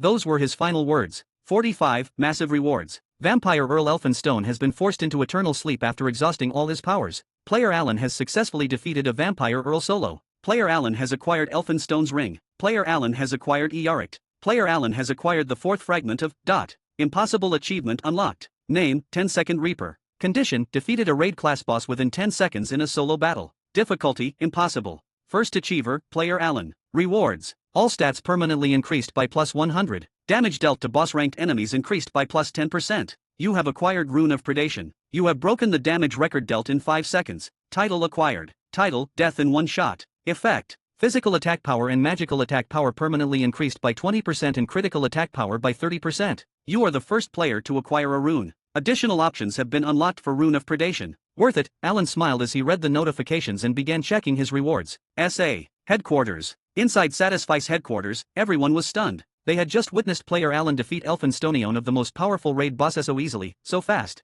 "Did you see that?" someone whispered. The development team stared at the replay in disbelief. Alan had defeated Elphinstone without allowing him a single opportunity to counterattack. "It was a perfect use of skills," one of the analysts said, pushing up his glasses. "His pet coordination, timing, and positioning, only someone with a genius-level intellect could pull that off. He's a frightening genius." Lim Chiolho remained silent. Once again, Player Alan had shattered Morpheus's predicted combat flow. Originally, the simulation showed Elphinstone and Alan exchanging blows for an extended period, with Alan eventually winning after careful attrition. But reality was different. Elphinstone hadn't even been given the chance to use his abilities. "Did we make the Memphis too powerful?" Lim Chiolho muttered quietly, staring at Sapphire on the screen. The legendary beast, the strongest beast of hell, had become the core of Player Alan's strategy, completely dismantling a boss designed to counter raid parties. Lim Chiolho exhaled slowly. "No, the problem isn't the beast." His eyes narrowed. "It's the player. Still, I have to say it was the obvious decision against an unknown enemy," he continued. After witnessing extreme blood transfusion, Player Alan immediately went on full alert. From his perspective, Elphinstone could have had more instant kill or life drain skills, so instead of testing the waters, he went all out from the very beginning. The others nodded in agreement. "Yeah," one of the team members added. "Elphinstone's extreme blood transfusion is terrifying. From a player's point of view, it's natural to assume he might possess even more skills like that." "Phew phew phew, I wondem fucks," a smug voice interrupted. Everyone turned to glare at him. "Now, you guys better pay up. I'm the winner," Kim Jin was said with a grin. The room erupted in groans. They had all made bets on how long Player Alan would take to defeat Elphinstone. Anyone who underestimated him had lost badly. Kim Jinwoo had guessed 5-minute test shortest estimate among them. "Ha ha ha. Player Alan, you are my lucky star," he laughed, happily counting the stacks of $1,000,001 bills in his hands while others cried. "Ugh, my allowance. I won't be able to buy chicken this week." Among them two were crying the most. Yoon Sangmin and team leader Ashley had some of the highest salaries in South Korea. However, they both had strict wives and only lived on a small amount of money. Their loss in the bet was really heartbreaking. "I shouldn't have bet. I never imagined this." Ashley groaned, losing his all-monthly allowance. Back at Alan, he was now looking at the new notification that appeared on his screen. 3 pieces of have been collected. The information about the pieces has been updated. Tiring. Red mirror piece. Pieces of a round mirror made of bloodstones. The exact function of the mirror isn't known. The third prince of the Saharan Empire is looking for this mirror. It is recommended that you gather all the pieces and give them to him. Wait, 3.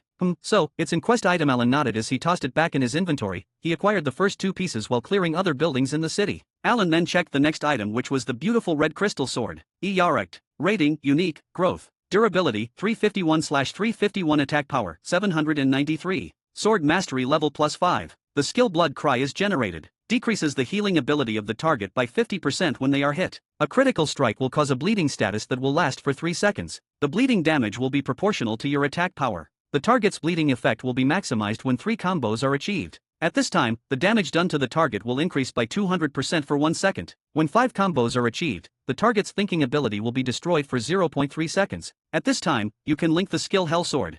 AUDIOBOOK is a sword made by the only blacksmith of Hell, out of a soul and bloodstones. It has exceptional damage for a one-handed sword. The soul of AUDIOBOOK will turn the wearer into a master of swordsmanship. However, he rarely accepts anyone as a master. Conditions of use: a person chosen by AUDIOBOOK. Weight, 290. Well, this is one amazing sword, Alan mumbled, surprised as the sword had quite an high attack power for an on-handed sword. But what is the meaning of a person chosen by AUDIOBOOK? Alan mumbled as he equipped it. A human is wielding me? You are not worthy. You failed to equip AUDIOBOOK. The sword got added to Alan mumbled, shaking his head as he threw it in his inventory. Alan then next looked at the ring. Elphinstone's ring. Rating, epic, growth. During normal attacks, 12% of the damage done to the target will be restored to you as health. During skill attacks, 5% of the damage done to the target will be restored to you as health. This effect is only invoked once every 21 seconds. Strength, stamina and health +20. A ring that contains Earl Elphinstone's unique magic power. It raises the potential and survival ability of the wearer. Wait, 1. Damn, this is the real jackpot. Every 21 seconds I get free heal. It's really powerful against an army of enemies. Alan smiled as he wore it, replacing the true vampire ring he got from 14th Vampire City. It was similar to Elphinstone ring but much weaker. 46. Massive rewards too. Now the final thing, Alan murmured, his gaze fixed on the rune floating before him. A item so powerful it even granted me a title. Rune of Predation. Bound item. It is permanently preserved in your inventory. Trading, dropping, or destroying it is impossible. Usage effect: Apex Predator. Increases attack power and attack speed by 20%. Presence of the Predator. Those within your presence are easily overwhelmed by fear. Targets affected by fear suffer 30% to all stats. Additional effect granted by title. Unique lasting effect. When you defeat or kill a named person or monster of higher rank, you can absorb one of their unique characteristics. Only applies to NPCs above the user's level. Current absorbed characteristics: none. This is absurdly powerful, Alan muttered in disbelief. So if I defeat named beings, I can absorb their unique traits. No wonder acquiring it got me a title, Alan mumbled. Good thing I didn't get Rune of Darkness like Grid did in the original timeline, Alan thought. This is far better. Alan was planning to take it, but now he got something much better. After all, Rune of Darkness before evolving into Rune of Gluttony, it could only absorb power of Demonkeen. His gaze shifted toward the depths of the city. Now let's see if Mumid is here or not. In the 15th and 14th Vampire Cities, Alan had found a mysterious chest after defeating the true vampire bosses, but he couldn't open it, as he never got the key. Though he didn't mind it as it was never his goal, but he also didn't find Mumid there. The Guardian of the Labyrinth has detected an intruder. The Guardian awakens from its long slumber. All traps have been activated. Pa, pat, Quarorurung. A rain of arrows poured from the ceiling. Spikes burst from the ground. Chain lightning erupted from the wall, stronger than most high-tier magic. Just like before, Alan calmly activated Freely Move, gliding through the chaos effortlessly. The first time back in the 15th city had nearly died here, surviving only due to Indomitable Warrior. This time, it was trivial. Golems soon emerged far weaker than the Guardian of the Forest Golem. Alan dismantled them without difficulty. Who are you? A voice echoed as the last golem fell. Alan turned, spotting a ghostly figure. Another ghost? He muttered, ignoring him as his attention was drawn to a coffin. Mumid's soul liberation quest has been updated. You have discovered the body of Mumid. Destroy the body to complete the quest. So this is where you were, Alan said quietly. He turned to the ghost. You must be the bastard who killed his own disciple and stole their achievements. Braham's expression twisted in fury. How dare you? He roared. I am the great magician Braham, inventor of enhanced magic and one who became a legend. Come forth, my dear disciple, skill him. The coffin burst open. A lich emerged. Mumid. I guess it's fine, Alan said calmly. I was going to destroy Mumid's body anyway. Mumid's soul has detected his successor. Mumid's sealed consciousness has awakened. The lich trembled. Please destroy me, free me, Mumid whispered. Before Alan could respond, Braham is attempting to control Mumid again. Kill Mumid within 5 seconds or the difficulty will skyrocket. I will free you, Alan said firmly. Mumid's orb has been equipped. Extinction Ray. This time non-attribute. A cerulean beam erupted, piercing Mumid's body. No! Braham screamed. The ray struck. An explosion tore through the cavern. You have destroyed Mumad's body. Lich Mumad's dark dragon breath is engraved on Rune of Predation. Quest completed. You have killed a fragment of the legendary magician Braham. One of Braham's enhanced magic spells has been recorded in the Rune of Predation. You have acquired the spell, Analyze, Enhanced. Thank you, my successor, Mumad said softly as his soul began to fade. At last, I can rest and reunite with my love. Alan nodded. I hope your next life is peaceful. I'm glad someone like you became my successor. Mumad vanished. Class change quest completed. You have acquired your second class, Mumad's successor. Rank, Legendary. Type, Growth type. You will gain 2 additional stat points per level. You are the first player to obtain a second class. Reward, additional 2 stat points per level. Secondary class rank exceeds primary class rank. Mumad's successor has become your primary class. Albantino's successor has become your secondary class. You have regressed to level 1. All of Mumad's knowledge flows into you. All Mumad magic skill trees are now available. You have acquired Mumad's water and earth attribute magic. You have acquired Mumad's guardian creation magic. Magic mastery skill have been created and mastered. Mumad's magic mastery skill acquired. Stat insight unlocked. Stat mana sensitivity unlocked. Title acquired, Great Magician. Title acquired, Dominator of Mana. Title acquired, One Who Became a Legend. Ha!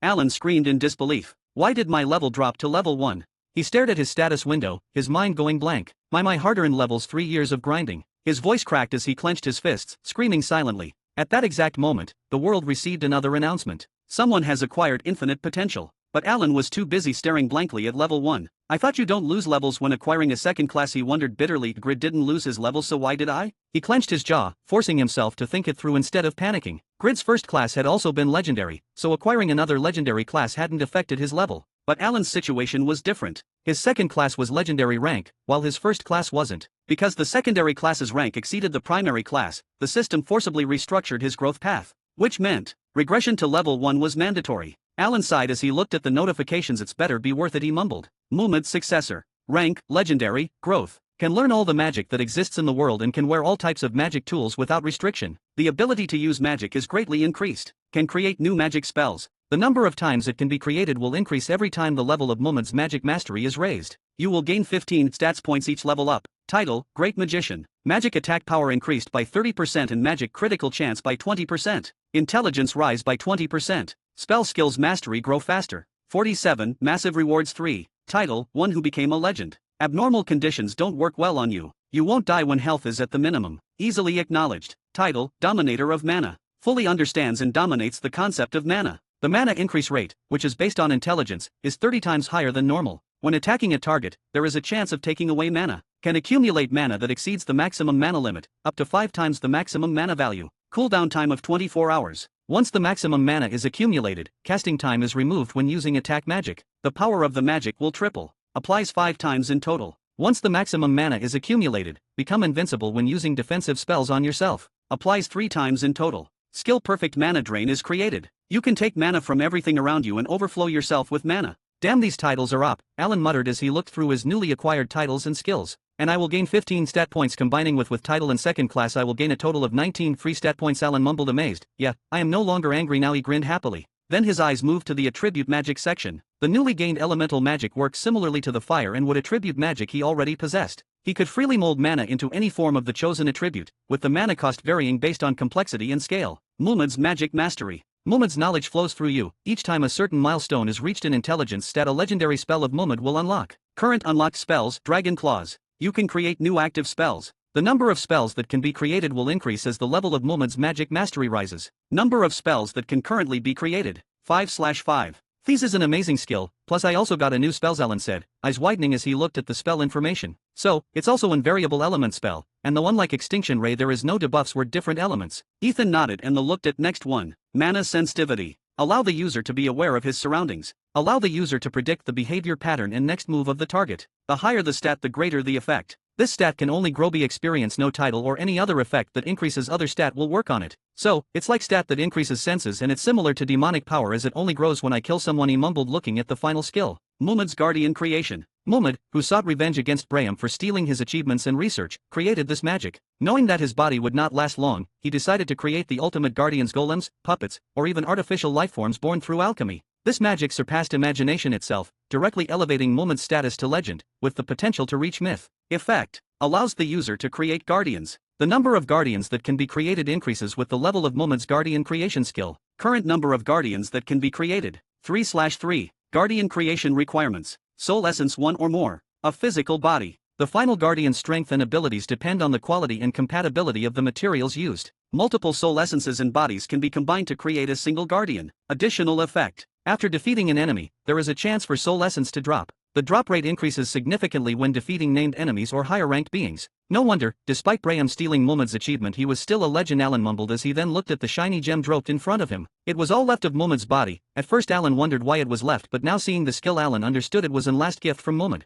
Muhammad's soul essence. A soul essence of ingenious left for his inheritor to help him and repay him for freeing him. Thank you Muhammad. Alan once again thanked Muhammad and looked at his new status screen. Name, Alan. First class, Muhammad's successor. Second class, Albantino's successor. Level 1. Titles: Prodigy, Scholar, Pseudo-Craftsman, First Rare Rank Item Maker, First Epic Rank Item Maker, First Unique Rank Item Maker, Sword Saint Candidate, Great Swordsman, Man who has touched hell, Benefactor of the Water Clan, Great Magician, One who became a legend, Dominator of Mana, Health 9045, Mana 104,850, Purifying Energy 5,825, Stats: Strength 1005, Stamina 1005, Agility 1005, Intelligence 1165, Dexterity 1605, Persistent 1005, Indomitable 1005, Luck 1005, Demonic Power 91, Charm 495, Dignity 495, Mana Sensitivity 0, Stat Points 0, Weight, Skills: Master Blacksmith's Craftsmanship, Master Blacksmith's Appraisal, Master Blacksmith's Patience, Master Blacksmith's Disassembly, Master Blacksmith's Repair, Master Dwarf Craftsmanship, Advanced Sword Mastery, Level 5, Spear Mastery Intermediate LV.3, Bow Mastery Intermediate LV.9, Basic Shield Mastery LVL1, Wood Cutting Intimidate LVL1, Mining Basic LVL8, Cut LVL4, Heavy Strike LVL5, Crescent/LVL9, Parry LVL4, Quick Step LVL9, Haste LVL5, Spellblade LVL6, Fire Sword LVL4, Lesser Flame Hex LVL3, Splitting Strike LVL3, Tidal Fury LVL2, Water Movement LVL1, Pugma's Sword Dance Level 2, Ancient Rune Engraving Art, Water Bombs LVL2, Empire's Swordsmanship LVL3, Supreme Swordsmanship LVL1, Muhammad's Fire Attribute Magic LVL1, Muhammad's Wood Attribute Magic LVL1, Muhammad's No Attribute Magic LVL1, Magic Purification LVL1,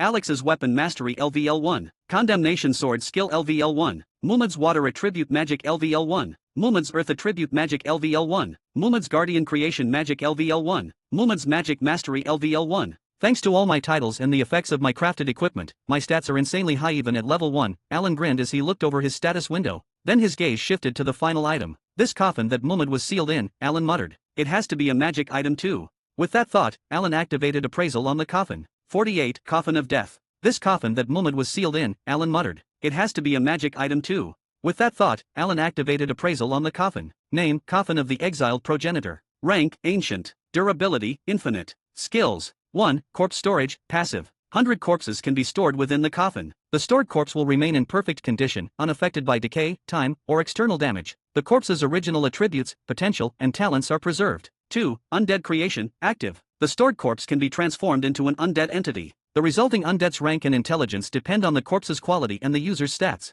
Mana cost varies based on undead type. A total of 5 undeads can be created and stored, however if the corpse is of legends then only 2 can be created and stored at a time. 3. Coffin Authority, Passive. All undead created through this coffin are absolutely loyal to the user. However legend quality undeads might resist host control. 4. Undead Transformation. Just by having the coffin in the inventory, user can change his race for 24 hours. The user may select one of the following undead races. True Vampire. Gains blood-related abilities. High regeneration and charm-based skills. Some other skills will become unavailable to use. Debuff: Severe weakness to holy attributes and stats reduction under sunlight. Death Knight. Extreme physical power and but low durability and defense. Mastery over dark aura and weapons. Infinite stamina. Debuff: Severe weakness to holy attributes and no healing skills. Lich. Near infinite mana pool and powerful spell amplification. Enhanced necromancy and related skills become available. Reduced physical stats but increased magical stats. Debuff: Severe weakness to holy attributes and extremely fragile physical body. Can unlock additional undead variants, each with unique bonuses and penalties. 5. Bloodline Echo, Passive. As a relic once created by a direct descendant Braham for necromancy, the coffin resonates with necromancy-related classes. Increases created undead quality by 30%. Reduces undead creation cost by 20%. Skills attached to ancient rank items can grow in levels. Description: a coffin that once served as the resting bed of Braham, direct descendant of Beriake, the great demon of predation. Braham was once immortal, feared, and revered among the vampire clans. However, after losing his immortality due to an unknown taboo, he was exiled and erased from vampire history. Centuries later, Braham himself modified this coffin, using it as a medium to bind death mana. Through it, he transformed his deceased disciple Muhammad into a lich, sealing him within to preserve his soul and power. All effects applied even if the coffin is in inventory. Restrictions: first-rank necromancer or Baal's contractor or Braham's successor or great magician. You have witnessed a transcendent made weapon. Insight has increased by 100. You have glimpsed at the power of transcendent. All magic skills +1. Is this my lucky day or what? I'm getting so many good things today. Alan smiled wildly as he looked at the options in front of him. He, and I can use this too. Alan grinned as he stored the coffin away. Okay, so now I have 2 new extremely powerful skills moments: Guardian Creation and Necromancy. I can only have 5 undead, or 2 legendary undeads. I'm going to aim for the best ones, Alan muttered. I guess I'll need to do some research and find legendary level corpses or something close, Alan mumbled thoughtfully. Now then, Alan said, licking his lips as 2 more skills appeared, one from Muhammad and one from Braham. Dark Dragon Breath. Rank: Legendary. Description: unleashes a black, concentrated stream of dark flames, dealing 10,000% magic damage to all targets within a 5-meter explosion radius. Applies multiple dark-type debuffs to all affected enemies. Casting time: 5 seconds. Mana cost: 10% of maximum mana. Cooldown: 5 minutes. Another legendary spell. Nice, Alan said, nodding in satisfaction. Analyze: enhanced. Rank: Legendary. Description: a supreme analytical skill of the greatest scholar of all time, Braham. Allows the user to analyze targets, spells, objects, and phenomena, revealing hidden properties and structures. Effects: while analyzing any magic skill below legendary rank, there is a 100% chance to learn it. While analyzing legendary or higher rank magic, there is a 50% chance to learn it. When analyzing special phenomena, such as hellfire, demonic abilities, or divine powers, there is a chance to absorb parts of their properties into the user's own magic. Mana cost: variable. Cooldown: 30 minutes. This skill is insane, Alan muttered. If I analyze Helgau's hellfire, I might actually obtain hellfire properties for my own magic. Alan's smile slowly deepened. Now, my next step is obviously to gain back my levels plus to find good body to create my first guardian or some good bodies to create some good undeads too, Alan mumbled as he came out of the Vampire City 13th. My 1-month time limit is over, Alan muttered as he stared at his status screen. The buff he had received after clearing the 15th Vampire City had finally expired. Whom should I hunt in the desert now, or should I continue hunting in the Vampire Cities? Alan wondered. It'll be troublesome if another powerful boss like Elphinstone appears in the cities again, he muttered. Still, a true vampire boss corpse would be perfect for creating my first guardian, Alan thought, already planning ahead. But first let's create a spell. One I'll need anywhere. Spell creation initiated. Please describe the spell you wish to create. I want an unlocking type spell, Alan said. A spell that lets me unlock anything as long as my intelligence is high enough. No locks or barriers should be able to stop me. After this, I'll go back to the 14th and 15th Vampire Cities and open all those treasure chests I couldn't access before, Alan muttered. Spell possible. This will consume 1 spell creation slot. Do you wish to proceed? Yes, Alan answered, pressing confirm without hesitation. Spell created. Unlock. Rank: Legendary. Description: as long as the user's intelligence is sufficiently high, no lock or barrier can obstruct the user. Casting time: 1 second. Mana cost: variable. Cooldown: 10 seconds. Alan exhaled slowly as he read the spell. Perfect. With this, no door, no seal, and no hidden treasure would ever remain beyond his reach. Vampire City 12th. In the end, I had to come here, Alan sighed. There was still a cooldown on the 14th and 15th Vampire Cities, preventing him from re-entering them for now. I just hope there isn't a powerful boss here, but at least I can use this now.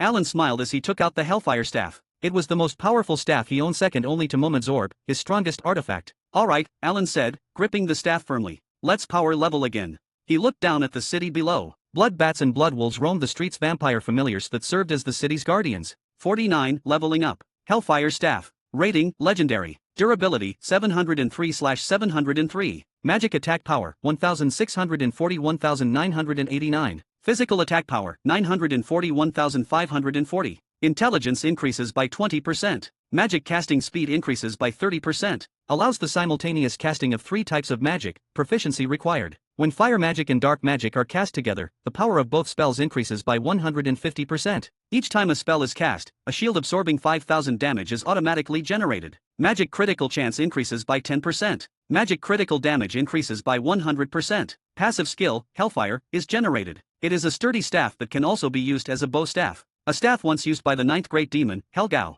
Though it is an imitation of his original weapon, it still contains the power of Hellfire, making it extremely difficult for humans to wield. Conditions of use: first rank Black Magician or Great Magician. Weight: 530. Hellfire, passive. While using attack-type magic, there is a 10% chance for Hellfire to enhance the spell, adding 1000% magic damage and applying Soul Corrosion, which deals 2000 fixed damage over 30 seconds. While using the staff as a bow staff, there is a 10% chance for Hellfire to erupt, dealing 500% explosion damage in a 10-meter radius and applying Soul Corrosion. Do I even have any magician clothes? Alan muttered as he opened his inventory. After searching for a moment, he found only a single piece of equipment. Frostlight Orc Shaman Gloves. Intelligence plus 50. Magic damage plus 10%. Better than nothing, I guess, Alan muttered as he put on the leather gloves. Okay, now let's start. Alan pointed his staff downward. Explosive fireball. A massive, swirling red fireball formed at the tip of his staff. He aimed it toward the area where the monsters were clustered and released it. Boom! The fireball crashed into the ground and exploded violently, instantly wiping out over half of their HP. Explosive fireball spell created. Not bad, Alan nodded in satisfaction after seeing such damage against level 190 plus monsters. Oh whoa whoa whoa. The blood wolves and blood bats finally noticed him and rushed forward. Haste. Alan cast haste on himself, his movement speed increasing sharply as he began chaining spells one after another. Thanks to Mumad's magic, which allowed him to freely mold mana, Alan didn't need rigid spell structures anymore. The moment a spell formed in his mind, mana naturally responded, weaving itself, shaping spell after spell almost instinctively. This is the best magic class for me, Alan smiled. In just 3 minutes, he had wiped out all the familiars with ease. Level 97. Stat points available 1824. Thanks to the massive level gap, he leveled up at an absurd speed, reaching level 97 after wiping out over 30 vampire familiars that were level 190 plus. Now how should I distribute my stat points? Alan muttered as he stared at the enormous number. I'll go all in on intelligence for now.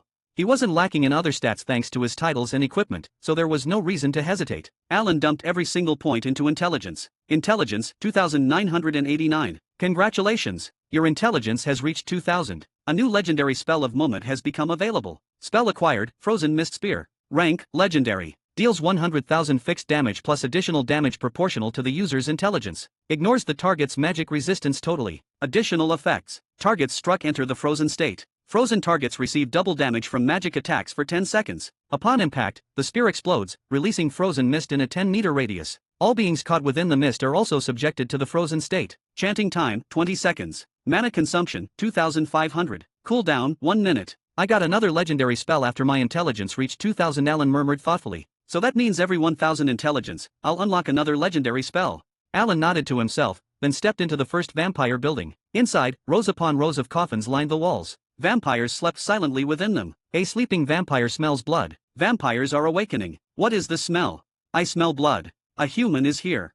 Ha ha ha ha. Food walked in on its own. In an instant, more than 10 coffins burst open. Pale figures rose from within, crimson eyes locking onto Alan as the vampires lunged toward him. Alan didn't panic. Instead, he calmly raised his staff. Perfect timing, he muttered. Let's test my new spell. The temperature in the room dropped sharply as mana gathered at the tip of his staff. Frozen Mist Spear.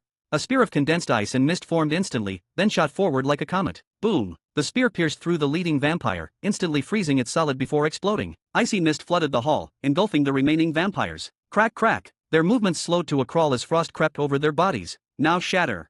Alan followed up with a barrage of magic, the frozen vampires taking double damage as their bodies shattered into ice and dust. You have defeated a vampire. Experience acquired. Soul Essence acquired. Alan looked at the floating soul essence. Out of the 10 vampires he had killed, only one had dropped it. I guess by the time I wipe out the entire city, I should be able to collect around 100 of these, Alan muttered with a satisfied smile as he continued clearing the building. An hour later, every structure in the city had been cleared, except the main building, where the boss resided. Level 154. Stat points 1083. Once again, Alan poured all his stat points into intelligence. Intelligence 4072. Congratulations! Your intelligence has reached 4000. 2 new legendary spells of Mumad are now available. Arrow of Destruction. Rank, Legendary. Creates a bow of pure mana and launches an arrow of destruction. Deals 130,000 fixed damage. Deals additional damage equal to 500% of the caster's magic attack power. Completely ignores magic resistance. Bonus effects. Damage increases by 20% for each active debuff on the target. Mana Shock, debuff.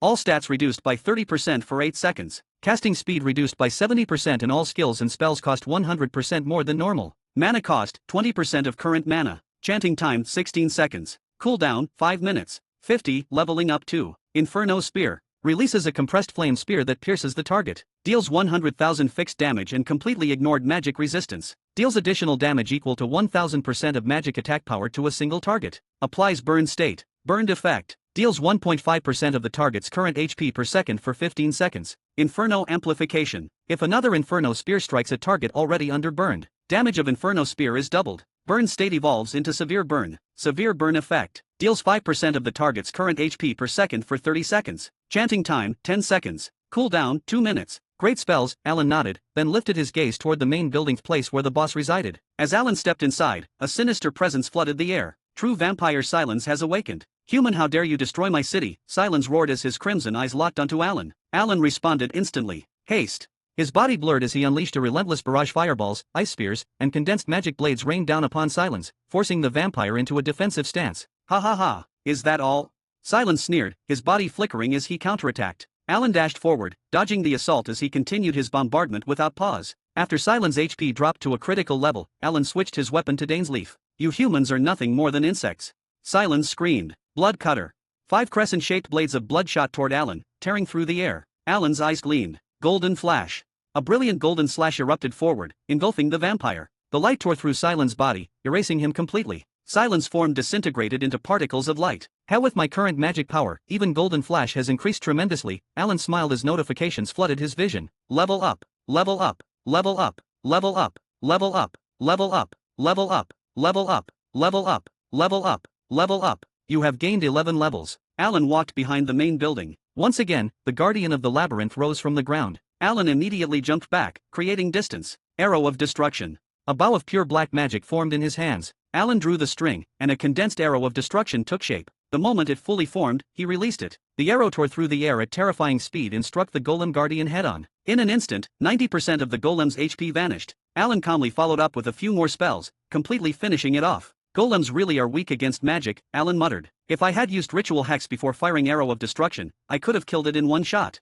He smiled, ignoring the level-up notifications that appeared once again, and walked deeper inside. Soon, he found 3 treasure chests. Last time, he could only stare at them, but now? Last time I could only look, but now I can finally open them.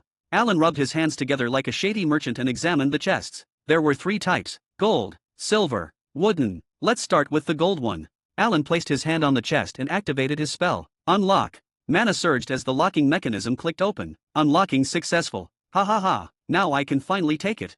Alan opened the chest. Inside was a golden egg. What the hell? A golden egg? Is this some divine beast egg or something? He immediately appraised it. Pavranium. A mineral created by the legendary blacksmith Pigma. Legendary blacksmith skills are required to process or use it. Damn, I can't use this.